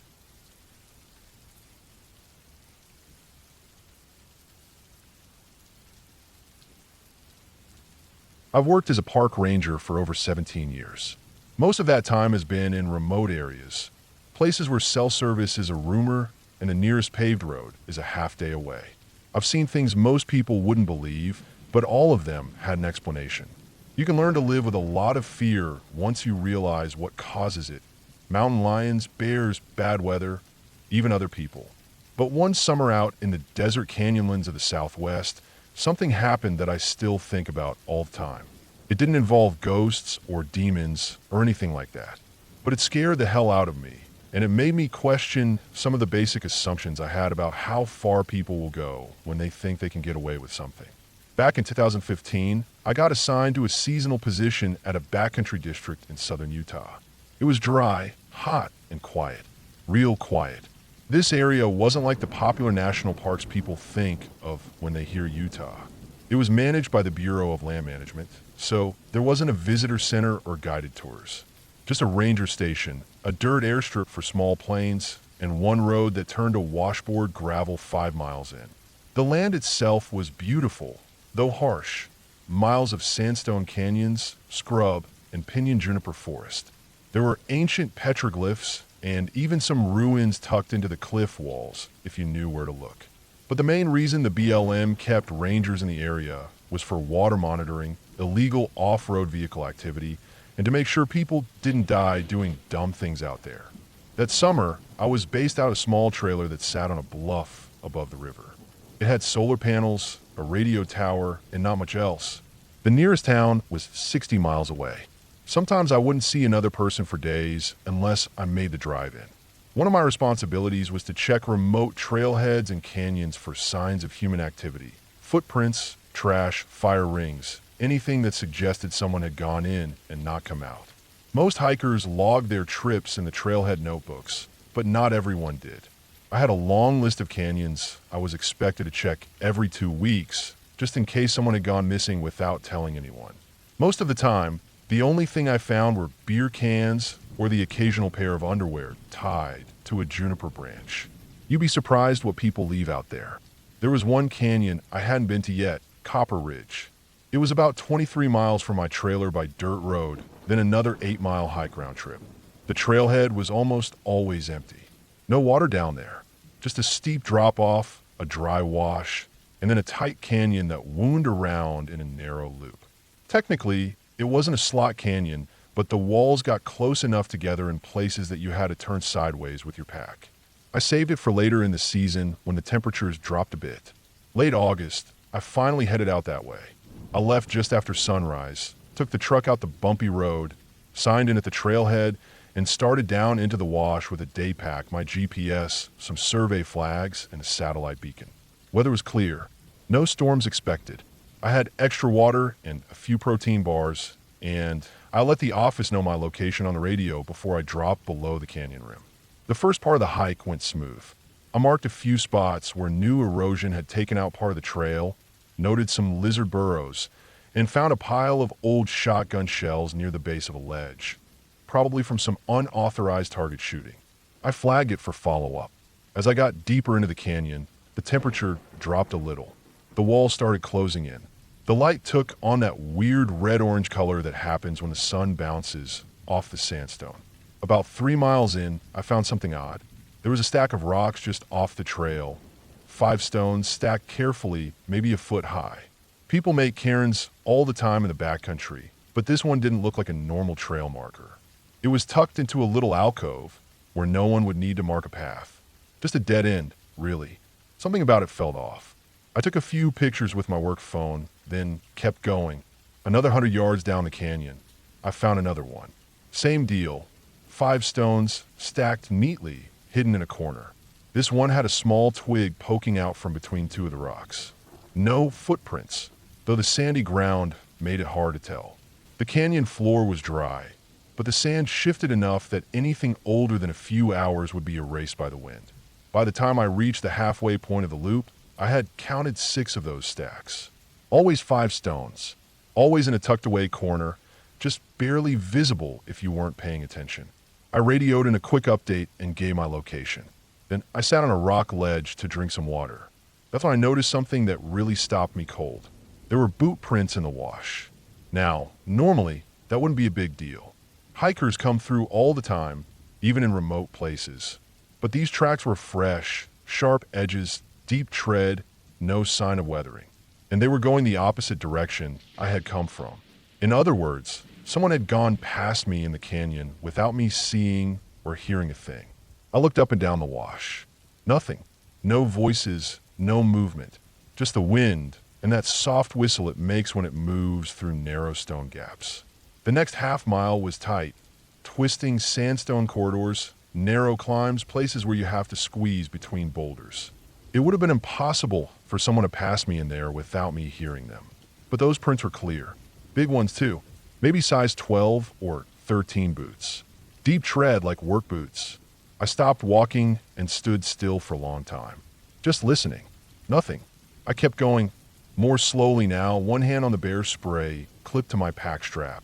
I've never had to use on a person, But the thought crossed my mind more than once as I kept following the trail. I reached the far end of the loop around noon. The canyon widened out into a sun-blasted bowl before tightening again on the other side.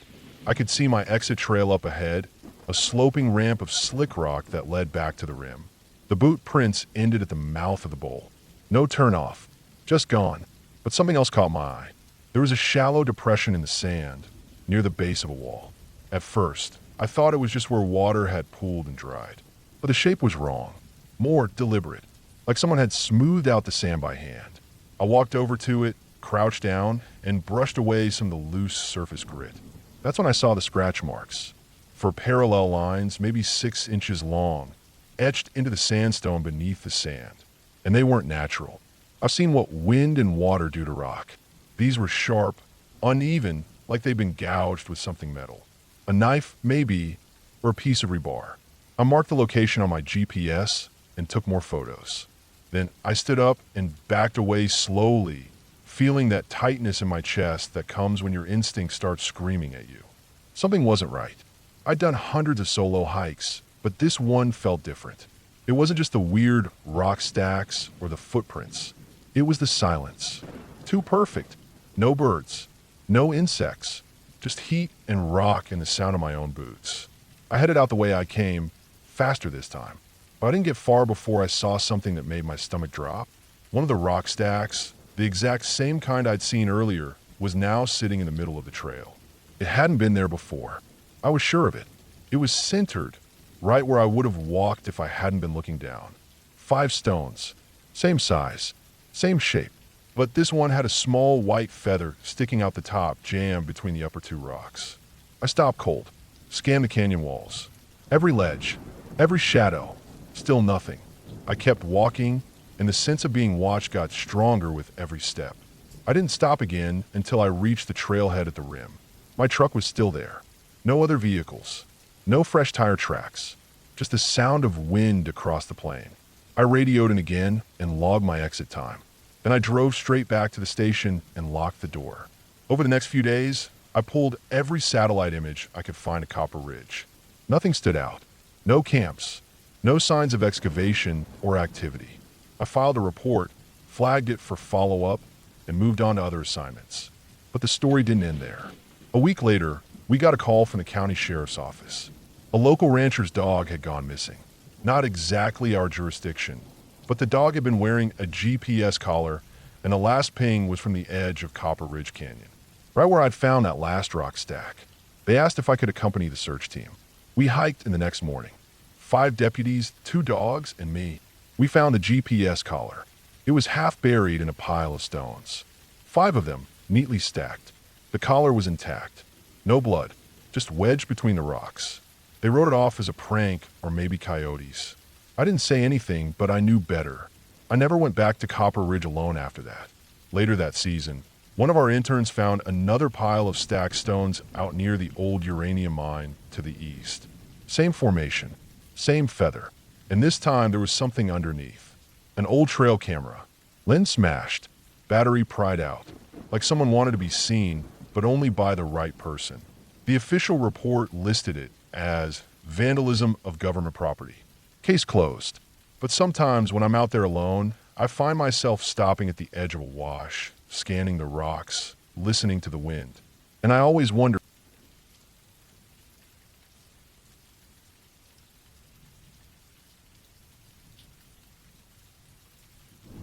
I've worked as a park ranger for most of my adult life. I've done rotations in 3 states, but for the last 7 years I've been stationed in a remote section of northern Utah, near the high desert where the Wasatch meets the Uinta foothills. It's not the dramatic red rock of Moab or the alpine trails that make Instagram posts. It's scrub, rolling foothills, cold creeks, stunted pine, loose rock, and long, bone-dry stretches of nothing. This stretch of parkland I patrol isn't popular with tourists. It's too isolated and rugged for casual visitors and not scenic enough to attract photographers or hikers. Most people that come out here are either researchers, land surveyors, the occasional backcountry hunter with permits, or people who want to disappear for a while. We have an old fire road that cuts through a drainage that was carved out by snow melt and heavy spring rains. It's a steep, narrow gully between two long ridge lines, dry most of the year. We call it the Calhoun Drainage. Not sure why. There's no map record of a Calhoun ever living out here, but the name stuck. We don't patrol that area often. There's not much point. No structures, no maintained trails, and no designated campsites. But every so often we check it. The last time I did a full walkthrough was in early September, when the heat had died down, but the brush hadn't turned for fall yet. Rattlers were still active. Everything was dry and crunchy underfoot. The trip started like most: radio check, gear loadout, full water refill. It was supposed to be a 3-day loop from the ranger station up through the Calhoun Drainage, cut across the saddle, and down through Burnt Pine Wash, where I'd meet a colleague and drive back in a work truck. The first day was uneventful. I made decent time up the North Ridge. The fire road was overgrown, but still walkable. The first night, I slept under a sloped boulder ledge. Woke up to deer snorting and moving through the brush just before sunrise. Normal stuff. Things didn't start to feel off until late the second day as I dropped into the drainage.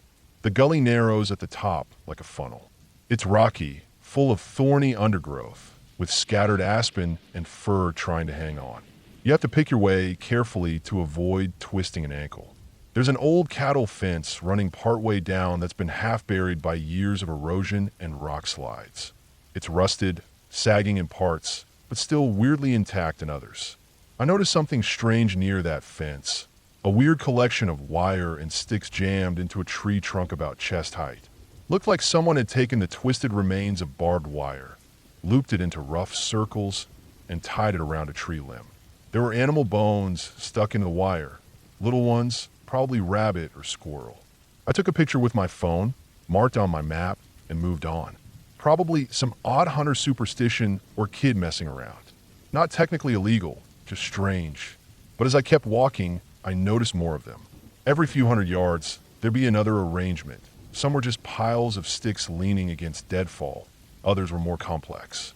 One had 3 fence posts stuck upright in a triangle formation, with a deer skull in the middle. No sign of fresh meat. Everything was sun-bleached and old. I've seen enough odd things in the backcountry not to jump to conclusions. You get trappers, solo campers, people living off-grid who do things their own way. I didn't feel scared yet, but something about the layout felt too deliberate. Like it wasn't just random. Someone had been through here with a plan. By late afternoon, I was deep in the middle of the drainage, with steep rock faces rising on both sides. The sun dipped early, casting long shadows. I had maybe an hour of good light left, so I started looking for a flat spot to make camp. I found a small clearing next to a cluster of boulders where a dry stream bed ran through. There was enough space to stretch out my bivvy and light a small cook stove. After boiling water for dinner, I sat still for a while, letting the silence settle in. I usually like that part, when the animals quiet down and the night air cools, and you can hear the world settle. But something about the silence felt too thick. There were no birds, no insects, not even the usual rustle of wind through the dry grass. Just complete stillness, like the entire place was holding its breath. I didn't build a fire. I rarely do when I'm solo. It draws attention, and I wasn't cold. I ate quick, cleaned up, and tucked in for the night with my pack strapped close. Around 2 a.m., I woke up needing to pee. The moon was bright enough to see by, casting everything in blue-gray. I climbed out of the bivvy, walked a short distance from camp, and did my business. As I turned back, I froze. There was a shape sitting on one of the boulders near my camp. It wasn't moving, but it wasn't a stump or a trick of shadow either. My first thought was a bear, but it was upright. Humanoid, maybe 6 feet tall, not massive but solid. It didn't move even when I stepped slowly backward. I didn't hear breathing, shuffling, anything. I had a knife in my pack, a small flare, and my headlamp. I took the headlamp out and turned it on. Nothing. The beam flickered, then died. I tapped the housing. Nothing. Batteries were fresh. I checked before leaving. I didn't make a sound. Just stood there, heart racing, staring at the shape until my eyes started to burn. And then it moved. Not toward me. Just slid off the rock like it was standing up, then walked slowly into the brush, not making sound. I stood there for a full minute, paralyzed. Then I went back to my camp, packed up as quietly as I could, and started hiking. I didn't care about the terrain or the plan anymore. I had a compass, I had water. I wanted out. For the next few hours, I scrambled through undergrowth, skidded down loose scree, tore up my boots and pants, but I didn't stop. At first light, I climbed a ridge and got line of sight to the saddle above Burnt Pine, Washington. I radioed my colleague. No response. Tried again. Nothing. I kept going. Around mid-morning, I hit an old horse trail and followed it until I saw the burnt pine that gives the wash its name. Charred black trunks from a fire 10 years back. The road wasn't far. By noon, I reached the rendezvous point. My colleague, Rick, was waiting in the truck, chewing sunflower seeds and reading a dog-eared paperback. He looked up and said, "You look like shit." I didn't say anything, just got in and shut the door. On the drive back, I asked if the radio had been working earlier that morning. He said, "Yeah, fine." Heard some static around 3 a.m., but figured it was just atmospherics. I didn't file a full report. I marked the location of the bone arrangements and made a note in the internal log, but I left out the part about the figure. What could I say? That I saw a person, or maybe not a person, sitting on a rock in the middle of nowhere? A few weeks later, a different ranger doing aerial fire risk assessment noticed signs of a semi-permanent camp deeper in the drainage. I volunteered to check it out, but when I went back with a second ranger, we couldn't find anything. No camp, no cleared space, no trash, nothing. But the fence posts and bone piles were gone too. Someone had cleaned up. That part haunts me more than anything else, that someone was out there with me, close enough to see my light, to watch me sleep, and then to clean up after I left. Carefully, silently. I never went back into that drainage alone. Eventually, we decommissioned that section, officially due to landslide risk and erosion, but mostly because no one wanted to be assigned there anymore. Even the hunters avoided it. There's no big ending to this.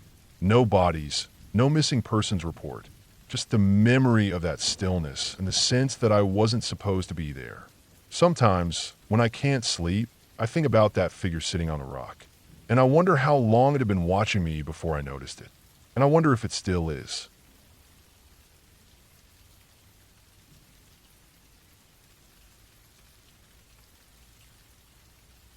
When I took the transfer to Echo Ridge District in northern Colorado, I was looking for a slower pace. I had been at Yellowstone for 3 years, and the constant stream of tourists, the heavy patrols, the search and rescues, everything just piled up. My mental health wasn't in a good place. I wanted something quieter, more remote. Echo Ridge was exactly that. The district office was in a town that barely had 300 people, and the nearest gas station was a 40-minute drive through winding switchbacks. The park itself was a patchwork of dense lodgepole pine forests, jagged rock outcroppings, and old backcountry trails that hadn't seen boots in years. It was the kind of place where nothing happened. At least, that's what the outgoing ranger told me. "You'll get bored before you get stressed," he had said. He didn't mention the disappearances. I found out on my 3rd day there. I was going through some of the old incident reports, mostly out of curiosity. Most were typical injured hikers, minor fires, wildlife encounters. But about 10 pages in, I came across a missing persons report dated October 2009. A solo backpacker had vanished somewhere near a ridge known as Stone Hollow. Search and rescue had spent 4 days looking for him. Never found a trace. No torn gear, no campsite, nothing. There were more. One from 2013, another in 2017, all in that same general area, Stone Hollow, or the trails that fed into it. I looked at a topographical map and noticed something odd. Almost none of the official trails went near that region anymore. There were old ones, faint dotted lines on the map, mostly overgrown now, but nothing maintained. I asked my supervisor, a guy named Dale, about it. He just shrugged. Rough terrain, hard to access. You'll learn fast what's worth your time and what isn't. But that stuck with me. Why wasn't anyone maintaining those trails? Why didn't Dale say anything about the disappearances? It wasn't paranoia, just a lingering sense of something unfinished. I decided to check it out myself. It was mid-June, and the snow had finally cleared from the upper elevations.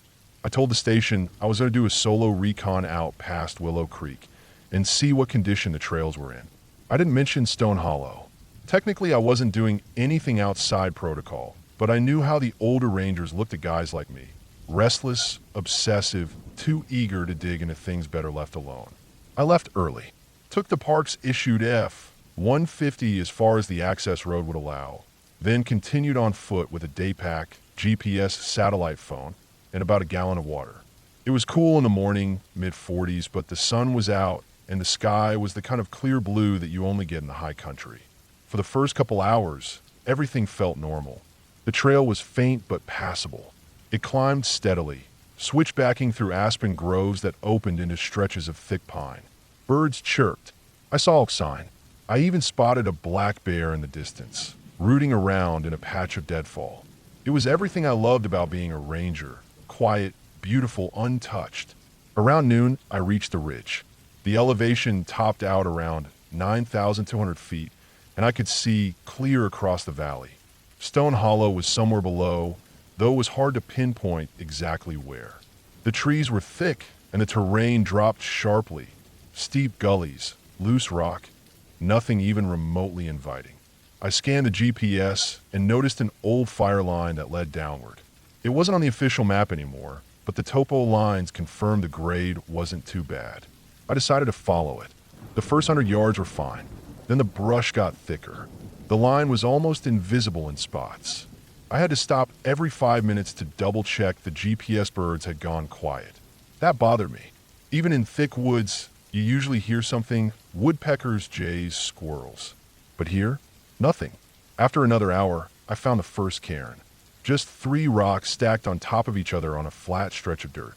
Probably old, maybe part of a survey line from years ago. I took a photo and kept going. 10 minutes later, another, then another. They weren't on the GPS or any of the old ranger maps. And they didn't follow a logical trail, zigzagging through dense brush, crossing dry stream beds, cutting in and out of steep gullies. It felt like they weren't built to mark a trail at all, more like they were guiding something. I know that sounds dramatic, but being out there, alone, no radio coverage, no sounds, it messes with your sense of direction, of logic. I kept following the cairns. I couldn't explain why. Maybe I wanted to see where they ended. It was almost 3 p.m. when I found the tent. It was maybe 30 feet off the cairn line, tucked behind a thick stand of young pines. At first I thought it was garbage, just a faded blue tarp caught in the trees. But as I got closer, I saw the tent poles half collapsed and the shredded nylon walls. Moss had started to grow on the fabric. One corner was buried in dirt. It had been there for years. I stepped carefully, took photos. The inside was a mess. Old sleeping bag, half-eaten plastic containers, a rusted Jetboil stove. There was a wallet, too. The driver's license inside was for a guy named Aaron Tate. I recognized the name instantly. He was the backpacker from the 2009 report. My heart started pounding. I backed out of the tent and stood in the clearing, trying to calm down.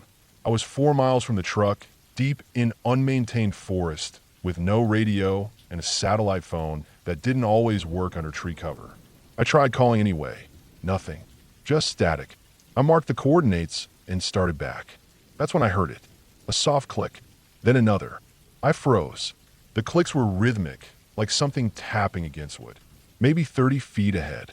I crouched and scanned the trees, expecting to see a woodpecker. Nothing. The forest was still. Then I heard the click again, this time behind me. Same rhythm. Same sound. I turned. Still nothing. I stood there for maybe a minute, breathing hard, trying to make sense of it. Could have been branches snapping in the breeze. Maybe a squirrel, though I hadn't seen one all day. I told myself it didn't matter. I just needed to get back. The way back felt longer, like the terrain had changed behind me.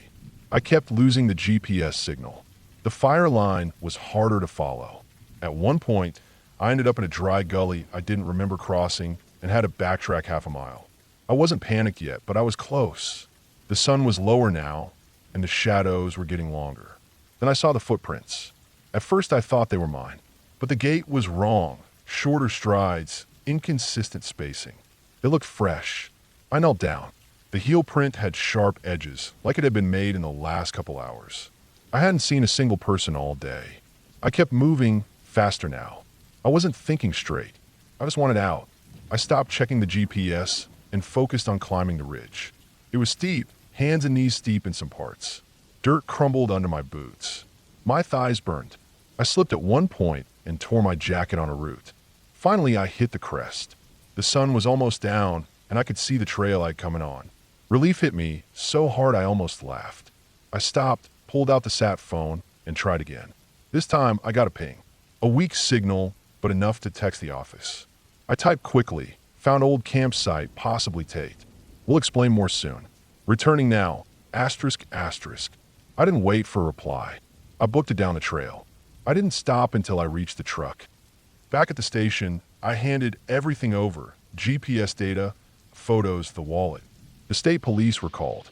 They hiked in the next day with cadaver dogs, but the search turned up nothing. No bones, no human remains, nothing that would give closure to Tate's family. The tent was taken in as evidence. So were the contents. I expected questions, maybe even some disciplinary action for going off trail. But it never came. Dale barely looked at me when I told him everything. Just nodded and said, "Glad you made it out." The report was buried. I know because I tried to follow up a month later and was told the file had been transferred to regional oversight. Whatever that means. I didn't go back to Stone Hollow. A few months later, I transferred out.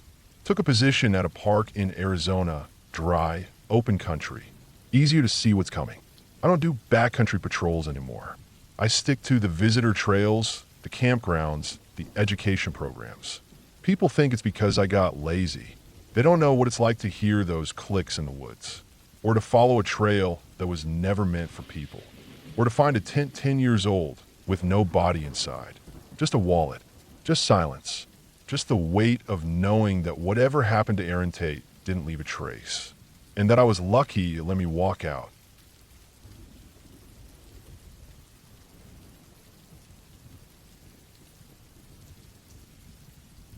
I worked as a backcountry ranger for almost 12 years before I quit. People still ask why I walked away from a stable government job with benefits and decent pay. They ask if I got burned out or had a health scare or just wanted to settle down closer to town. I usually just nod at whatever they're guessing and leave it at that. But the truth is it was one single week that pushed me out. One job assignment. One stretch of land I never want to see again. It was in the northern section of a state forest. I won't say which one because I don't want people poking around, but I'll say it's big enough that we sometimes flew parts of it with helicopters and had to use ATVs for routine maintenance checks. It wasn't a park with visitor centers and scenic overlooks. It was raw timberland, hunting zones, and old trails that hadn't been marked properly in years. They'd assigned me to check up on a section near an old timber harvest boundary, something the office called the cut line. It was part of a long-abandoned firebreak where the loggers had cleared a swath decades ago, and though it had started to grow back, it was still a good mile-wide strip of younger trees and rough terrain. No marked trail ran through it anymore. The job was to inspect a flag zone where an upcoming control burn was being considered. Basically, I had to walk the old line, take GPS notes, check for unauthorized camping, and make sure the forest was still in compliance with the burn regulations. I drove out to the southern boundary early Monday morning. The forest road was in terrible shape. Deep ruts, old water bars collapsing, overgrown alders swiping at the windows. My truck took a beating just getting up to the site. I parked where the gravel finally gave way to dirt and loaded up my day pack. Water, notebook, 2 topographic maps, 1 paper, 1 laminated, compass, GPS unit, first aid kit, some Cliff Bars, a small entrenching shovel, and bear spray. The first few miles were easy. The old firebreak had grown in with young spruce and aspen, but you could still follow it like a path once you knew what to look for. I'd flagged some orange tape the last time I was in the area 2 years before, and some of it still clung to branches, faded but visible. I kept my head down, working slowly uphill through the morning, marking deadfall and checking for signs of trespassing. I didn't expect to see anyone. This place was miles from anything, but we'd had incidents before. Illegal hunters, people growing weed, squatters. Once, I found a full makeshift cabin someone had tried to hide under camouflage netting. Nothing surprises you anymore out there. It wasn't until the second day that things started to feel off. I'd camped at the edge of a seasonal creek just above the old firebreak and was pushing north along a ridgeline, trying to trace the cut where it faded into thicker woods. My GPS had started acting up that morning, giving inconsistent readings, freezing, or jumping coordinates. I figured it was a software bug or a bad satellite day. I resorted to compass and map, which I always carried for exactly this reason. But after about 2 hours of bushwhacking through tangled brush and steep scree slopes, I realized something didn't make sense. I've been following the topography carefully, using both map and terrain, but my elevation wasn't matching what the map said. The slope I just climbed should have leveled out into a small shelf, but it just kept going up. I double-checked everything: my bearing, the tree line, the angle of the sun. I took a break, sat on a rock, and drank water while going over the topo again. Maybe I'd misread a contour line. It happens. But then I noticed the trees. I don't mean that in some supernatural way. I mean, I noticed they didn't match the growth pattern from the rest of the forest. They were smaller than they should have been, growing at strange angles. A lot of them leaned together as if something had pushed them inward. I even found one large spruce bent in a full arch like someone had tied it down for years. But there was no old logging cable, no signs of blowdown or snow crush. I kept walking and started seeing more of the same. Trees growing too fast in shallow soil, stunted, clumped in tight bunches. And no wildlife sounds. Not a single bird. Around late afternoon, I reached a low point in the saddle between two ridges. There, I found what I still think about at night sometimes: a small clearing, maybe the size of a backyard, and in the middle of it, an old iron pipe sticking out of the ground. It was thick, rusted, and came up about waist high. No markings. It wasn't capped, just open.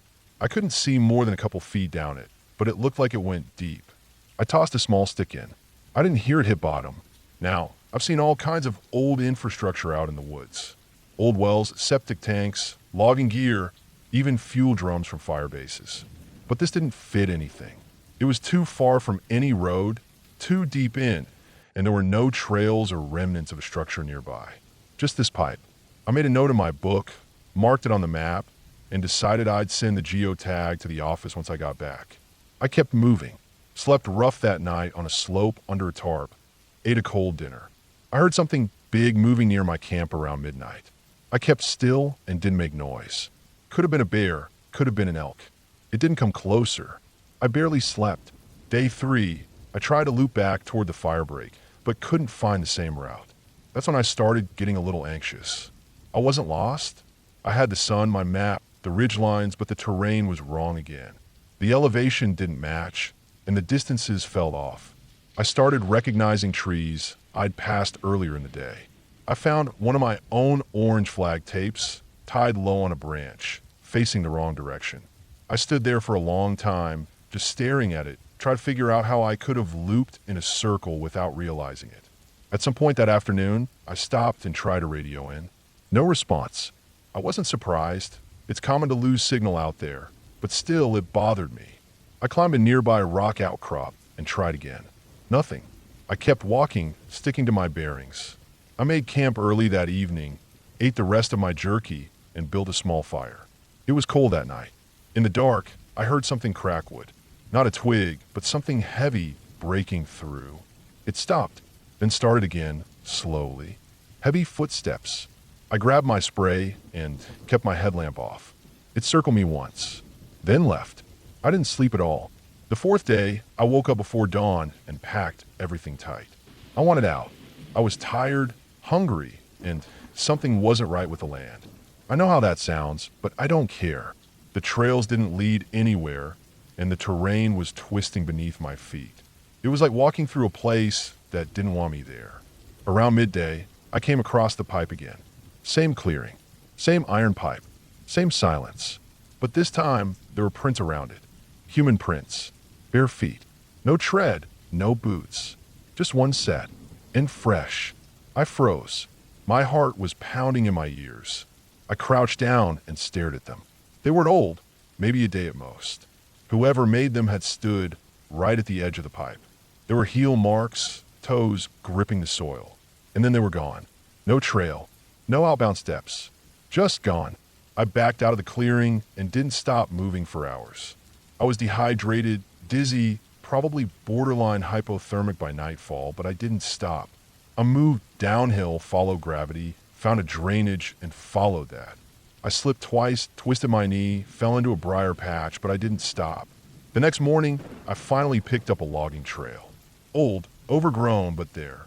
I followed it for 3 miles and finally came out near a boundary line with an old sign marker. I almost cried when I saw it.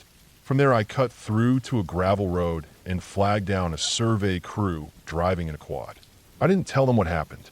I told the office I got turned around, had GPS trouble, and lost radio contact. They logged it as a routine bush incident and told me to rest. I took 2 weeks off, never went back to that section. Later, when I tried to find that location on the map, where the pipe had been, I couldn't match it up. The topography didn't make sense. The GPS data was corrupted. I even tried pulling satellite imagery. Nothing stood out. I asked an old-timer in the office once, just offhand, if he remembered anything odd about the northern cut line. He paused, then said, "Yeah, we used to call that the place where maps go bad." Then he smiled like it was a joke. I didn't laugh. That was my last season. I left that winter and haven't stepped back in a forest since. I still think about it. I still dream about that pipe and those bare footprints around it. I wasn't lost. Something was wrong with the land. It didn't want to be found. And I know, someone is still out there.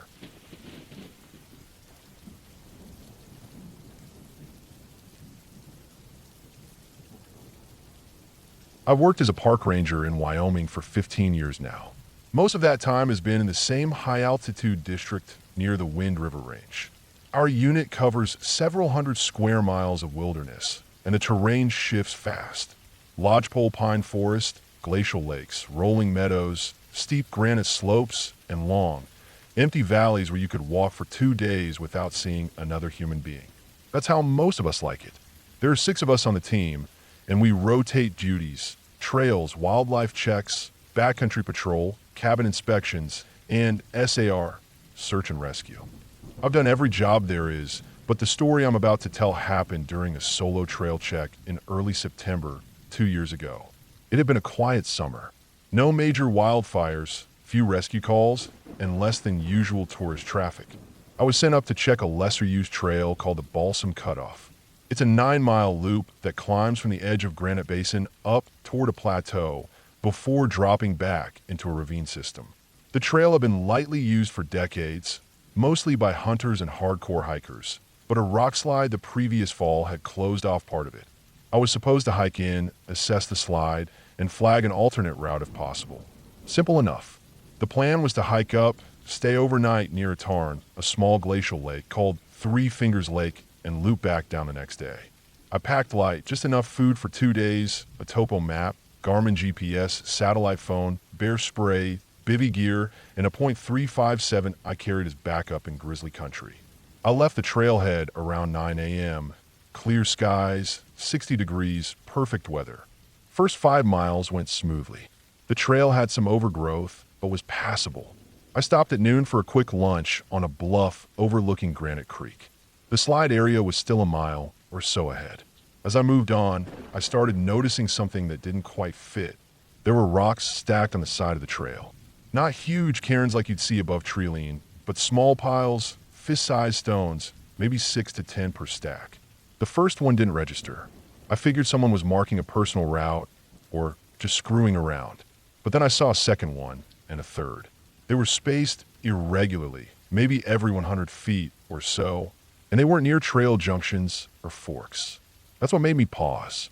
By the time I reached the edge of the rock slide, I'd counted 17 of them, all roughly the same size, built from similar stone, and all placed just off the trail within a foot or two.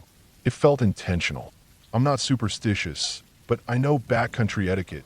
People don't stack rocks like that for no reason, especially not way out here where hardly anyone goes.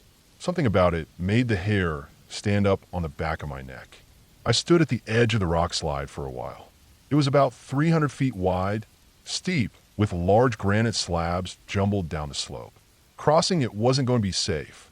The boulders weren't settled, and I didn't see any signs of recent foot traffic across them. I took some photos, checked the GPS, and noted where the trail disappeared into the slide. I figured I'd have to recommend an official reroute further upslope. With the light starting to fade and about 2 miles left to reach the lake, I turned off trail and started climbing gently up the western ridge, hoping to bypass the slide and reconnect with the loop. This wasn't uncommon. We're trained to off-route safely and flag alt paths if needed. But within half an hour, the terrain changed. The woods grew tighter. Pines gave way to dense spruce, and the ground underfoot went from dry needles to damp moss and patches of black soil. I was gaining elevation slowly, but it felt like the air got heavier, more humid. I checked my GPS. Still on course. Another half mile, and I'd hit a small creek that fed into Three Fingers Lake. I figured I'd follow it down and set up camp near the inlet. Around 5:30 p.m., I hit the creek. It was barely flowing, more a seep than a stream, but the banks were soft and mucky. I pushed through willows and low alder, and that's when I smelled something sharp. It wasn't rot exactly, not death. It was more chemical, like old rust or wet metal. I crouched down and touched the water, cold as hell, almost glacier temp. No visible sulfur or algae bloom. I shrugged it off and pressed on. But that smell followed me for the next 100 yards until I emerged onto a rise above the lake. Three Fingers Lake was exactly as I remembered, small, maybe an acre in size, shaped vaguely like a claw mark. The western shore had a patch of flat meadow, good for camping. The far end butted up against a steep granite wall, maybe 60 feet high. I set my bivvy up near the tree line, out of sight of the water, but close enough to hear it. As I unpacked, I noticed something that made my stomach flip a little. Down near the lake's edge, about 30 feet from the water, was another stack of rocks. Same style, fist-sized, 6 of them, neatly balanced. I didn't touch it. I didn't go near it. That night, I didn't sleep well. I'm used to forest noises, owls, wind in the trees, branches cracking, but something felt different. Around 1 a.m., I woke up suddenly. No noise had woken me. In fact, it was the absence of noise that hit me. The entire forest was dead silent. No bugs, no wind, just nothing. I stayed still for a long time, listening. Then I heard it, something scraping across stone. It was faint, maybe 50 feet away near the lake. A dragging, uneven sound like a heavy object being pulled across granite. Not fast, deliberate. I stayed in my bivvy, barely breathing. After maybe 2 minutes, it stopped. The silence returned. I laid awake until first light. In the morning, I walked down toward the lake. The rock stack was still there, but now there was a second one, 15 feet away from the first. Same style, same size. I stared at it for a long time. Then I walked a full loop around the lake. I found 3 more, all fresh, all placed during the night. I made coffee, packed up, and got the hell out of there. I didn't take the trail back. I followed the ridgeline west and dropped down a dry drainage that eventually met the main forest road 10 miles away. It took all day, and I nearly rolled my ankle twice, but I didn't care. I didn't want to be near that lake another night. I turned to my report the next day. I noted the trail damage, mapped a reroute, and filed a separate memo about unauthorized trail markers near Three Fingers Lake. I left out the scraping sounds. I left out the new rock piles. I didn't want to get tagged as paranoid. A week later, I was pulled into the district ranger's office. He asked if I flagged the rock piles I saw. I said no. He told me another ranger, Jason, had gone up that way and found close to 30 of them near the lake, plus more off-trail in the trees to the south. He asked if I'd stacked any of them. I said absolutely not. Jason later told me that 2 of the stacks had been knocked over when he found them, and he swore he felt like he was being watched the whole time he was up there. That trail has been closed indefinitely now. Official reason is trail safety due to the rock slide. But no reroute has been built, and we don't schedule anyone to go up there unless absolutely necessary. I've volunteered for dozens of other hikes and cabin runs since then, but I won't go back to Three Fingers. What's always stuck with me isn't just the rock piles. It's how fresh they looked, not weathered, not scattered by wind or animals. It's how whoever or whatever was placing them didn't care that I was there. They worked through the night while I slept less than 100 feet away, and the sound, stone scraping across stone, like slow movement in the dark. Nothing ever came of it. No reports of missing hikers. No bloodies. No vandalism. Just quiet changes, subtle shifts, and that growing number of rock stacks. I still do backcountry patrols. I still sleep alone in the woods. But I trust my gut more now. And when I see something that doesn't fit, a smell, a sound, a pattern, I don't try to rationalize it away. Sometimes the forest gives you signs. Not always threats, just signs that you're somewhere you don't belong. And when it does, the only smart thing to do is turn around. Fast.